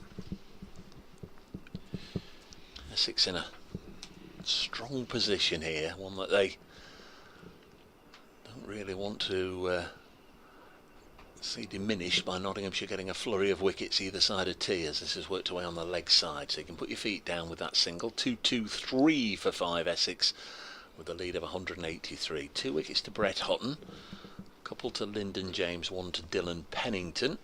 Yeah, it's interesting just to pick you up on your point of Essex being in a strong position, because actually at lunch you'd have said Notts were in a fairly strong position. I remember my report at 1 o'clock to the Essex listeners were this could be over in 3 days, and it wasn't looking too clever at the time. But as you rightly say, it's such an intriguing match that one partnership can change things quite dramatically. Next ball is to the right-handed Critchley, who defends. To be fair to him, he's not here with us today, having been in the commentary box days 1 and 2, Don Topley all along, as we've seen the way the game has gone, has said it'll be different in the Nottinghamshire second innings on day 4, when Simon Harmer perhaps will come into it with Notts chasing a target. Essex can maybe attack with Harmer. We'll see more spin than we've seen throughout the game, with people around the bat to make it harder for Nottinghamshire in that sense, as Alton bowls and Critchley works it away square on the offside. A seamer-dominated game so far, but That is why I'm surprised that it took. I know I've banged on about Harrison all day, but he hadn't bowled an over before lunch, and he's now, we're 20 minutes away from tea. Bob the Coventry Pie, Notts fan, says this isn't going to plan, methinks. Good word, isn't it? Methinks. Yes. If it is one word, but Shakespearean. methinks. 224 for 5. Next delivery on its way, and Walter drives to duck it in that straightish position. End of the over. 224 for 5 it remains. The lead is 184 today. Essex have lost. Elgar for 26. Cook, the night watchman, for 29. Cox, first ball for 0. And Tom Wesley for 22. Seems a long old time ago since Wesley was dismissed. And that was when the score was 129. So this pair have added 95 now for the 6th wicket. Yes, I think one point that might be made, I just feel that Harrison could have been brought on rather earlier. By the time he did come on, 2 batsmen were well set. But nice to see him. I know you're not immediately going to bring him on when the 5th wicket falls, but I think perhaps about 40 minutes after lunch might have been a good moment, as Harrison is in, bowls to Critchley, plays it to mid-wicket, and there is no run there. We've had an email from Pat Moore, who says, after 10 years retirement here in Cyprus, I can say that I do miss going to Trent Bridge. So glad break in, because Harrison's already bowling to Critchley. Single, the man coming off the mid-wicket boundary. 225 for 5, Critchley to 53. And Pat continues, so glad that the season has started and that the live feeds with it. Keep up the good work. Thank you very much indeed. And hearing from all sorts of exotic places on the service today. Lovely to hear from you all. Keep them coming. Harrison's in. Bowls, and an enormous yahoo from Walter, and he's missed it, and it's gone down through the wicket-keeper down to the boundary for 4 byes, just being signalled there by Steve O'Shaughnessy, and score up to 229 for 5, and that also brings the applause for the 100 partnership for the 6th wicket between Paul Walter and Matt Critchley. This is the thing, I can't see Paul Walter sitting there blocking too many. No. And interesting, he's taken that onto what looks to be the bigger side of the boundary into the wind with 2 out there. Was there an extra bit of bounce there, do you think? Yeah. Nice delivery. Plays the next ball, yard or 2 in front of him. A fairly rare, purely defensive shot, that from Walter, who's, after a slow start, has got his 53 currently on the board from just 79 deliveries. As Harrison bowls to him, and he's whipped this one straight. When I say straight into the hands of Bat Pad, but into the ground and then into the hands of Bat Pad, who's Jack Haynes, and no run. Harrison bowls again. And again, a bit of a one-up to the bowler there. He's twice beaten Paul Walter in that over, and cruelly, as cricket goes, one of them produced 4 byes. On this occasion, Walter again fails to connect with the ball as he went on an attacking shot. 53 to him, 52 to Critchley. These two have, as have the 2 previous century partnerships in this match, turned the game a little bit around than what was initially a good position for Notts. You'd say is quite a good position for Essex by now. 229 for 5. 68 overs gone in the innings, so another 12 will be needed before that second new ball becomes due. 15, no, we've got an extra 3 minutes, haven't we? 18 minutes to go before tea, so maybe they can knock off 4 overs, maybe 5 if they rush round, and then another 7 or so afterwards. Brett Hutton in. Critchley treats that delivery with respect and just runs it down to a gully, deep gully region. This is getting a bit dangerous for Nottingham, isn't it, really? With Walter upping his strike rate. He looks to be quite positive against Harrison there. You've got Adam Rossington coming in next, who I don't think is going to be hanging about a great deal either. Critchley obviously looks to be anchoring the innings, 52 off 134, but we'll be just trying to restrict now until that new ball as Hutton comes in again to the right-handed Critchley. Oh, bit of a loose shot there, pulled out to Matt Montgomery, deep mid-wicket. Hands on heads from those in the ring. I was just wondering about Matt Montgomery actually. A few times last year, once he came into the side, Lucy going through the action, can bowl a little bit of off spin, maybe just something different just up until tea. I mean, 99 times out of 100, you'd probably go with Brett Hutton, but maybe. Targeting that rough outside the left-hander's off stump, straight to delivery. Joe Clark up to the stumps, defended out to short mid-wicket for no run. It's the question, isn't it? When do you start trying things, and when do you go, you know what, we're going to restrict the run rates at 3.36. The lead is at 190 and these two batters are very much set. So Notts do need to start thinking about really trying to make a breakthrough here. Had to go for a slightly more defensive field. There's no slips in. Still got Duckett in at that catching, silly mid-off-ish position as Hutton comes in again to the left-handed Walter. Ooh, it's not far away, but he's timed it nicely. Straight down the ground past the bowler. Haseeb Hameed runs to his right to pick it up. And the time, if you are going to experiment, is now. You want your best bowlers with that second new ball. Notts aren't going to bowl Essex out before the second new ball unless something almost miraculous happens. So you want your Huttons and your Penningtons and your Pattersons to be as healthy and fit as they can be and as rested as they can be when they take that second new ball. So if you're going to experiment, do it now. And got Harrison on at one end asking questions. Maybe just give them on to your go. Short ball again, dealt with nicely by Critchley as it just turns it round the corner. It's a throw at the non-striker's end that's nicely backed up by Haseeb Hameed. That's the thing, isn't it? You've got to start thinking about who's going to take that new ball. It comes in, soon to be 11 overs time, obviously with the break for tea. But if Brett Hutton's going to take it, you probably want to give him a bit of a break and then bring him back on for an over with the old ball before the new. But it's there's a lot of questions going to be flying around in these next 13 or so minutes as Hutton comes in again, right arm over round the wicket. I keep doing that. Worked nicely off the pads by Walter. It looks like he's been in a right old battle, doesn't he, Brett Hutton? He does, yeah. He gives it everything, doesn't he? He does give it everything. Tidy enough over from him. The one slips by, 233 for 5. Essex lead by 193 on a continually blustery afternoon in Nottingham. Calvin Harrison, the leg spinner, to continue. Just forced his way into the side for the first time midway through last year. He's made a good fist of it, both with bat, ball and also in the field. He's taken some wonderful catches since coming into the Nottinghamshire first team. Yeah, he seems to be a bit of a game changer in that regard. Yep. He's got the ability to do something really special. We saw with the delivery in the first innings. He can. So the leg spinner from the Stuart Broad end with a short leg and a slip in there. Bowls to Paul Walter, who just jabs this down on the leg side. To remarkably contrasting innings for Paul Walter. In and out quick as a flash first time round for naught. Can happens, of course. Just had a big look out to that leg side boundary as well as Paul Walter. Wonder if we'll see a big sweep shot in a minute. Harrison coming between umpire and stumps round the wicket, bowls, and has at least hit the pad of Walter, who was getting a good stride in, and there's a little bit of a muted question thrown in the direction of umpire O'Shaughnessy.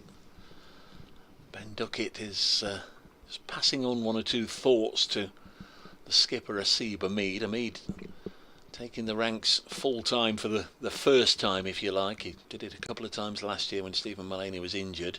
As Walter goes on the sweep, not properly got hold of that, with Jack Haynes doing his level best just to try and keep looking towards the bat and the batter, just in case the ball is hit towards him. But the temptation, I guess, it would only be human nature, wouldn't it, to turn away when Walter's swishing towards you. Here comes Harrison in again and bowls, and Walter goes once again big on the leg side and gets a boundary. No chance for Montgomery. He's been eyeing that up, Lucy, as you said. Yeah, he has, but I don't mind seeing that, to be honest. He's taken it from outside off stump, so it is risk-free for him, but it's only we've already seen Calvin Harrison get a bit of bounce. The sweep shot they missed that went for 4 byes. He gets a little bit. They've got kind of a deepish 45 in play. He's obviously got the short leg. Jack Haynes seems to be a bit of a bollard at the minute. He seems to be trying to just protect himself somewhat. My first sight of the year of the new Playfair as it pops out of Paul Newton's pocket. It's yeah, I was very pleased that after a slight hold-up, it was delivered before I headed north.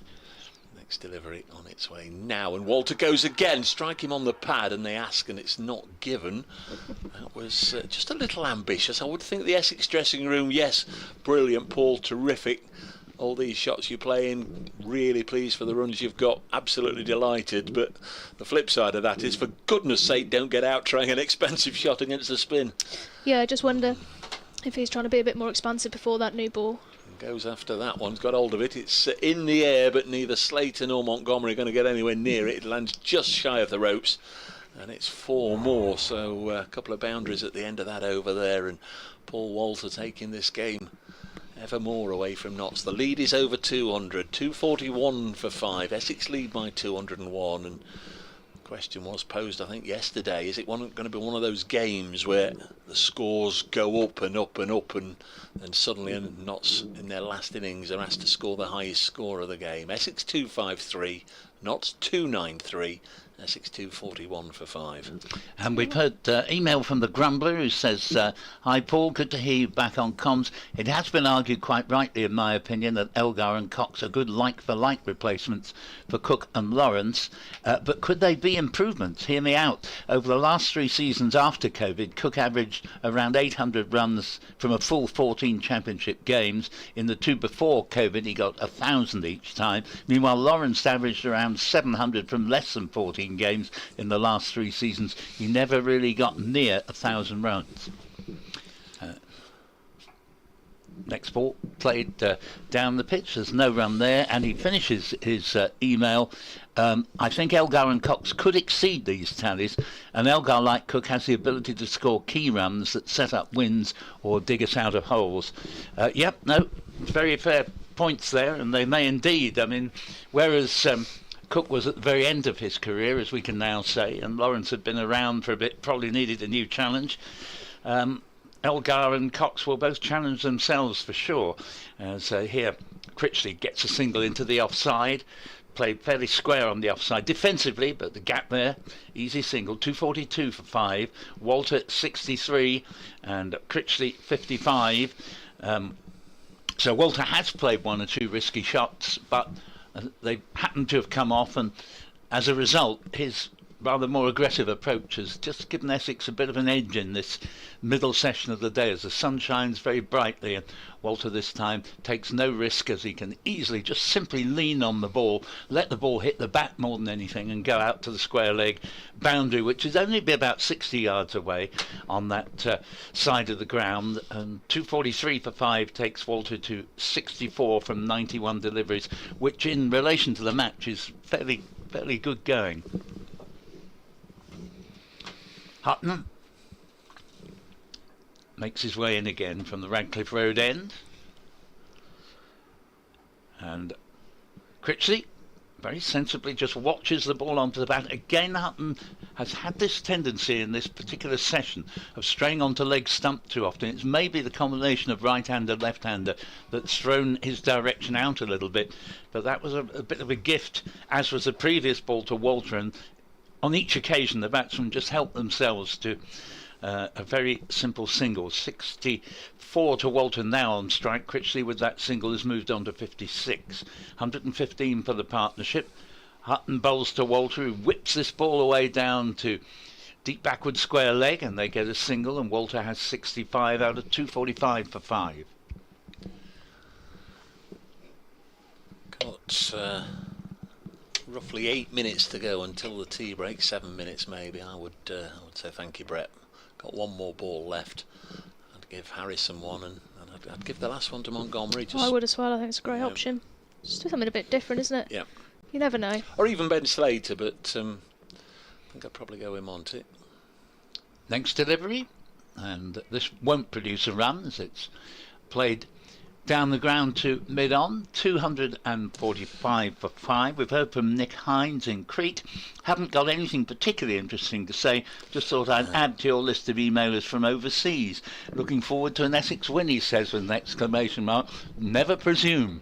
Never presume, but nevertheless, lovely to hear from you for the first time this season, Nick, as far as I'm concerned anyway. This is my first day. But I'm sure you're sunning it down in Crete. 245 for 5. Yes, all these Mediterranean correspondents. We're getting a little bit of Mediterranean weather as well. Certainly the blue sky over Trent Bridge. Yes. And it's the best conditions of the matches. It's pretty clear, isn't it, at the moment? Some kind of paper aeroplanes being buffeted about down there that's landed. That's the closest Ben Slater's been to anything in the past. A spinner bowling, a spinner commentating. Yeah, Calvin Harris comes in for his 5th over now. He's just trying to sort his field out. They've got rid of that deep 45 and they've gone for a more orthodox deep square leg behind and a deep square leg in front. He comes in to the left-handed Walter. Oh, it's close. LBW shout. Looks a bit high. Didn't look quite right. I thought the finger might have gone up there, as you were saying. It looked close, looked well worth a shout. He's causing a few issues here. Paul Walter took him down last over, got a few sweep shots away, but he doesn't look comfortable defending. Harrison trots in again.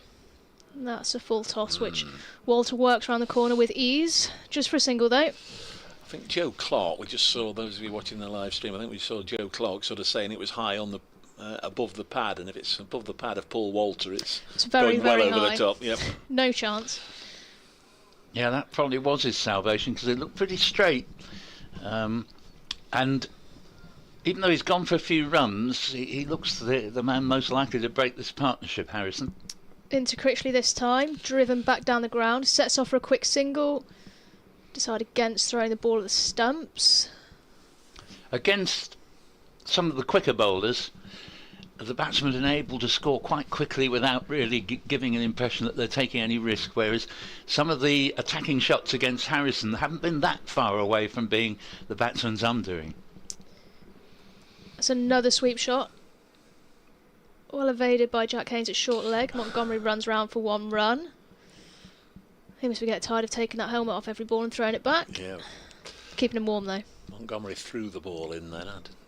I'd have dropped a big hint if I was him. I'd have bowled it in. Absolutely, bowled in from the boundary. Yeah. Giving Sunday League cricket. Sun's come out here as Harrison blows into his hands, tosses the ball from right to left hand and then trots in. Critchley prods back, quick single. Oh, could be buzzers here. Yeah, they're going to have. No, they're not going to Oh have no, one. there's confusion in the middle. Yes, no. Dane Patterson, great sprawling effort to save what probably could have been 4 overthrows, to be quite honest, as Haseeb Hamid threw at the striker's end there. He's picked himself back up. In pieces. Yeah, he's jogging. Now into a slow walk into a backward point. Doesn't look thrilled. As Patterson comes into Walter. Another sweep shot. Much more controlled this over. The 3 sweep shot he's played out to deep backward square for 1 run. Be interesting to see what they do here now. Yes, I think Haseeb Hamid fully justified to have a shy there, because There you go. we're very close to there not being a single wicket in the session. No, what you've done is this. Davis Sometimes- predicted the future, everyone. Sometimes the more you watch, the more you see, the more you know. Matthew Montgomery to bowl the final over of the session.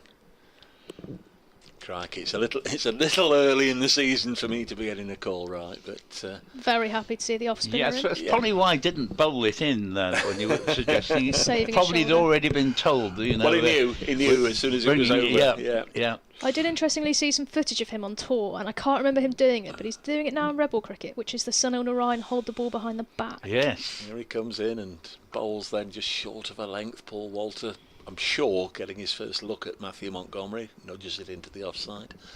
And there's no run. 250 up for Essex. As Matthew Montgomery in again, bowls, and Paul Walter goes big on the leg side, and everybody's looking towards the stand, and it's gone for 4. It clatters 1 bounce into the wall there. Walter's been out there long enough now. He's got his eyes in, and certainly going to take advantage of anything that he can reach with those long levers. Essex have already got more than they scored in the first innings. 253 they were bowled out for. And lovely sight. It's a lovely ground, Trent Bridge, and with the sun shining on it, it really does look excellent. 254 for 5, 4 balls before tea. This time Montgomery just hurries one through on a line of off stump, and Walter perhaps has been reminded by his partner that you can go off and have a cup of tea and then come back and have another go in 20 minutes if you don't get yourself out. Montgomery bowls and Walter does go big, and this time he's underneath it, so that will be deposited into the seats. It is. Up go the arms of umpire Longley, and that's gone high up into the Fox Road stand. There we go, there's a spectator gone to fetch it. And now this partnership has more than doubled the score. When they came together at 129, it's now 260. Yeah, he's bowled some lovely deliveries, but I think he's almost got to just be really brave and maybe hang it wide, a bit slower, a bit wider in those footholds, and say to Paul Walter, if you want to drag me from outside there, you can, but bowling at the stumps, he looks untroubled, Paul Walter, at the minute on that sweep shot.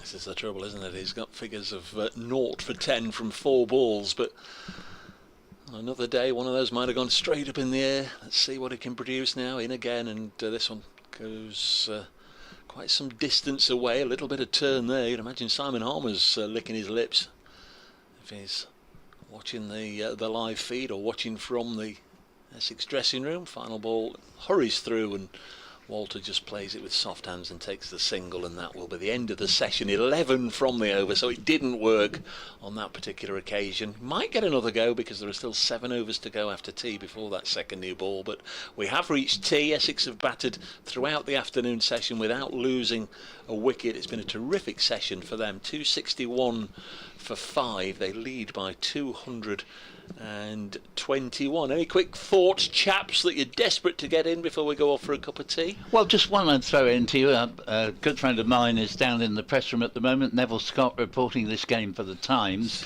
He used to do Northamptonshire cricket call when I did Essex cricket call at the end of the 80s. A great fun it was as well. And Neville was saying at lunch, bearing in mind there were 70 odd overs still left to be bowled at that point, and Essex had just lost the 5th wicket and were only 99 in front, and he was saying, well, this could easily be all over today. You wouldn't say that now, actually. One hesitates because, you know, a lot of wickets have gone down in previous final sessions, but certainly to go a whole session without losing a wicket has changed the game, pushed it very much more into Essex's court. Not that for a moment they're so far in front at the moment, leading by 221. You can't say for a moment if there were to be a sudden collapse, it might be that Notts end up needing 250 to win, and that's very gettable. Yeah, Notts just go in here at tea, regroup. Looks like Essex are going to surpass the first innings scores from both teams. Yes. Pretty comfortably at this rate, with 2 set batters. So it'll be interesting to see what plans Notts come out with after tea. Thanks very much, Lucy. Thanks, Paul. Thanks to you out there. Hope you'll take the opportunity just to have a quick cup of yourselves. We'll be back in 20 minutes and invite you to join us then.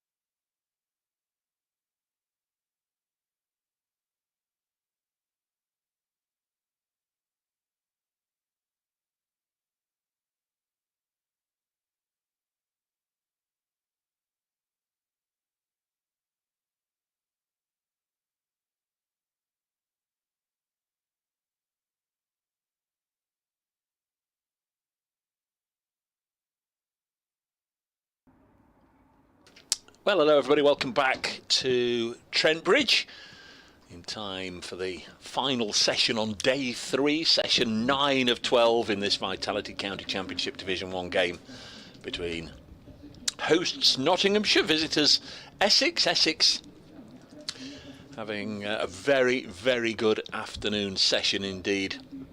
261 for 5 at tea, with Matt Critchley 58 not out, Paul Walters 79 not out.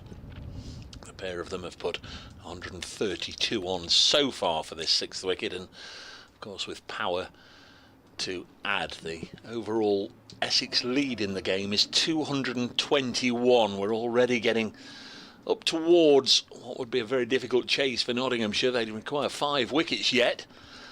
A little bit of work to do. They might be helped out by a second new ball, which will become due in 7 overs time.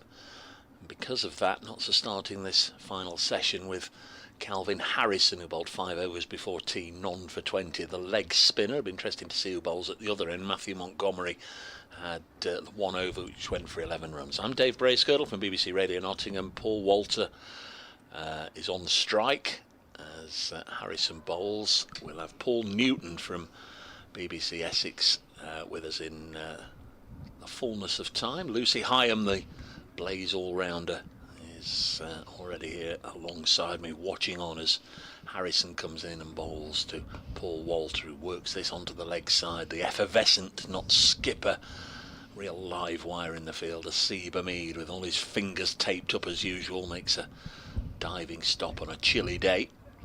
Harrison in again, edge caught! Well, Duckett with a good catch, diving down to his left, and crikey, is it going to be a repeat of days 1 and 2 where nothing happened in the afternoon? You start after tea and then wickets all of a sudden start tumbling. Really good catch from Duckett, little bit of magic from him and from Calvin Harrison, the spinner. What did you make of that, Lucy Hyam?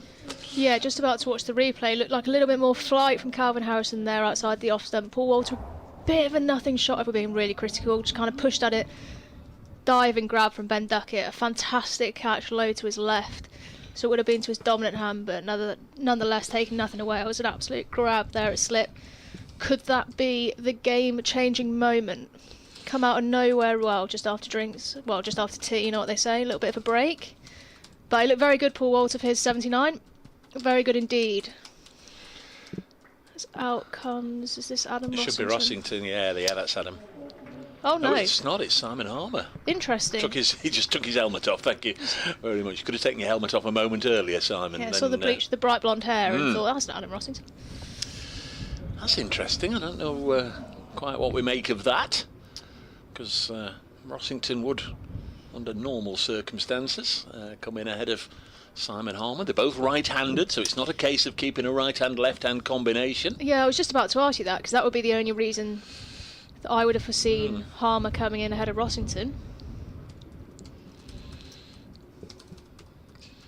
Especially against the spin. Would have sent Rossington in to give it a bit of a whack for the new ball. There's all that. You just, is Adam Rossington okay? You know.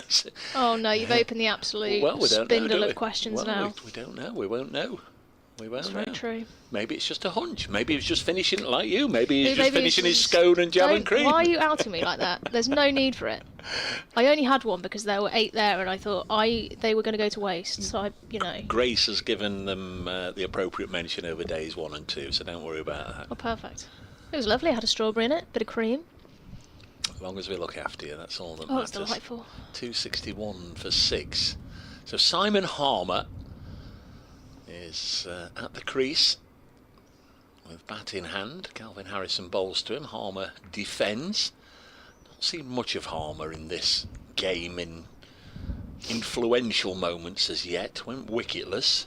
Didn't make too many inroads with the bat in Essex's first innings, but you fancy over the next 24 hours we might be saying the name Simon Harmer rather a lot as he defends this one. 261 for 6. Yeah, he'll have a big job to do with the ball, won't he, in their second innings. Hopefully we'll get him early, not give him the confidence with the bat to then go out there and do it with the ball. Not that he probably needs that, to be fair. There's Harrison in again, bowls and defends. Well, Notts couldn't have asked for any anything better first over after tea. A wicket maiden for Calvin Harrison, who now has figures of 6 overs, 1 maiden, 1 for 20. Essex remained 261 runs, but they're now 6 down, leading by 221, with Matt Critchley on 58 and partnership 0. Nottinghamshire's fan supporters will be encouraged to see that, because through the afternoon they saw that tally go up and up and up and up and up, and straight after tea, lo and behold, third ball, Paul Walter's gone. Dane Patterson it's going to be to bowl, so that's probably to be expected. You'd imagine Brett Hutton and Dylan Pennington will take the second new ball, but if Dane Patterson can winkle out another 1 or 2 here, might make the job of the new ball a little easier. Yeah, been quite expensive so far, going at 5.08 after his 5 in the first innings.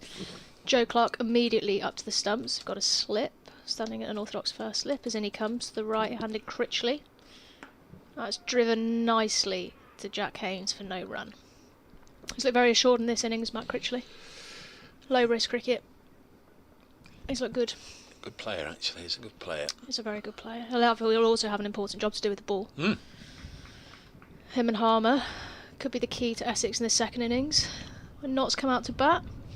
But right now for Notts, it's about taking wickets and restricting Essex to a chaseable total. Patterson turns and runs in again. Delivers the ball. Critchley comes prodding forward, catches the inside half of the bat as it dribbles out to short mid-wicket, again for no run. Good catch from Ben Duckett. Notts needed that. And slip catches now in the match from Calvin Harrison, Matthew Montgomery and Ben Duckett. No bad time to take a wicket, but that was a really important time before Paul Walter just got his eye in again. It seemed as if there was a century just around the corner for him. Yeah, he was going really nicely, wasn't he? Looking to take on the spins, came at a good time. Patterson into Critchley, front foot defends again, dribbles out to Seeper Mead. In behind the ball nicely after tea, here is Matt Critchley. What would you say? He just needs to bat for as long as possible here, Critchley? Yeah, he's faced 145 deliveries. When he brought up his half century, he was just shy of 3 hours at the crease, so probably 3.5 hours or so now out in the middle. Very much enjoy this, of course, former Derbyshire player against Notts, traditional rivals. So Critchley taps his bat. Dane Patterson runs in again over the wicket, slightly straighter delivery, flicked out, just beats mid-wicket. Critchley calls Harmer 3 for a single, which will be Harmer's first ball against the seamer. Does mean that, of course, Adam Rossington now can't come in any higher than 9. Shane Snater at 10 presumably, and Jamie Porter at 11. So. Yeah, Snater can bat. He can indeed. Yeah, I was just going to make the point. There's a bit of work to do for Notts yet.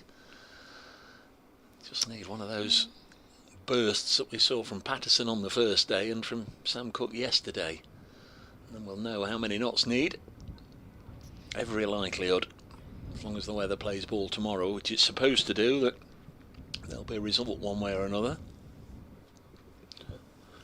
Could well be one of those days where it flips and flops. You think the batting side are on top, you think the bowling side are on top.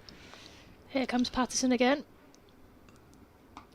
Harmer prodding forward, defensively pushes that into the offside. Deep cover runs in, they run through for a single. Yep, South African test player against South African test player. I think Dane Patterson thought his international days had gone when he moved to Notts, but then in the winter there was that remarkable decision by Cricket South Africa for the Test Tour of New Zealand, essentially to send a second string Test squad because they wanted to promote their own T20 competition. So Patterson got a recall. And here he is again. In behind that is Critchley, defending for no run. Went down there and did extremely well in the warm-up match, got in the Test side and took wickets in both matches. Bowled really nicely indeed. 263 for 6 here at Trent Bridge. Sunday afternoon.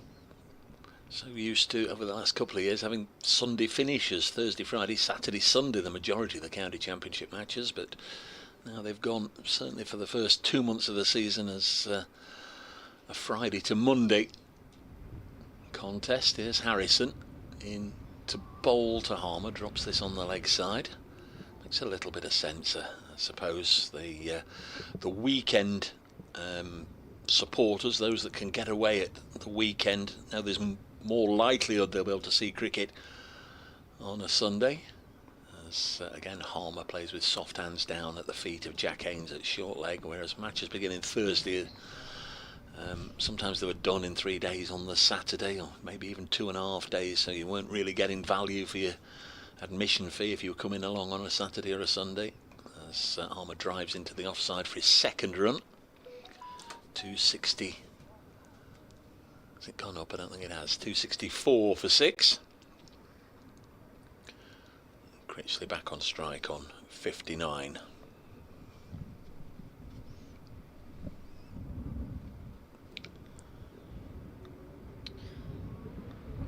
That wind's picked up again, hasn't it? It does indeed, yep. Harrison bowls to Matt Critchley and he defends. What time of day is it? 4:10. There's a sports special on BBC Radio Nottingham from 5 o'clock ahead of the 6 o'clock kickoff in London. Spurs against Nottingham Forest. This is pulled away on the leg side. I only mention that because there'll be frequent updates certainly into the first hour of that match, and then I guess we'll still be playing at half time in the football, 7:45. Next delivery is clipped to mid-on. There's no run on this particular occasion. 264 for 6, as we're once again rejoined, Lucy Hyam, with listeners to 5 Sports Extra here at Trent Bridge. Wouldn't you just know it? Wouldn't you just know cricket, folks? We have an entire afternoon session, not the merest glimpse of a wicket, nothing at all for the Nottinghamshire bowlers between tea, or rather between lunch and tea. They have a couple of slice of cake, come out, and straight afterwards, third ball afterwards, Paul Walter goes. It was a good catch by Ben Duckett at slip from the leg spinner Calvin Harrison. Walter gone. That's the end of a partnership of 132. Here's Dane Patterson, and here's the blaze all-rounder Lucy Hyam to describe it. Leg side delivery from Dane Patterson. It's a big chase out there for Dylan Pennington. Big boundary, puts in the despairing dive. Oh, he's done excellently well there. Reeled it in just before it rolled over the rope. Gets applauded from all of his teammates. Probably deserved to go for that ball there. He's been saved a bit, Dane Patterson, I'd say. Yep, not so. Just trying to get a little bit of encouragement into each other there. There's lots of applause out there from one or two of the senior players. The captain, Asib Hamid. That wicket will have given them a lift. The perfect start to the session. Patterson runs in again to Harmer, the right-handed Harmer. Slaps it away through the covers. Oh, bit of a juggle there from the cover boundary fielder. Just 1 run resulting. For those, yeah, you can't ask for... Sorry, Lucy. No, go on, you go. I was going to say, for those having just joined us, Lucy and I were just musing on Simon Harmer coming to the crease before Adam Rossington. We don't know if it's some great tactical master plan from the Essex dressing room, or maybe there's some sort of issue or not with Adam Rossington. And of course, he is a recognised, well, he's all-rounder in the sense wicket-keeper, but top-order batter as well. But the earliest he can come in now is 9, Adam Rossington, so that could well be something to keep an eye on. Dane Patterson in once more. Calvin Harrison's moved from first slip to a silly mid-on, and that is driven, stopped by Dane Patterson. Nice looking shot from Matt Critchley yet again. Played nice and straight in this innings. There's been a lot of balls back to the bowler that have been stopped. And he's just put away the bad ball, hasn't he? He's looked very comfortable at the crease. Yes, for his 59. Second new ball is 3.5 overs away. They'd desperately love another one before this new ball, wouldn't they? Yeah, especially if it's Critchley, because he's 59, not out. And he looks well set, doesn't he? Patterson in again. An expansive looking drive there, to be fair. Asib does the work again at mid-off. No runs scored. Been rejoined here on 5 Sports Extra by Paul Newton, just doing an update for BBC Essex. Paul, I don't know if you saw the wicket whilst he'd popped next door, but I did. The start of a session, quite extraordinary, isn't it? Having gone between lunch and tea, and not the merest glimpse of a chance for Notts. Patterson bowls Oh, squared up a little bit there is Critchley. Great length from Dane Patterson. Hitting the splice of the bat. I didn't think he'd last terribly long after tea. I say that I'm a great fan of Paul Walter, but he's only got 100 in his career. He's got quite a few innings, you know, in the 70s. And that was the way of it again, you know. Your average does tell you a sort of story, you know, of what each person's likely to get. And as yet, he needs a lot more time in the middle before I think he'd regularly get hundreds. Patterson bowled. Oh, that looked very straight to be hit through fine leg. Picked up there, thrown in, 1 run scored. Like a straight delivery there. He managed to just work around the corner, but there was definite interest from the bowlers there. Yeah, when you look at a player's stats, it doesn't say how many times you got out in the 70s, 80s or 90s, does it? No. There's a number of games played, there's innings, how many runs scored, how many not outs, your average, but then there's that column, hundreds, and how many you can get under there. It doesn't say... Well, he got close that day at Manchester, and that day at Chelmsford, and that day at Surrey. It's how many hundreds you get, and if you want to be known as a decent county bat, then you need to rack up the hundreds.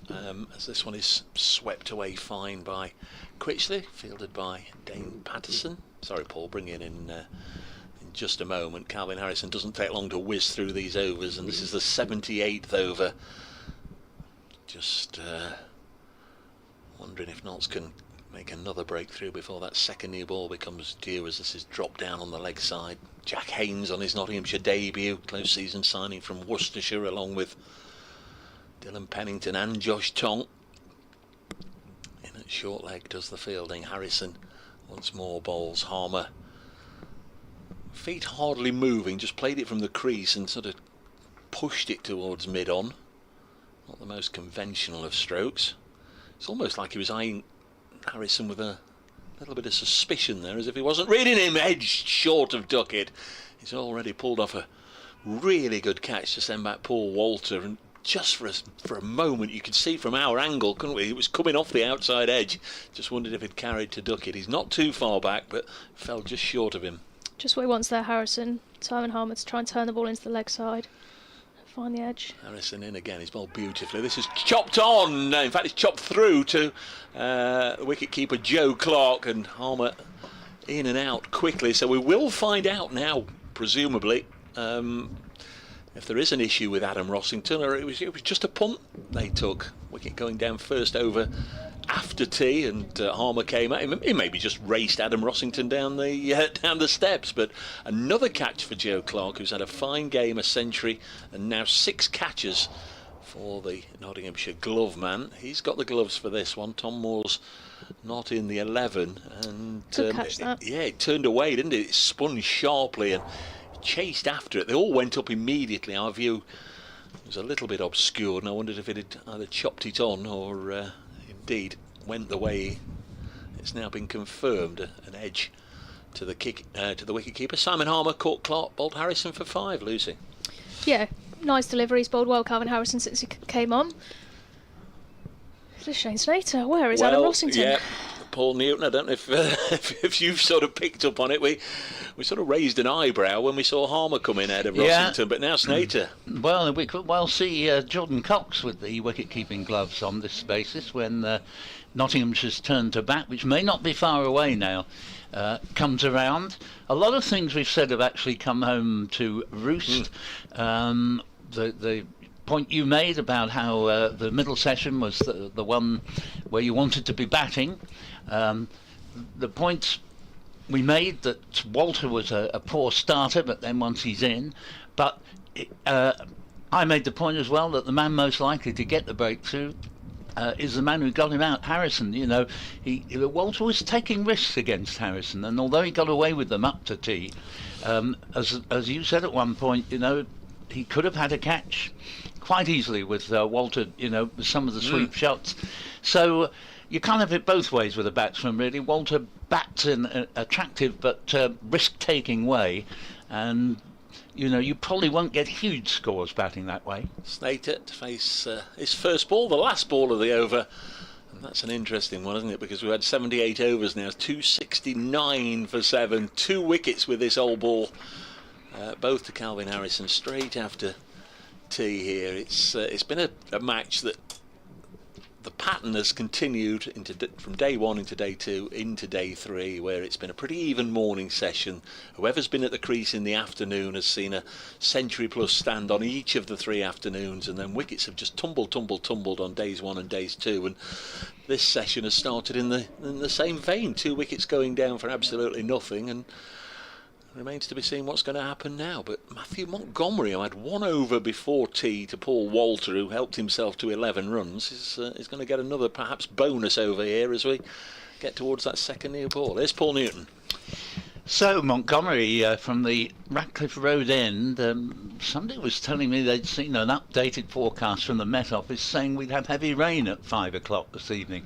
And it is looking a bit more threatening. Single here as Critchley plays the ball down to long on, and scored to 270 for 7, lead of 230.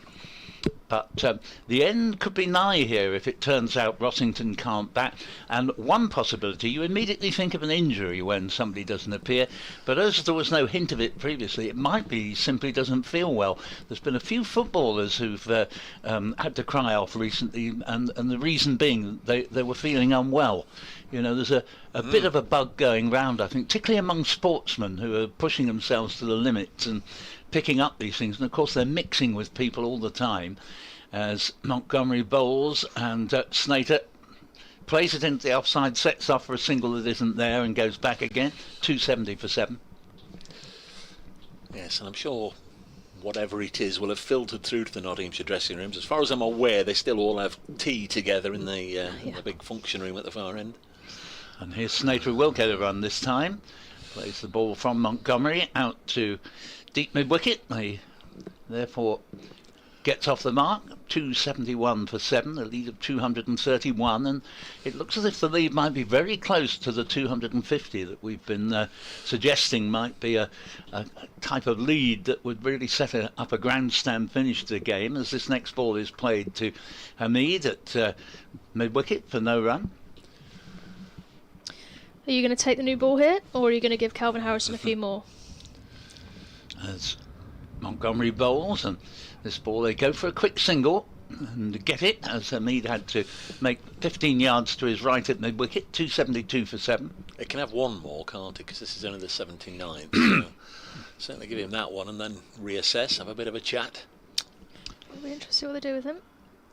Bowls again, and played out into the covers. There's no run there, and the end of the Montgomery over sees Critchley on 63, Snater on 1, and Essex at 272 for 7, lead by 232. Some clues out there because Dylan Pennington is loosening up, but will be interesting to see what happens with this Calvin Harrison over. Loosening up, saying take the new ball, Skip. I'll have a run in from the Stuart Broad end. Does make you think, doesn't it? You were calling for Calvin Harrison to be on for half of the afternoon, and he had to wait his turn. I think it's a fair bet that Essex will be bowling more over to spin in the not second innings than the first. In comes Harrison. Oh, swept. Did you get any bat on that? Ben Duckett was definitely interested. It's been given us byes. Down the leg side, wasn't it? And it was a vigorous sweep from Critchley. Didn't get anything on it, and Joe Clark, standing up to the stumps, couldn't stop it. Whizzed away past him. Went very quickly down below us, didn't it, over the ropes for 4 byes. Athletic effort from Ben Duckett there to get across to slip. Predicted it quite well. Saw it was down the leg side, couldn't get a hand on it. It's 4 added to the total. 276 for 7. Could have hit the helmet. We've seen most things in this game. I don't think we haven't had any penalty runs yet. Don't you worry, there's time for that. As Calvin Harrison comes back in. It's a nice length delivery, which Snater just... Was that Critchley, sorry? Prods forward and defends out to Seeper Mead extra cover. Harrison in again. Push through a little bit quicker, and Critchley rocks back and cuts that to the deep cover boundary for a single.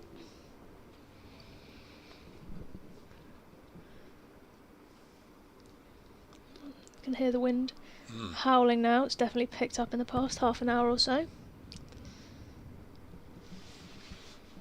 In comes Harrison. Again, lovely line in the length, targeting the stumps. Helmet in use now. It's been popped on the head of Jack Haynes, who's in there at Boot Hill.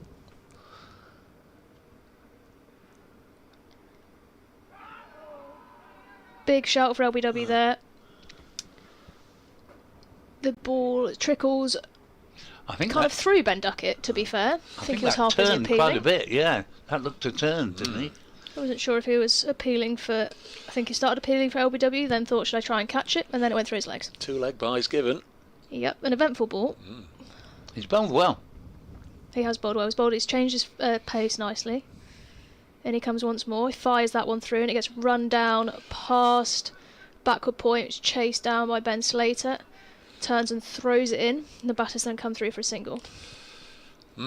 Another eventful over there from Calvin Harrison. Well, you posed the question about whether he stays on or not. That was sort of an inconclusive over in terms of making a decision, because there were certainly issues there for the batter to contend with, but it very much looks as if the second near ball is going to be taken, because at this end Brett Hutton's peeling off a sweater. He mentioned before, oh, there we go, straight away we can see Tom Lungley, the umpire. The old polythene bag has been brought out of the umpire's coat and the ball has been waved to the umpires. They just couldn't wait to get rid of that old one, Paul. No, it doesn't mean it's necessarily the right decision. No. I would have been inclined, I have to say, sufficiently impressed with Harrison's bowling to want to give him more, especially with new batsmen at the crease.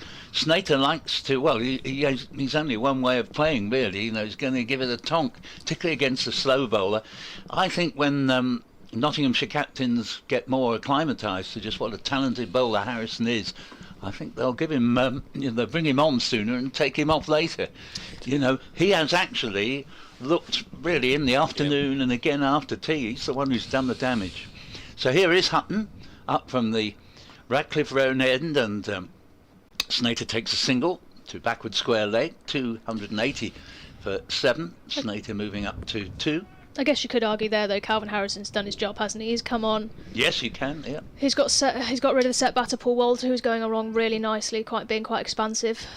Yeah, 3 to Walter Snater now, 64 to Critchley, but that's a good point. You can argue that way, and yet I have to say myself, as a lover of spin, that I would, if I see one who looks to me like he's good for more wickets, I'd want to just stay with him for a bit. Here is Hutton in bowls, and it's played back to the bowler. Not the least reason being there, Lucy, that with the partnership long since broken now, and Nottinghamshire regaining a little bit of their earlier ascendancy, sometimes a new ball can prove quite expensive. You know, the ball will sort of travel the quicker if a batsman manages to connect with it.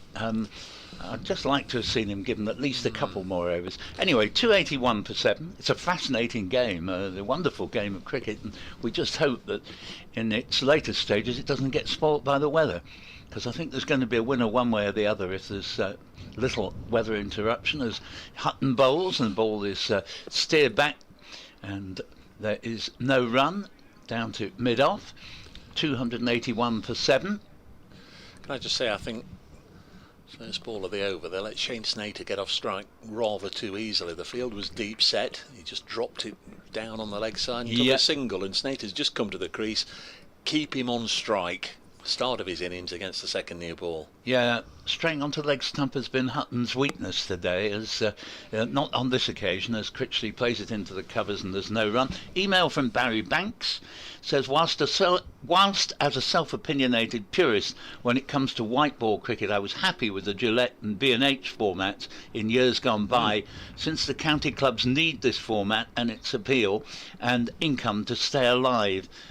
He has more to say, quite a lot more, but in the meantime Hutton's in and bowls to Critchley.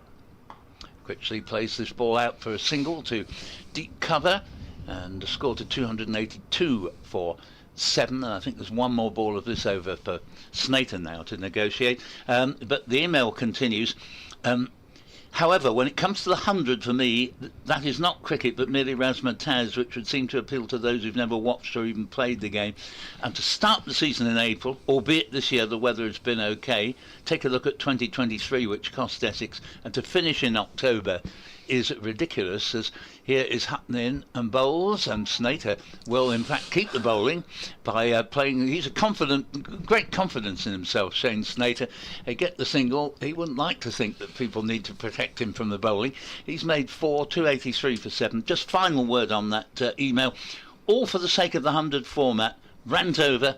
Good to have you back. Thank you, Barry. And that is, I would say to that, I agree.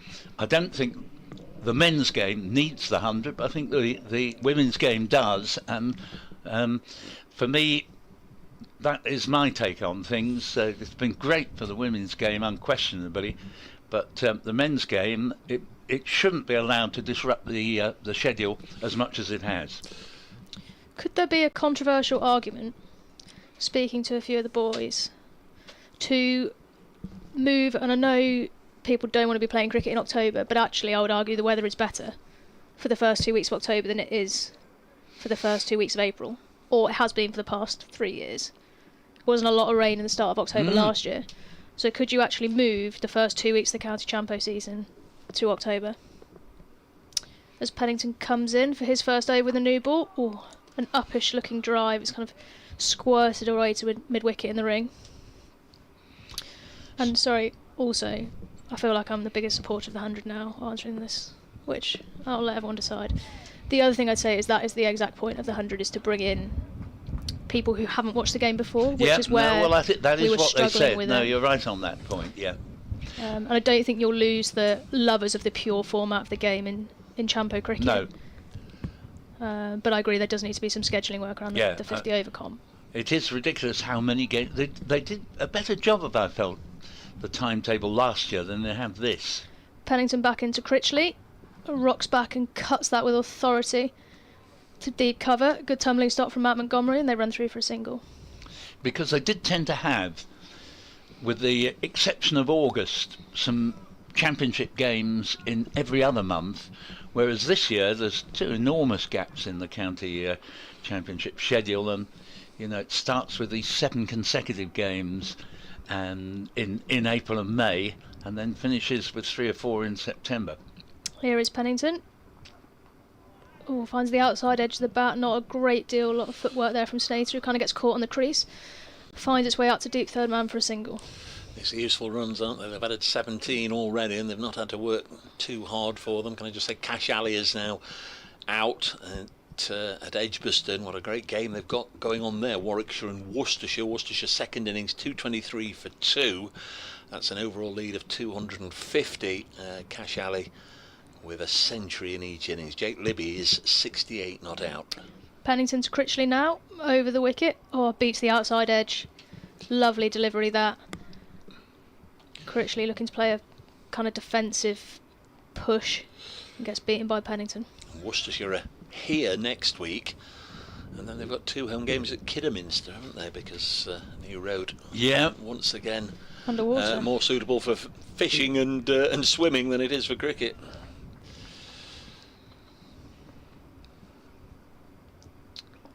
Pennington in once more. Finds a bit of bounce there. Didn't look to be too short. Jumped a little bit off a length. Dealt with well by Critchley, who just defends it into the ground, into the offside. Yes, you've brought up great memories from me there, Dave. Kidderminster, Worcester v Essex, way back in about 2001, and wonderful weather, wonderful game. Essex won, so that was part of it. But the highlight was the food laid on by the Kidderminster ladies. Absolutely magnificent. Pennington in. Critchley defends back past the bowler. Haseeb Hamid has done well in the air. It was kind of me to you. Neither of them got it, and Haseeb pounced on it in the end and prevents a single. And the finest lemon meringue pie I've ever had in my life, a mere 50p. It was just brilliant. So, fond memories of Kidderminster, a place I often visit with the Severn Valley Railway there. I'm a steam engine fan.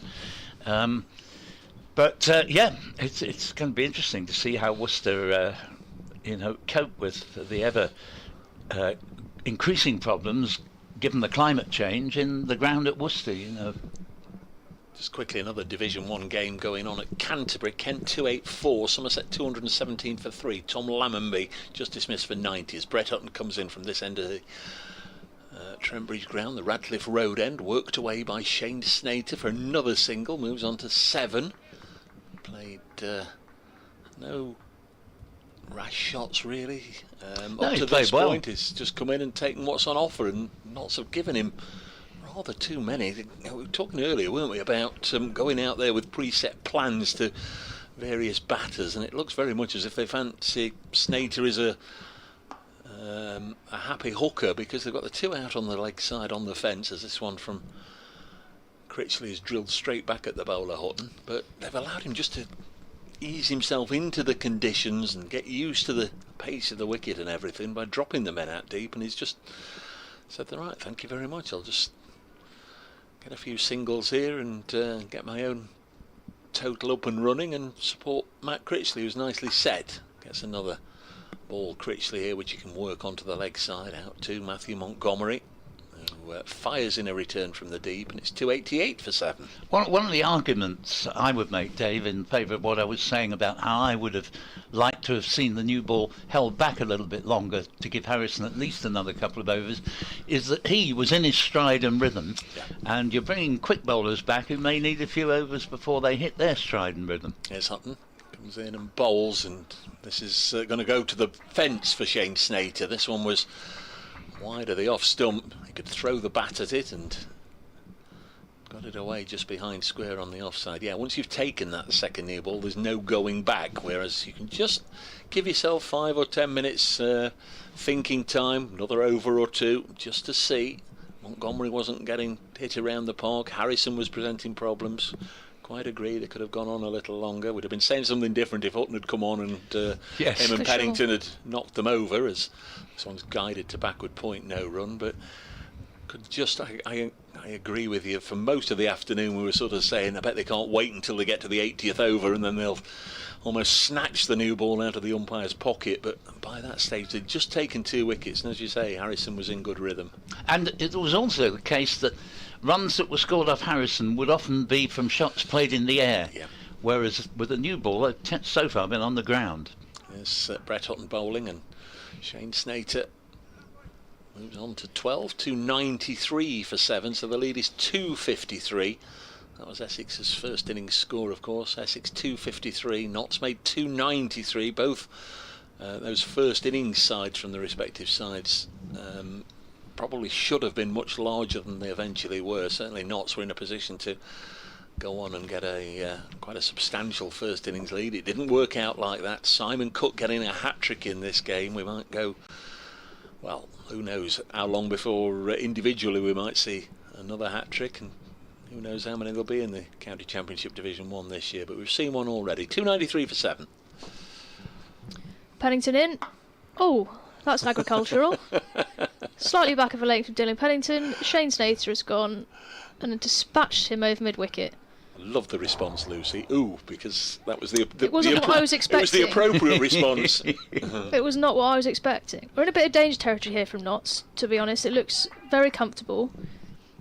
When Brett Hutton's bowling, if it's a touch leg side, they're picking him off. If it's a touch offside, they're picking him off. So he's got a very small margin for error. Well, as I say, Snater only knows the one way to play. Oh, he's done it quite effectively so far. Run of ball 16. Pennington in. Oh, it's a nice drive that from Shane Snater. He's irritated with himself. He just wanted to beat mid on there. That was another easy boundary for him. I'd have lost a small wager there, because I'd have had a little gamble on Pennington giving him one round his chin there next ball. Has he got? He's only got one. Oh, he's got the 2 out there. He's got a fine leg and a deep square, I think. It's a short boundary that side, though. It is, yeah. Oh, that's a lovely shot.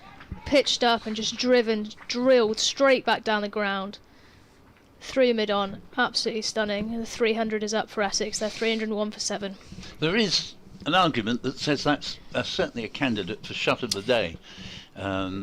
You know, let's face it, it's not been a feast of absolutely glorious cricket shots. You've had to sort of be fairly workmanlike for the most part, but that just went like a tracer bullet to the long-on boundary.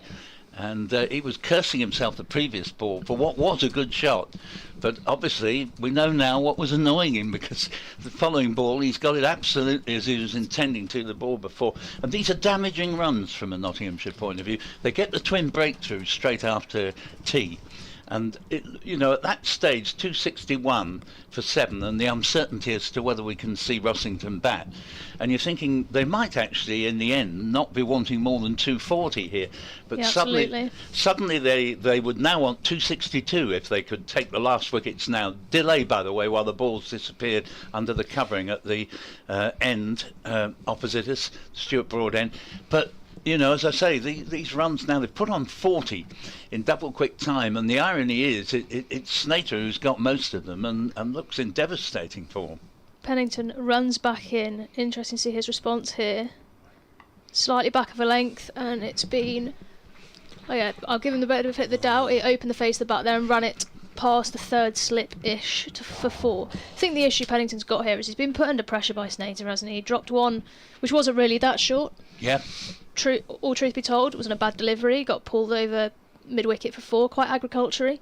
The next ball he pitched up, got drilled at mid-on for a dot, but Shane Snater was annoyed he didn't get that away. He's been absolutely pumped back past the stumps because he had to go fuller because he'd been pulled.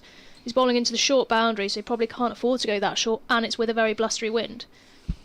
He's quite limited on his options here, Pennington. In he comes again. Oh, it's a lovely delivery, that. Beating the outside edge. Back of a length. Was a good ball. He does certainly bowl some very, very good deliveries, Pennington. But nevertheless, Essex would be happy with 3 boundaries from this over. Yeah, they've capitalised on the hardness of this new ball quite well. Yeah, exactly. Here he comes again. Pennington over the wicket to Shane Snater. Oh, again, an agricultural delivery, back of a length, this time outside off stump. Snater looks to try and cart it over mid-wicket again, misses it, easily taken by Joe Clark. End of the over. 305 for 7. Of course, the last time Shane Snater played here a couple of years ago, got 7 wickets. 7 for 98. Yeah. Yes, and do you know, at the time, he'd have been regarded as, I think it was Brian Tendescata's doing, fellow Zimbabwean, that he came to Essex, and for 2 or 3 years we wondered what on earth Ryan had seen in him, and then we began to get the answers. There's Houghton bowling to Critchley. So last time he came, he probably played in last year's match, I can't remember now, but a couple of years ago, a 7-foot single taken at the start of this over by Critchley, moves on to 68. Been at the crease for over 4 hours now, Matt Critchley. Really splendid effort from the all-rounder. Yeah, the way Snater and Walter battered around him. I mean, Critchley's not striking the ball at a vast run rate, but the partnership's 37 off 38, so almost a run a ball here between these two. Knots have 4 on the leg side for Snater, and he's helped this away down to long leg. There'll be just a single. Not quite sure, I don't think, where they're trying to attack, where they're trying to get the wicket from at the moment, Knots. And it's a little bit of a shame the way they've allowed this second new ball to get away from them. Lyndon James whirling his arms around as if he might have already have had the call to get himself ready. He took the first 2 wickets of the innings. Ferris Kushi last night, Dean Elgar this morning. As Houghton bowls, and this is just played into the offside by Critchley. That's where he wants to be, Brett Hutton. He's just gone a bit straight, hasn't he? With no one in that mid-wicket gap, you've got a deep backward square and a kind of cow corner mid-wickety in play. It's too easy if he gets too straight. He's just missed his line slightly in the past few overs. Wicket keeper's Joe Clark, 4 catches in this innings. Alongside him, Calvin Harrison, and Ben Duckett is at second slip. Next ball is striking the pad. They're asking the umpire, and the finger's gone up. Houghton has got a wicket here, and Critchley has to go for 68. Not needed that wicket. Brett Houghton was very, very confident, and got a little bit of support from behind the wicket as well. Once more, I wonder if that full pitch delivery might just have perhaps not bounced as true as Matt Critchley was expecting. But Critchley's gone, given out LBW, faced 174 balls at the crease for 232 minutes, faced hit just 3 boundaries, but a terrific knock nonetheless. It's 307 for 8, and Brett Hutton picks up his 3rd wicket of the day. And just seen a replay of that. He was sort of walking across his crease, and there will be those, I'm sure, watching the audio pictures that might just go back and rerun it and rerun it and rerun it, as Adam Rossington does come out to bat at number 10 and is marching quite briskly out to the middle, so he looks okay, doesn't look to be in any difficulty. No runner alongside him or anything, so might just have been a team decision, but that was very close to being outside the line at first glimpse. Definitely what Matt Critchley thought, didn't he? He wasn't particularly happy with that decision. But no, he sort of walked off with the helmet sort of half-mast, the way that players do when they want to say, I'm not openly disagreeing with the umpire's decision, but I want everybody in this ground to know that wasn't out. That's his line of thinking, and he is, he's not the most petulant of players. He doesn't normally do that, so that's the beauty of the game. That's why we have umpires, and by and large I think they do a fantastic job. Well, from his perspective, he will know that he was sort of walking across his crease, and he will presume that it wasn't just very, very close to the line of off stump. He will have thought, oh well, I've gone right out there, almost in the line of first slip. Here's Hutton, nice and full. Then Adam Rossington. First ball is played up to Montgomery at mid-on. There's no run, so might just, on the face of it, just be a team decision, maybe. Maybe he was. It's strange. Essex don't really mess around with their batting order at all. There will have been, I think, a genuine reason, not anything to do with a reflection on his batting. Hutton bowls to Rossington, withdraws the bat inside the line. So Brett Hutton does have his 3rd wicket, 3 for 71 now, 23 overs, 3 maidens, 3 for 71. Notts haven't used the second near ball as well as they would have hoped, but in the 5th over of its usage, they do dismiss Matt Critchley, and that's 3 wickets for Notts since tea. Essex 307 for 8, lead by 267. If the light holds, if the rain stays away, we've still got 28 overs to go this evening, so we'll be here till, well, heaven knows when, 7:30 if we get all those in. But the floodlights are coming on, so there's the first warning sign. We have had it the past 2 evenings, although we got all the 104 overs in yesterday. On the first day we went off 11 overs early. I think we're going to see Snater throw the bat now. We already have, I know, but I'm sure he's going to do something similar. To look like a tailback in there to Snater, who defends it out nicely. Kind of hangs his bat. Through to backward point, they're in 3 for a single, so it'll be Rossington to face Pennington for the first time. Yeah, I'll be intrigued to hear why he came out a little bit later. Doesn't look particularly impaired, but like I said, there must be a reason. Although to be fair, Snater's come out and batted nicely, so you never know. Here that wind is howling now as Pennington turns at top of his mark and runs back in from the Stuart Broad end to Rossington. It's a short ball and it's pulled around the corner very dismissively. Swivel pull, never left the ground, 4 runs. Probably got to be a bit shorter than that, Pennington. Yeah, it was the fact that Simon Harmer came in ahead of them both that's got me to raise my eyebrows. But now you can see what a dangerous player he can be coming in at number 10 here.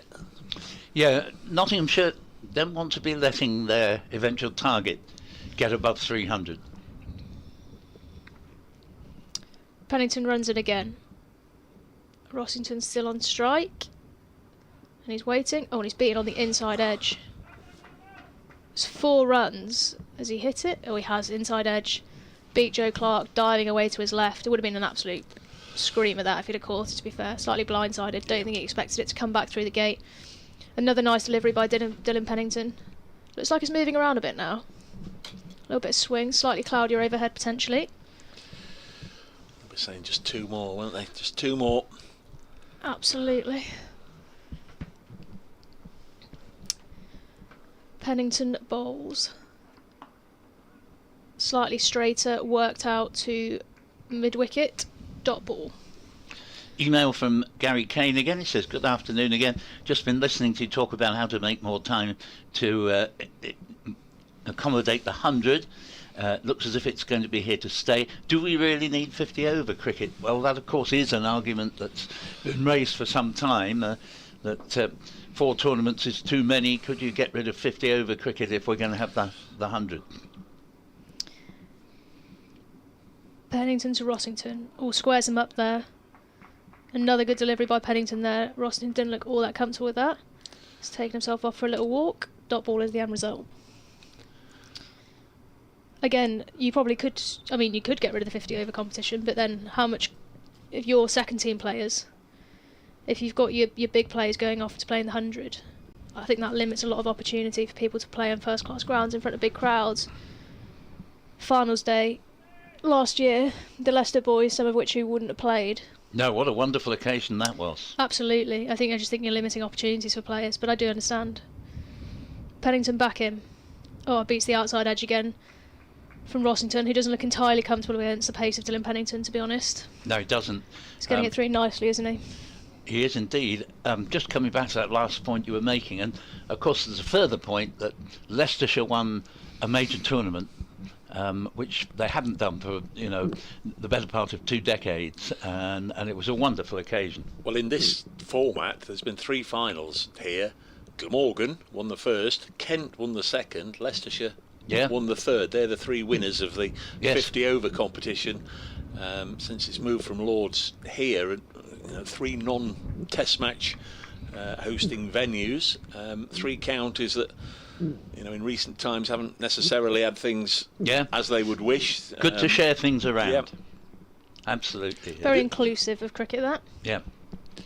And as you rightly say, Lucy, it also gives some of your 18-year-olds a chance to play in a first team game, and some of them have proved to be very, very good. There's Brett Hutton from the Radcliffe Road end. This one just drifts down the leg side, and there's no run. Of course, in the lead up to what year was it that England beat New Zealand? Interestingly, Joe Clark has either done his hamstring or he's got quite severe cramp. But he looks very uncomfortable there. He does indeed. That's a good spot. When did England beat New Zealand? Was that 2018 World Cup, 2019 World Cup? 2019 World Cup. Of course, all the focus was on 50 over cricket in the lead up to that. Let everybody have as much practice as they can and blah de blah. Now nobody plays 50 over cricket. England players just basically go from one tournament to the next with no club or county 50 over cricket in between. I mean, Harry Swindles is a prime example. Come all the way through the Leicestershire pathway. Probably hasn't had the opportunity in 4-day cricket and T20 blast cricket. Got a match-winning 100 for his home county. 316 for 8. Next ball is sent down by Hutton, just keeping half an eye on Clark. He seems to be okay. That one was pushed back to the bowler by Shane Snater. I think we were talking about this either yesterday or on the first day, and I know it's a long old day watching. I'm sure Paul finds it the same, and I think there's a lot to be said for 40 over cricket rather than 50 over cricket. Yes, they said 50 over because internationally we all play 50 over cricket. This has worked away on the leg side, but if you're not going to use these players, and quite frankly you're not, a lot of the players that participated in the Metro Bank 50, I think as it's now called, or was called last year, they're not going to go from there straight into the England side, so there's no need for them to be playing 50 over cricket, when a 40 over game I think all round would be a better day, because there is that period in the middle of a 50 over game which is still, despite all the different rule changes they've tried over the years, it's still a little bit of a yawning hour and a half, 2 hours right in the middle of an innings. 317 for 8 it is here. Yeah, just a dot ball played in the covers, and I loved the old John Player League games, and not the least point about it, it makes for a lovely afternoon, because if you remember the John Player League started at 2 o'clock, you can get the whole game in an afternoon. Absolutely. And as I say, for me, I miss it. I do. Tremendous tournament as Hutton bowls now, dropped on the leg side.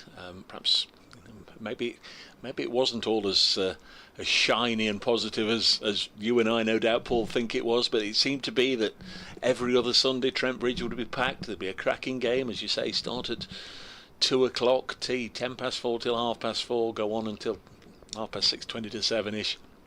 You get a good game in, you're going to get all the counties involved every other Sunday, but those days have gone. Here's Hutton in once more bowls. Notts need 2 more wickets. Essex will be looking to get that lead over 300. It becomes 278 as Rossington drops this on the leg side, and there's no run. End of the over. Mark's been in touch to say, folks, just want to say how much I'm enjoying today's coverage. Thank you very much. I've been at Trent Bridge today listening in. Come on, Notts. Thank you, Mark. Thanks, Mark. Hope you enjoy your season. Yeah. One lovely memory I have of a John Player League game here. Dave, I sort of had just passed the driving test and very nearly, I shouldn't say this, but very nearly got up to 100 miles an hour in my haste. I'd taken a schoolboy game in the morning, came down here from Leeds where I was a teacher, and saw Gooch make 171. And he was out in the 38th over. Pennington in, full ball, almost York length, defending out there by Adam Rossington. No runs for. Well, wasn't that the day after the Lord's final? Didn't they yes, it was. They meet at Lord's on the Saturday and then came here on the Sunday? It was. And you know, that's right, because Gooch hadn't been at his best, even though he got big runs in that Lord's final. Brian Hardy had rather, outplayed him that particular day, and Gooch didn't like that, so he played absolutely brilliantly here against the likes of Richard Hadley. Oh, Adam Rossington has a attempted drive at that one, beats the outside edge. Lots of interest there from the slip cordon. Been a good spell so far by Pennington, beating the outside edge numerous times. But one of the nicest things about the whole of the game of cricket, I happened at the interval to be standing next to a Nottingham supporter, and he said to me, I wouldn't have missed that for the world, talking about Gooch's innings, because you don't just applaud your own side, you love to see great play, even if it's from a member of the opposition. Pennington once more. Squared up there is Adam Rossington. Very quick to take that bottom hand off the bat. She's played a couple of times. Yes, he's looked a little bit as though he's not feeling 100%, hasn't he, out there? Yeah, he's taken his bottom hand off the bat in defence. You're a great ailment spotter, Dr. High. It's because I've had so many of them. I'm really good at picking them up.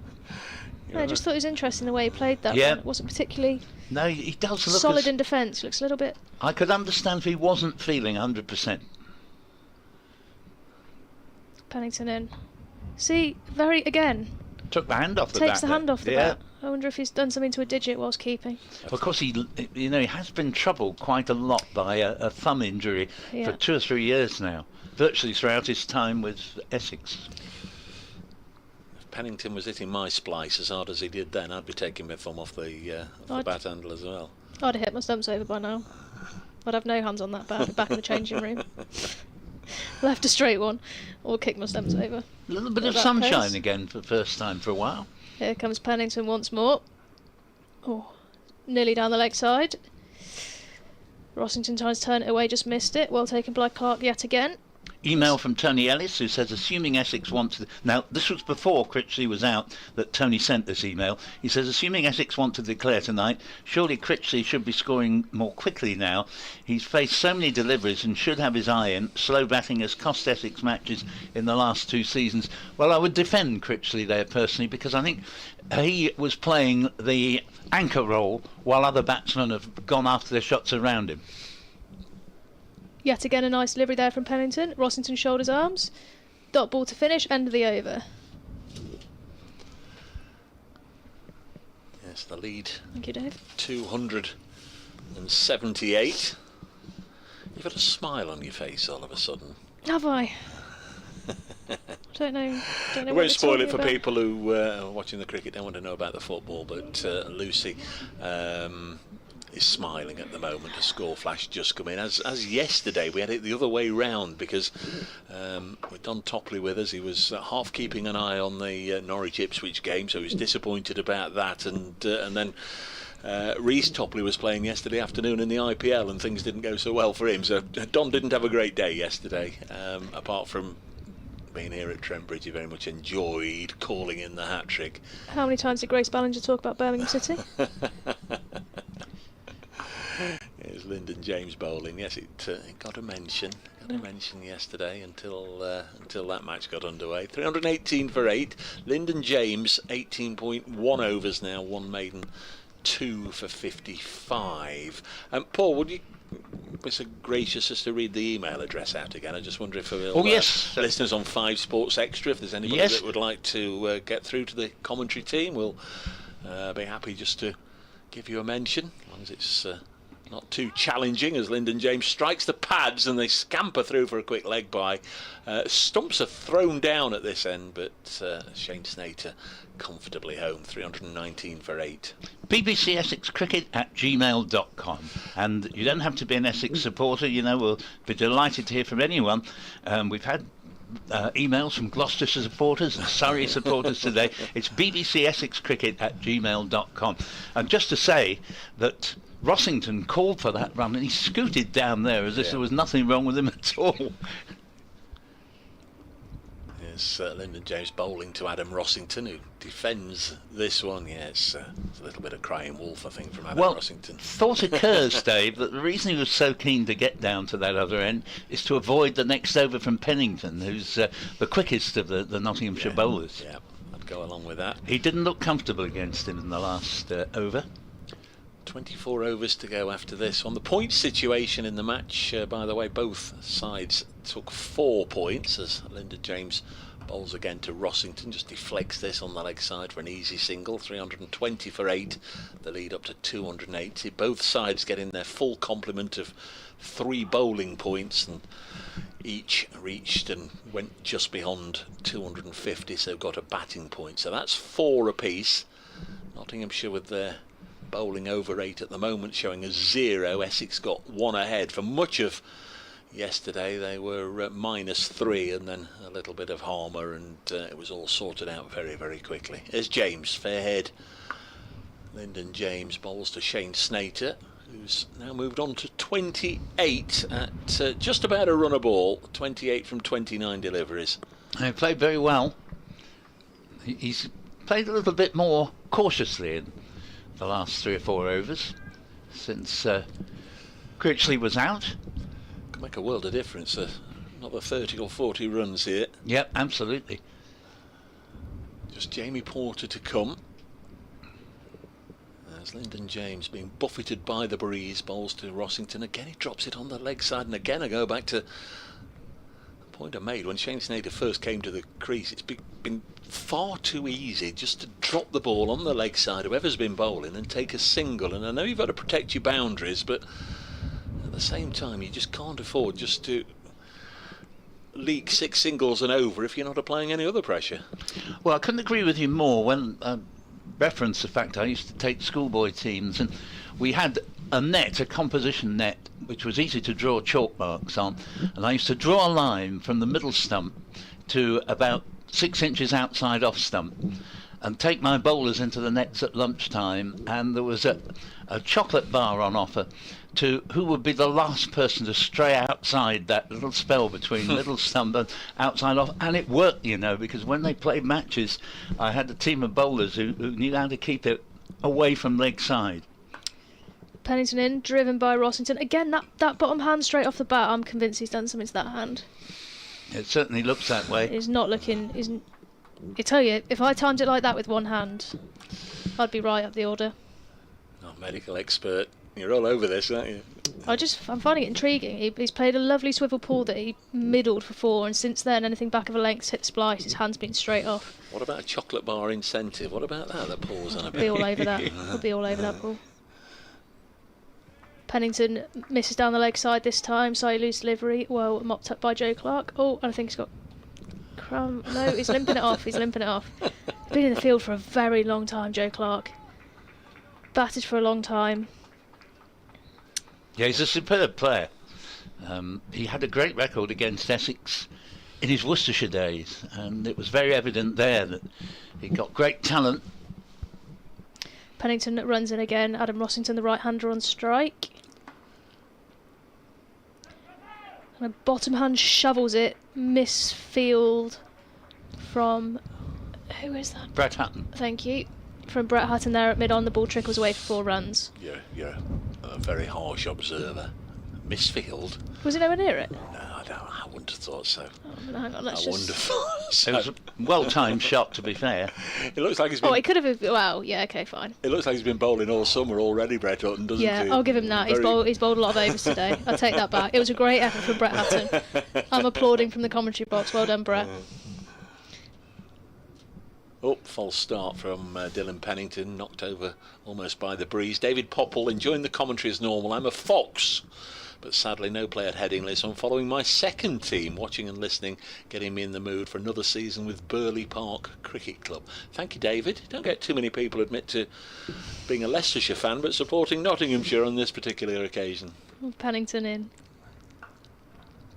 Rossington tries to force that through the offside, slightly mistimed, ends up dribbling out to mid-off, and then interestingly Shadow bats a shot that's a hoik over cow corner. Very contrasting to the shot he just played.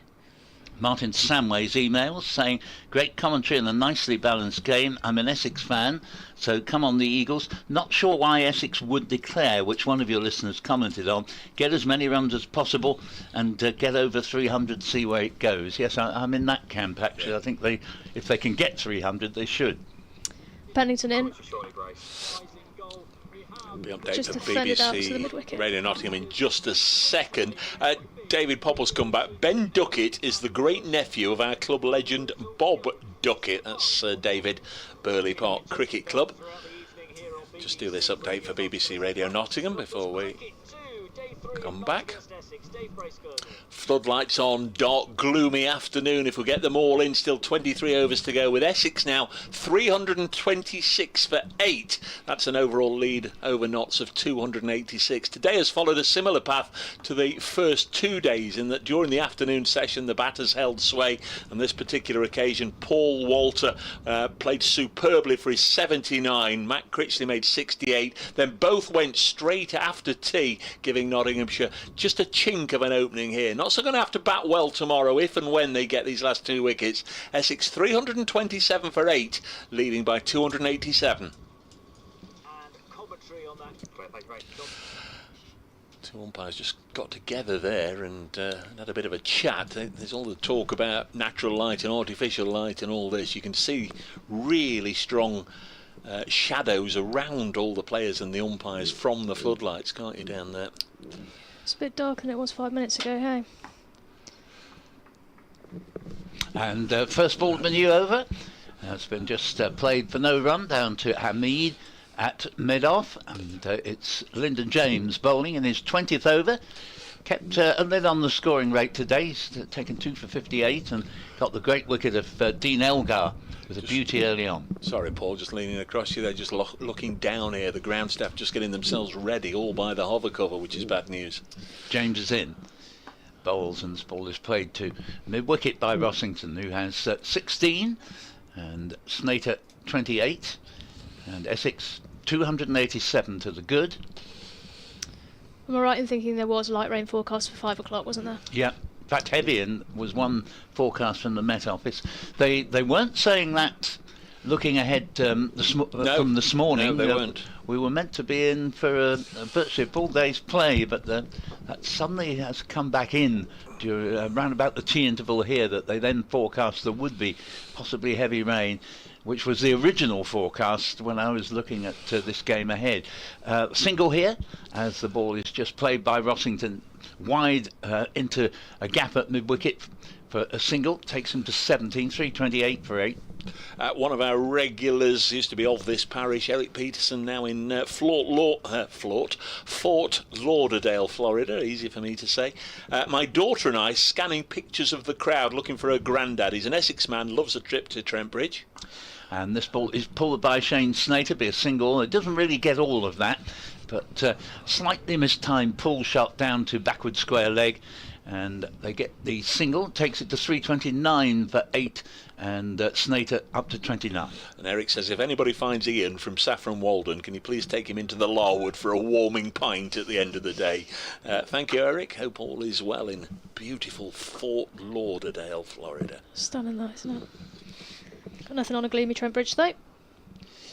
as changes in bowls, and no run here as the next ball is played slowly out to Haynes at mid-wicket, 3:29 for 8. Email from Mark Mugasseth, who says, how many more runs do you think Essex will need before they declare? I am a Notts fan. I think if they, I was saying a moment ago, Mark, that from their point of view, they'd be delighted to get a lead of 300, and they only need 11 more to do so. As here is James in bowls, and there'll be no run here as Rossington can't time the ball, and it just goes a few yards out into the offside. The over ends with the score at 3:29 for 8, and I think the umpire's just testing the light now with his meter on top of the stumps. I think we might be off here. I think there's zero chance of a declaration whether we go on or not. You know, potentially it's as dark now as it has been, and you only need bowl one ball and then you'd go off, but we're not going to get to that stage because the umpires now are, maybe there's a spit or a spot in the air already. They're calling the ground staff to bring the hover cover on, and the players are heading back to the pavilion. Essex 3:29 for 8. That's a lead of 289. We've got Shane Snater on 29, Adam Rossington on 17, a potential 22 overs still to be bowled today, but it looks very much as if we're going to lose certainly some of those. There's plenty of time left to get back on. Of course, we can see these dark clouds getting closer and closer, and the big issue there will be, are we going to get any rain? If so, how much? And if there's any brighter weather behind it. But we've got an interruption here. I guess Notts won't mind too much right now just to go off. It's taking a little bit of time out of the game. It's certainly disrupting the flow that Snater and Rossington had dropped into, this partnership of 22 so far, but they were just milking the runs nice and easily, weren't they? Yeah, just while we've got this gap in play, we've had a little rash of emails, which let's just listen to them, as we have John Cunliffe saying, good afternoon, all listening to your commentary in Northampton. I didn't catch the name of the female commentator. I'm not sure I've heard her before. Well, it's Lucy Hyam, and he says, I've enjoyed the three of you very much, so well done all. That's a very nice email, thank you very much, John. David Church regarding the Sunday League, he says, loving the coverage of this game and the great streaming service on YouTube. 100% agree with your earlier remarks about the Sunday League, as it used to be called. I've been watching Essex since I was a teenager in the late 80s and always loved the atmosphere, especially at the festival grounds like Castle Park and Valentine's Park. Very good point you make, David. I love those outgrounds, and Southend as well. Steve McLaughlin via Viz 40 over cricket says, interesting idea bringing 40 over cricket back. Only trouble is that with current over rates you'd never be able to start at 2 p.m. and finish before 8. Well, if you remember, they used to have a limit to the bowlers run-ups in the John Player League of 12 paces. So I think you would actually, in other respects I totally take your point, but I think that rule would have to be applied. And don't forget, in the era of the John Player League, it coincided with the great overseas talents coming over, you know, the wonderful West Indian bowlers and batsmen. The South Africans had a lot of great players who weren't able to play Test cricket. So, you know, there were wonderful world-class players to watch, but they readily adjusted to the shorter run-ups. There was a prize fund, wasn't there? I can't remember how much money was in the prize pot, but for every 6 you hit, you qualified for one share of that prize pot. Right. And for every 4-wicket haul, I think it was. You qualified for a share of the prize pot. So the players had that little incentive to be greedy for themselves. But as I say, it was great. It was great stuff. You knew there'd be cricket every Sunday afternoon, and again, if memory serves, I would come here to Trent Bridge one week, and then the next week you'd watch the game. It was on BBC Two, wasn't it, every Sunday afternoon? I was just going to say. And even before then, you know, you like me will remember before then, the forerunner of the Sunday League, which kicked in 1969. The 2-3 years before then, there was the International Cavaliers, if you remember those. It was like a World 11, an All Stars 11, and each week they would play the counties, wouldn't they? You know, so one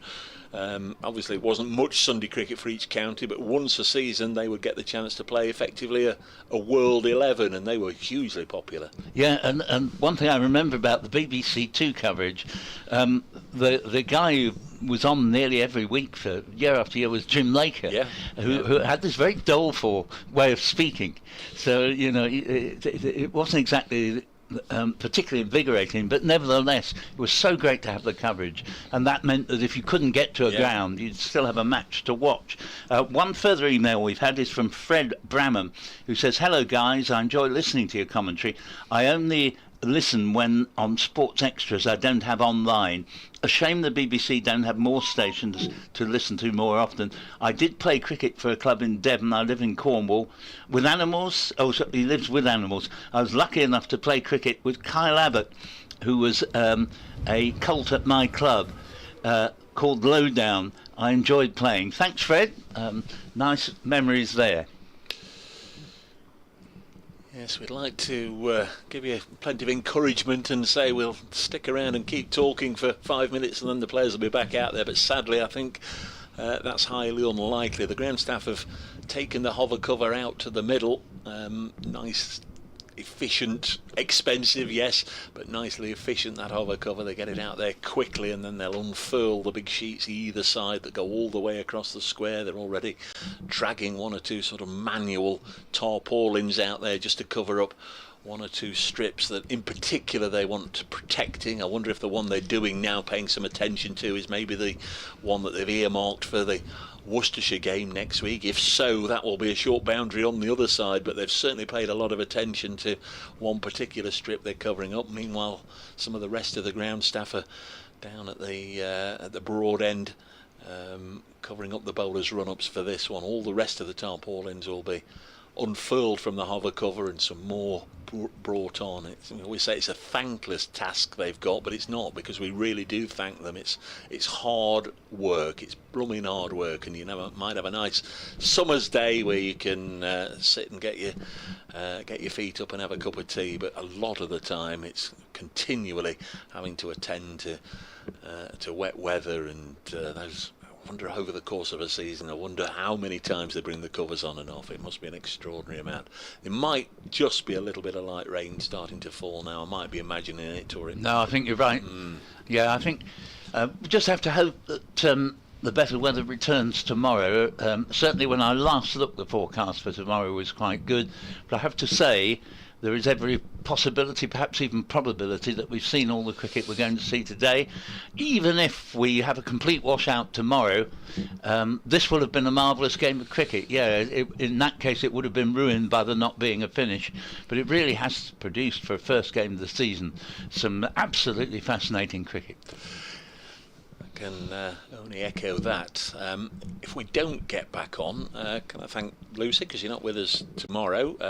First time you've been in here, and we've very much enjoyed your company and your commentary, and hope we see you again before the season is out. Thank you for having me. And with regards to your individual performances, hope you stay fit and well and healthy, and we'll look out for everything you do for the Blaze and in the various competitions. Is your 100 destiny sorted out? Are you It is. For the Superchargers? Back up north to the mighty Leeds for a month. Well, we'll wish you well in that. Thank you very much. Give our love to Grace when you see her, and the rest of the Blaze squad. And I will be sure to do so. I'm sort of signing off as if it is the end of the day, but I think I'm being a little bit realistic here, because it doesn't look any brighter, does it? It looks worse over that building. It doesn't look any brighter. Thanks everybody for all the lovely messages. Thanks for those welcoming Lucy to us today. Paul and myself will be back tomorrow. Again, I'm reiterating, if there is any more cricket this evening, we'll be here. We'll stay here until it's called off, but I'm afraid it looks very, very gloomy, and the forecast is that over the next hour or two it might not get any better. So in all probability, we've seen the end of the cricket. Essex began the day on 65 for 1. They close it, if it is the close, on 329 for 8. We've had a thoroughly absorbing day. They always talk about day 3 in golf being moving day. Well, we've had moving day today, and Paul, we might just see a thrilling outcome tomorrow with Nottinghamshire hopefully taking on the challenge, and Essex, I'm sure, making life very, very hard for them, and may the best team win. Thank you very much, Lucy, Dave. Thank you both. So we'll see you tomorrow, folks. Again, just a quick word on our production crew and camera crew.